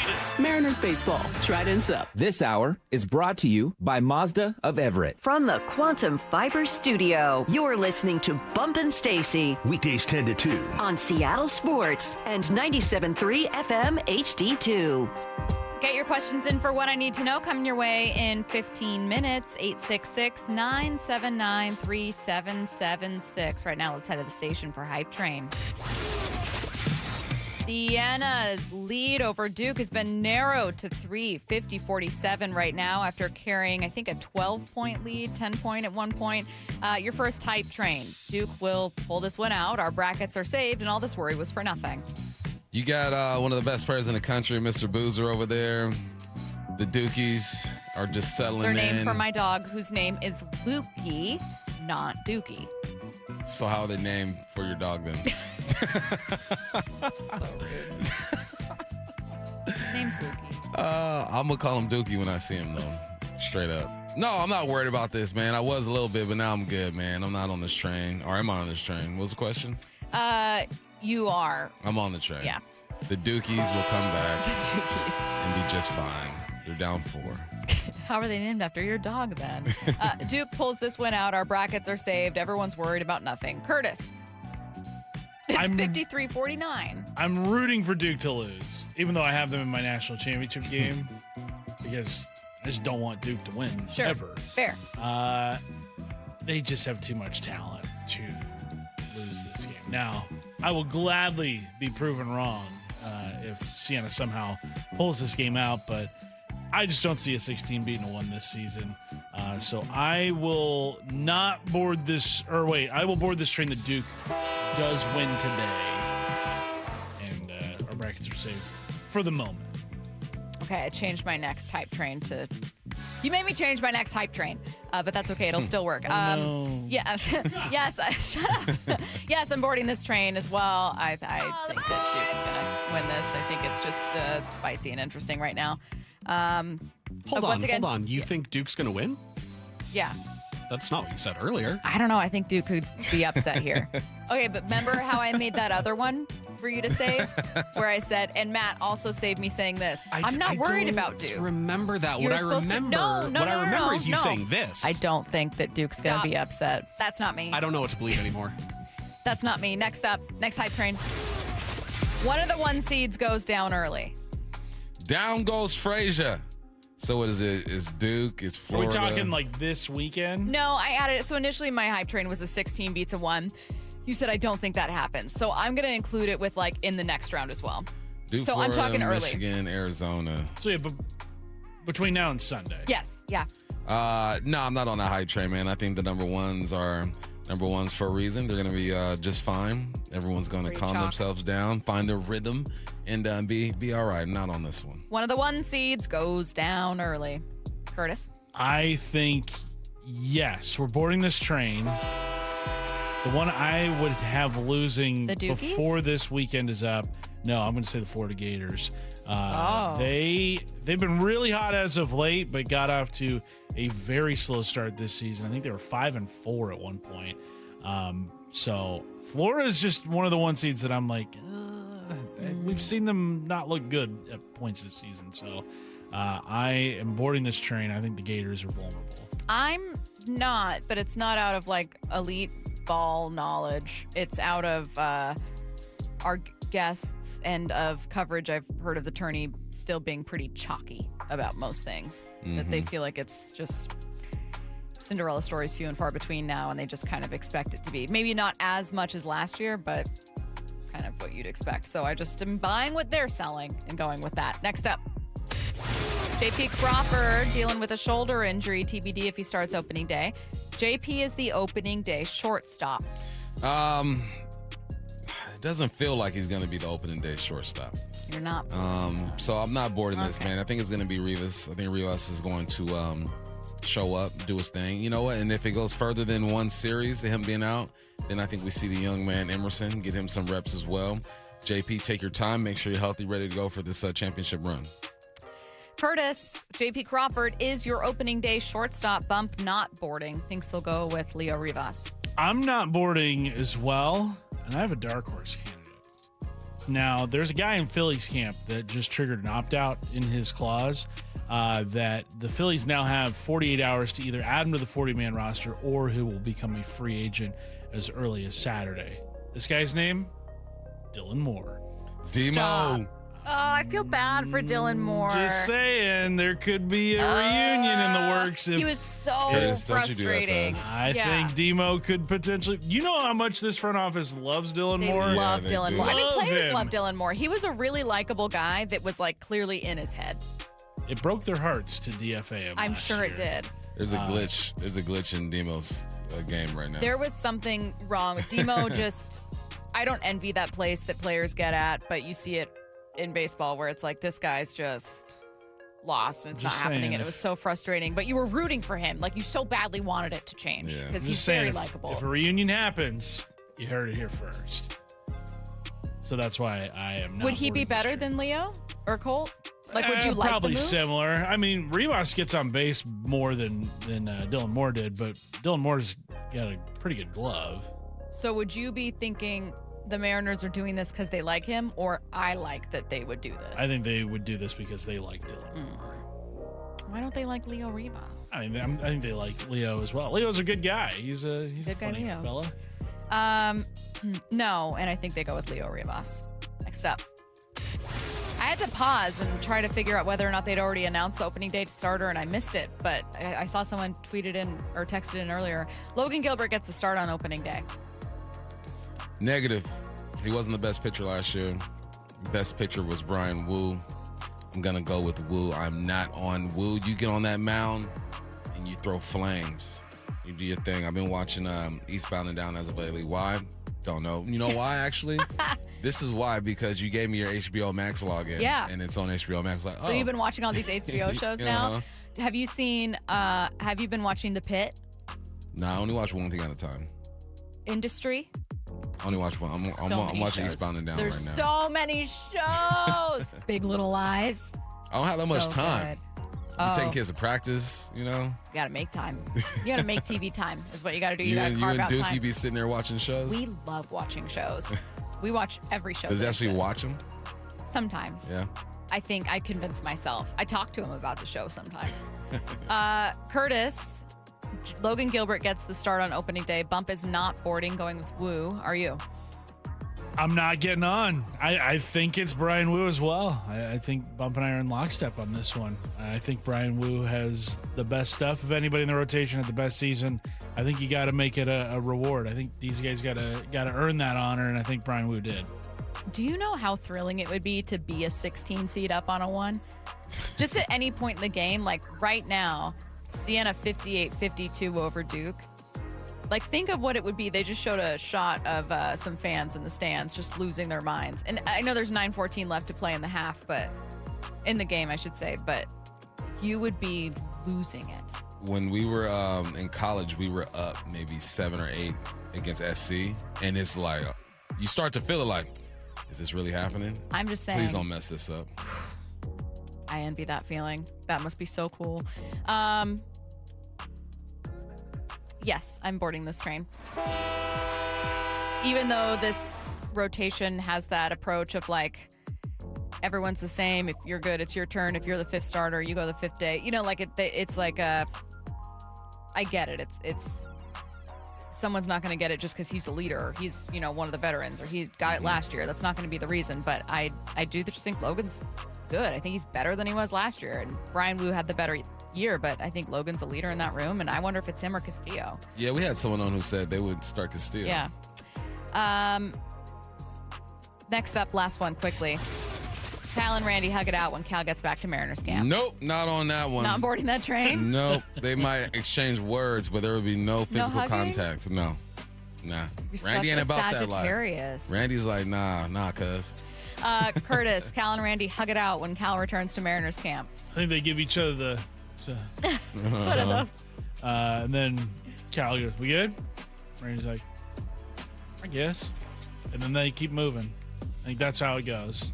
Yeah, I don't think they hug it out either. TBD, we'll find out, I guess. You're listening to Bump Stacy on Seattle Sports and the Seattle Sports app. Get your questions in for What I Need to Know, 866-979-3776. Breaking news this morning from ESPN. Is it finally happening? Good golly, Miss Molly. ESPN's Shams Charania, the NBA, will go next week to explore adding expansion teams in Vegas and Seattle. Joining us now, Shams himself. The NBA is projecting that both Seattle and Las Vegas would immediately jump into the top 8 of revenue-generating teams. Stay caught up on the latest at seattlesports.com and Seattle Sports on 710, the app, and YouTube. Flying chickens in a barnyard. Well, spring is all about getting ready for summer, isn't it? But do you have a room just sitting empty and you've dreamt of making it your own home gym?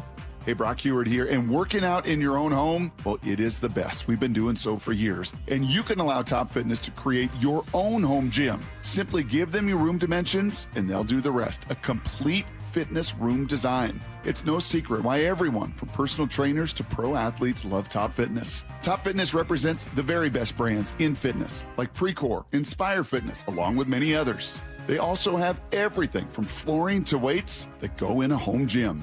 And right now, get spring special financing with 0% interest for 12 months, plus mention me and receive an $150 credit towards any purchase over $1,000. Spring is here to get you in the best shape, so go get into Top Fitness with locations in Tukwila, Linwood, and Bellevue, or simply visit topfitness.com for more info. That's Top Fitness, your best place for home fitness equipment. Indeed presents hires you can't afford to get wrong, like a staff accountant at the height of tax season. Congrats. Looks like the company owes, $50 in taxes. How about that? That seems low. Why only 50? Why do you care so much? It's not your money. This is the job for sponsored jobs. This is what happens when you don't sponsor your job on Indeed. Next time, get matched with quality candidates with Indeed sponsored jobs. Visit Indeed.com/hire now and sponsor your job today. That pallet of pavers collecting dust, the beginnings of a garden, those stray fence posts. Are you haunted by half-finished projects on your land? John Deere is here to say, not anymore. Our compact tractors allow you to swap implements easily, and they're backed by the nation's largest dealer network. You always had the right idea, and with the right tools, those projects can get finished for good. Nothing runs like a Deere. Learn more at johndeere.com/compact tractors. I've always wanted to learn French, but the app I tried didn't help. If you want to memorize words in another language, there's an app for that. But if you want to really learn another language, there's Babbel. Babbel was designed by over 200 language learning experts to be the most effective way to learn another language. With other language learning apps, I was just playing games. I wasn't really learning. Babbel's different. Every time I open the app, I can choose to work on my writing, speaking, or listening. And it saves my mistakes for me to review, so I'm constantly improving. Babbel feels like it was created intentionally by people who really know what you need to learn another language. Before Babbel, I thought I just wasn't good with languages. But now I'm speaking French. Tout ça, c'est grâce à Babbel. Want to really learn another language? Save up to 50% on your Babbel subscription when you sign up at Babbel.com. That's Babbel.com to save up to 50%. Babbel.com. Did you know that most people wait 6 or 7 years before they buy a new TV? That's a lot of time in front of one TV. So why not get one of the best sets for the next 7 years, like one of the top-rated Samsung, LG, or Sony models? Too expensive? What if you could get up to $1,000 trade-in for your old set? Who would do a stupid deal like this? Right now, at Video Only, you can get big bucks for your old set as a trade-in and a hot price on the new models. Don't be sorry. Check out Video Only. Don't miss Three Tree Roofing Mariners Cactus League Baseball. This could be 2. JP has it, goes to the bag, steps on second, fires the first double play. Broadcast times at seattlesports.com. No matter how old you get, you always remember that one great teacher. Hi, this is Rick Riz, inviting you to join WSECU in celebrating Teacher of the Week. Great teachers inspire. Nominate a teacher you feel has changed a life in our community. This year, we're going to honor 24 great teachers with grants of $500, courtesy of WSECU, the credit union for Washington. Teachers are the real MVPs. Nominate an exceptional teacher now at mynorthwest.com/teacher. The brackets are now open. Compete in the Seattle Sports Bracket Bucks presented by Muckleshoot Casino Resort. Head to seattlesports.com/win to pre-register. Receive your bracket and compete for your shot at great prizes. The grand prize winner from the 64-team bracket will win $1,000 in Visa gift cards. But if your bracket is busted in the first round, we have other ways for you to play too. Register and find complete rules at seattlesports.com/win. At Valvoline Instant Oil Change, we perform an 18-point maintenance check with every oil change to help make sure you're good to go. And? Yeah, you're good to go. Huh. Wonder why the dealership isn't that easy. Well, we'd let you know if we found something in our check. Oh, great. That was easy. Valvoline Instant Oil Change. Quick, thorough, and honest. Come with no charge. The March sales event is on at Toyota of Renton, and the deals are unbeatable. Finance the new 2026 Tacoma SR at 2.99% APR for 72 months, plus get $500 TFS subvention cash, or lease the 2025 Tundra SR5 at $539 a month for 36 months with $39.99 due at signing. Find them at toyotaofrenton.com. Offers valid through March 31st, 2026 on approved credit through TFS. Excludes taxes, titles, licenses, dealer accessories, and a $200 negotiable documentation fee. Model 7594-8361. From the Quantum Fiber Studio. This is Bump Stacy. Weekdays 10 to 2. On Seattle Sports and 97.3 FM HD2. It would be fun for Siena to win, but I like that Duke has made it close. I like that it's 61-60 now with 5:47.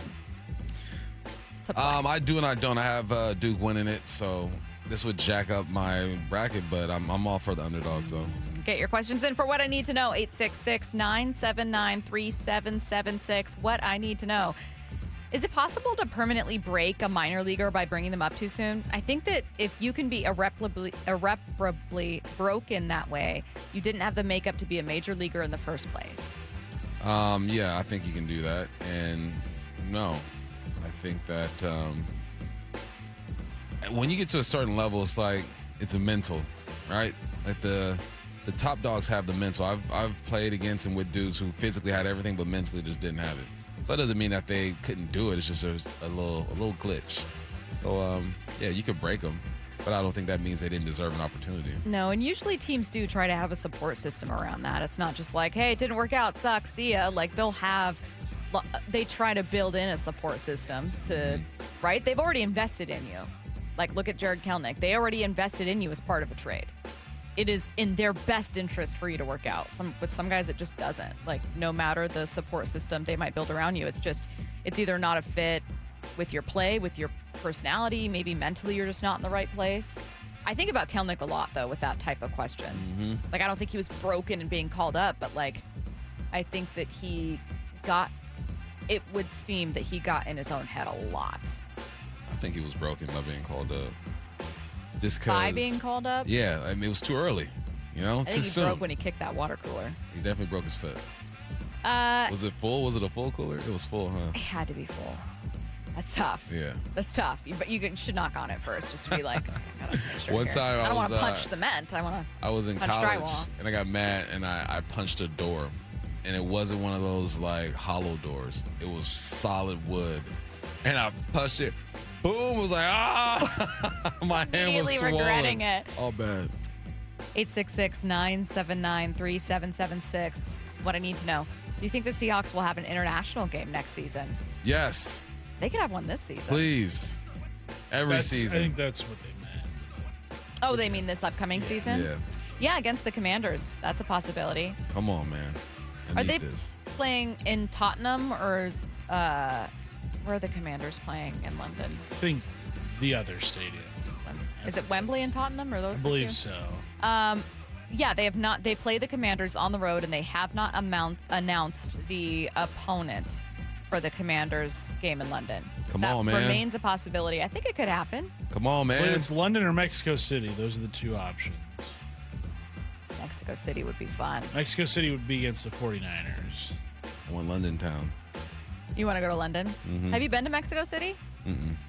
I've heard really good things, especially about the food, because it's like too. massive and there are a bajillion restaurants. Man, cartels, man. Some cartels. In Mexico City, though? Everywhere. What you mean in Mexico City? Like, because Mexico City's a huge tourist hub Yeah, still. It's not like they're- a resort they're city, but it's everywhere. massive, massive, massive They're city. everywhere. Okay. It's like gangs. The gang across the street. But I need to know, if someone called out to Lukey with Dookie, would he still respond? Yes, he definitely Yeah, I would. think he would. Definitely. And that upsets me. Because that's not his Let's name. respond to sounds. Yeah, I think unfortunately if someone called him Dookie, he would notice it. What I need to know.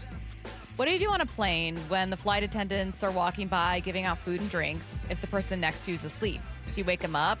Do you get to have their food that they hand out? Like, what's the move there? Let them sleep. Yeah, I don't wake I'm anyone not up. waking nobody up. No. Unless they tell me to, hey, wake me up when the food comes by. I'm like, all right, I got you. Yeah, I'm not going to wake up. Hey, did you want a Diet Coke? Like, do you know how hard it is to fall asleep on a plane? For me, at least. I think I've slept a total of 10 minutes on a plane. I'll knock out It's quick. so uncomfortable. Don't wake someone up. Nah. No. If they know the food's coming, if they cared enough, they'd be like, Oh yeah, hey, wake me up. When I'm sitting there and I know exactly when the beverages are coming, then I'm like I can hear them working down the aisle. I'll wake up. 866-979-3776. Why is there no conversation about having George Kirby as your opening day starter? He was your game one starter the entire playoffs, and he's the one who got the ball in game 5 ALDS, right? Because I don't want to. Because I want Brian. Okay? I'm set on Brian. Oh, God. Stacy is so naive. I won't go to Mexico right now. No way. Cartel everywhere. Did you not watch the news? No, I did watch the news. In fact, I had a friend who had a business trip to Puerto Vallarta that they canceled on the runway. So I have watched the news. We work with a news station. But I also know that Mexico City it's one of the largest cities in the entire world. And so Stacy. I was asking, hey, there are probably places where there are still tourists going in and out. Yeah, there but are, it by no but- means is like a Cabo, which is a resort city. You don't want to go right now, though. I'm not going right now. Nah. But I'm not naive to what's going on there. Please assume that working in a building in the news. I watch the news. Thank you so much. Someone said we all think about Kalnick. I especially imagine him holding up the Believe sign. Do you guys think he still has a chance to have an MLB career? No. I think it's over. He's with the White Sox right now, so that's probably your last shot.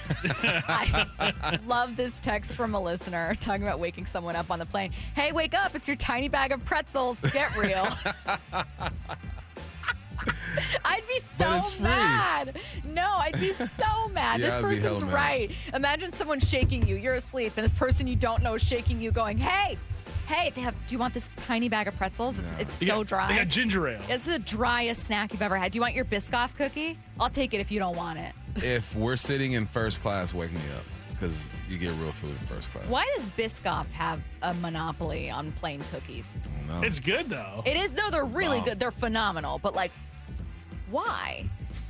You know what I mean? Like, Some type of business. They played golf together one day, you know. when I was younger, I didn't even know you could get them, like, in stores. I only thought that they were, like, on planes. So you can get whole sleeves of them. Oh, I know. I get them for Christmas every year. They're amazing.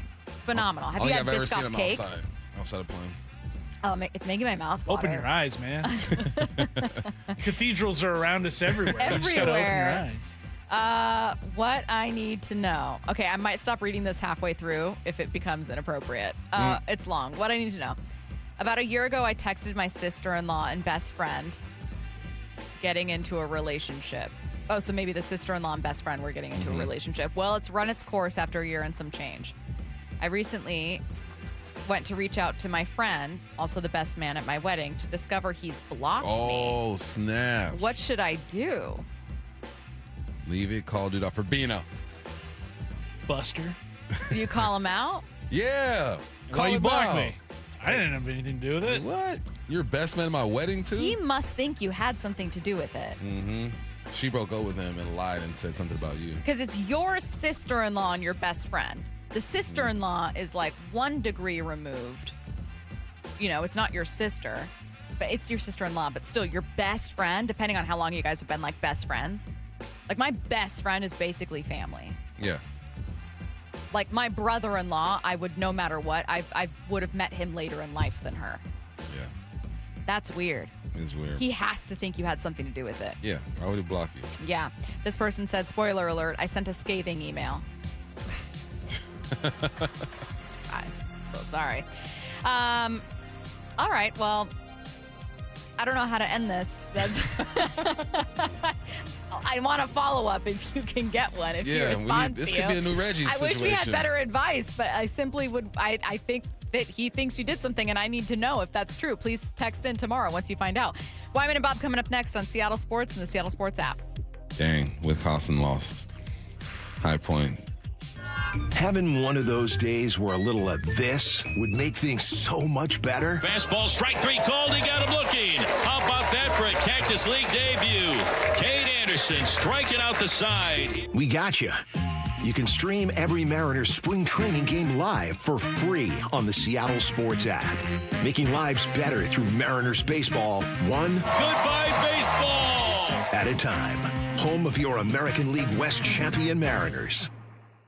What is that sound? Ugh, that sounds like a plumbing sound. Luckily, there's a company that fixes all the plumbing sounds across Puget Sound. That's All Sound Plumbing. Puget Sound's plumbing experts. Have a sound? Visit allsoundplumbing.com. There's nothing better than having a big fish on your line. Make this the year you take that unforgettable fishing trip to Queen Charlotte Lodge. Time is running out for summer bookings. Experience a luxury resort and amazing fishing with your buddies, family, father, or son. King salmon runs, halibut, and lingcod are always plentiful. Book your stay at fishqcl.com and use code ESPN. Experience fishing first class. Experience fishqcl.com. This is Brock Eward. Seastar Restaurant and Raw Bar is celebrating 24 years as Bellevue's go-to for fresh, seasonal seafood, and me and my family's as well. My good friend, Chef John Howie, delivers excellence behind every single plate, and it doesn't matter. Local oysters, sushi, cedar plank salmon, generous portions, polished service, and meals that become lasting memories. Right now, 3-course dinners in the lounge, starting at just $50. Seastar, the dining experience you remember. SeastarRestaurant.com. Get ready to be transported back to the golden era of rock. It's John Waite with John Cafferty and the Beaver Brown Band. Live at Emerald Queen Casino, April 9th. John Waite and John Cafferty, April 9th at Emerald Queen Casino, the entertainment capital of the Northwest.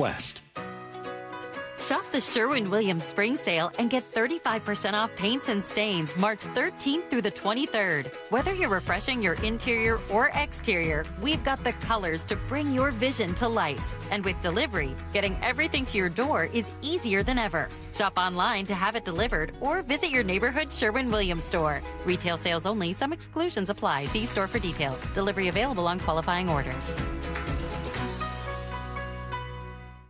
Harry Douglas here to tell you about Confetti Craze 5-Hour Energy. It tastes just like the best birthday cake ever. Vanilla, buttery, frosting vibes. It's basically a party in a bottle. And here's the best part. All cake, no sugar. And you know I love my cake.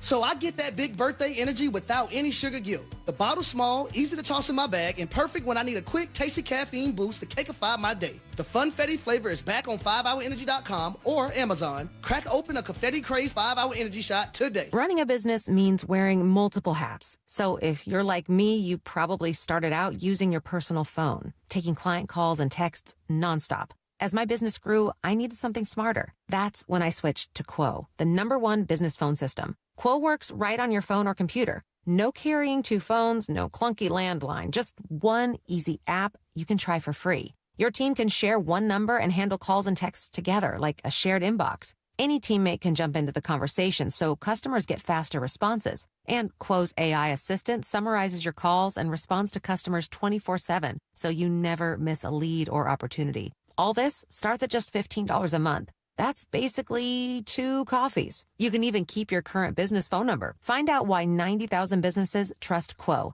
No missed calls, no missed customers. Try Quo for free at quo.com/sports. That's quo.com/sports to try Quo free. QUO.com/SPORTS. When you're hiring, have you ever felt like you're missing out on meeting truly great candidates for your roles? It seems impossible to find them, but they have to be out there somewhere, right? Well, they're not hard to find when you know where to go, and that place is ZipRecruiter. And right now, you can try ZipRecruiter for free at ZipRecruiter.com/radio. ZipRecruiter helps 10 million people with their job search every day.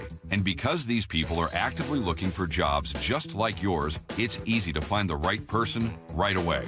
In fact, 4 out of 5 employers who post on ZipRecruiter get a quality candidate within the first day.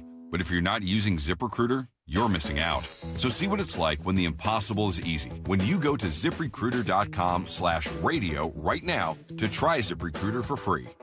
Once again, that's ZipRecruiter.com/radio. ZipRecruiter.com/radio. Never miss out on great candidates with ZipRecruiter. Guys, did you know your testosterone level impacts your energy, libido, sleep, weight, hair loss, mood, and even ED? And right now, Revive Men's Health Seattle will check your testosterone for free. They've helped thousands of men since 2011 feel and perform better. They're so confident they can help you, they even guarantee it. Schedule your free testosterone test, exam, and consultation today. Call 206-529-1111. That's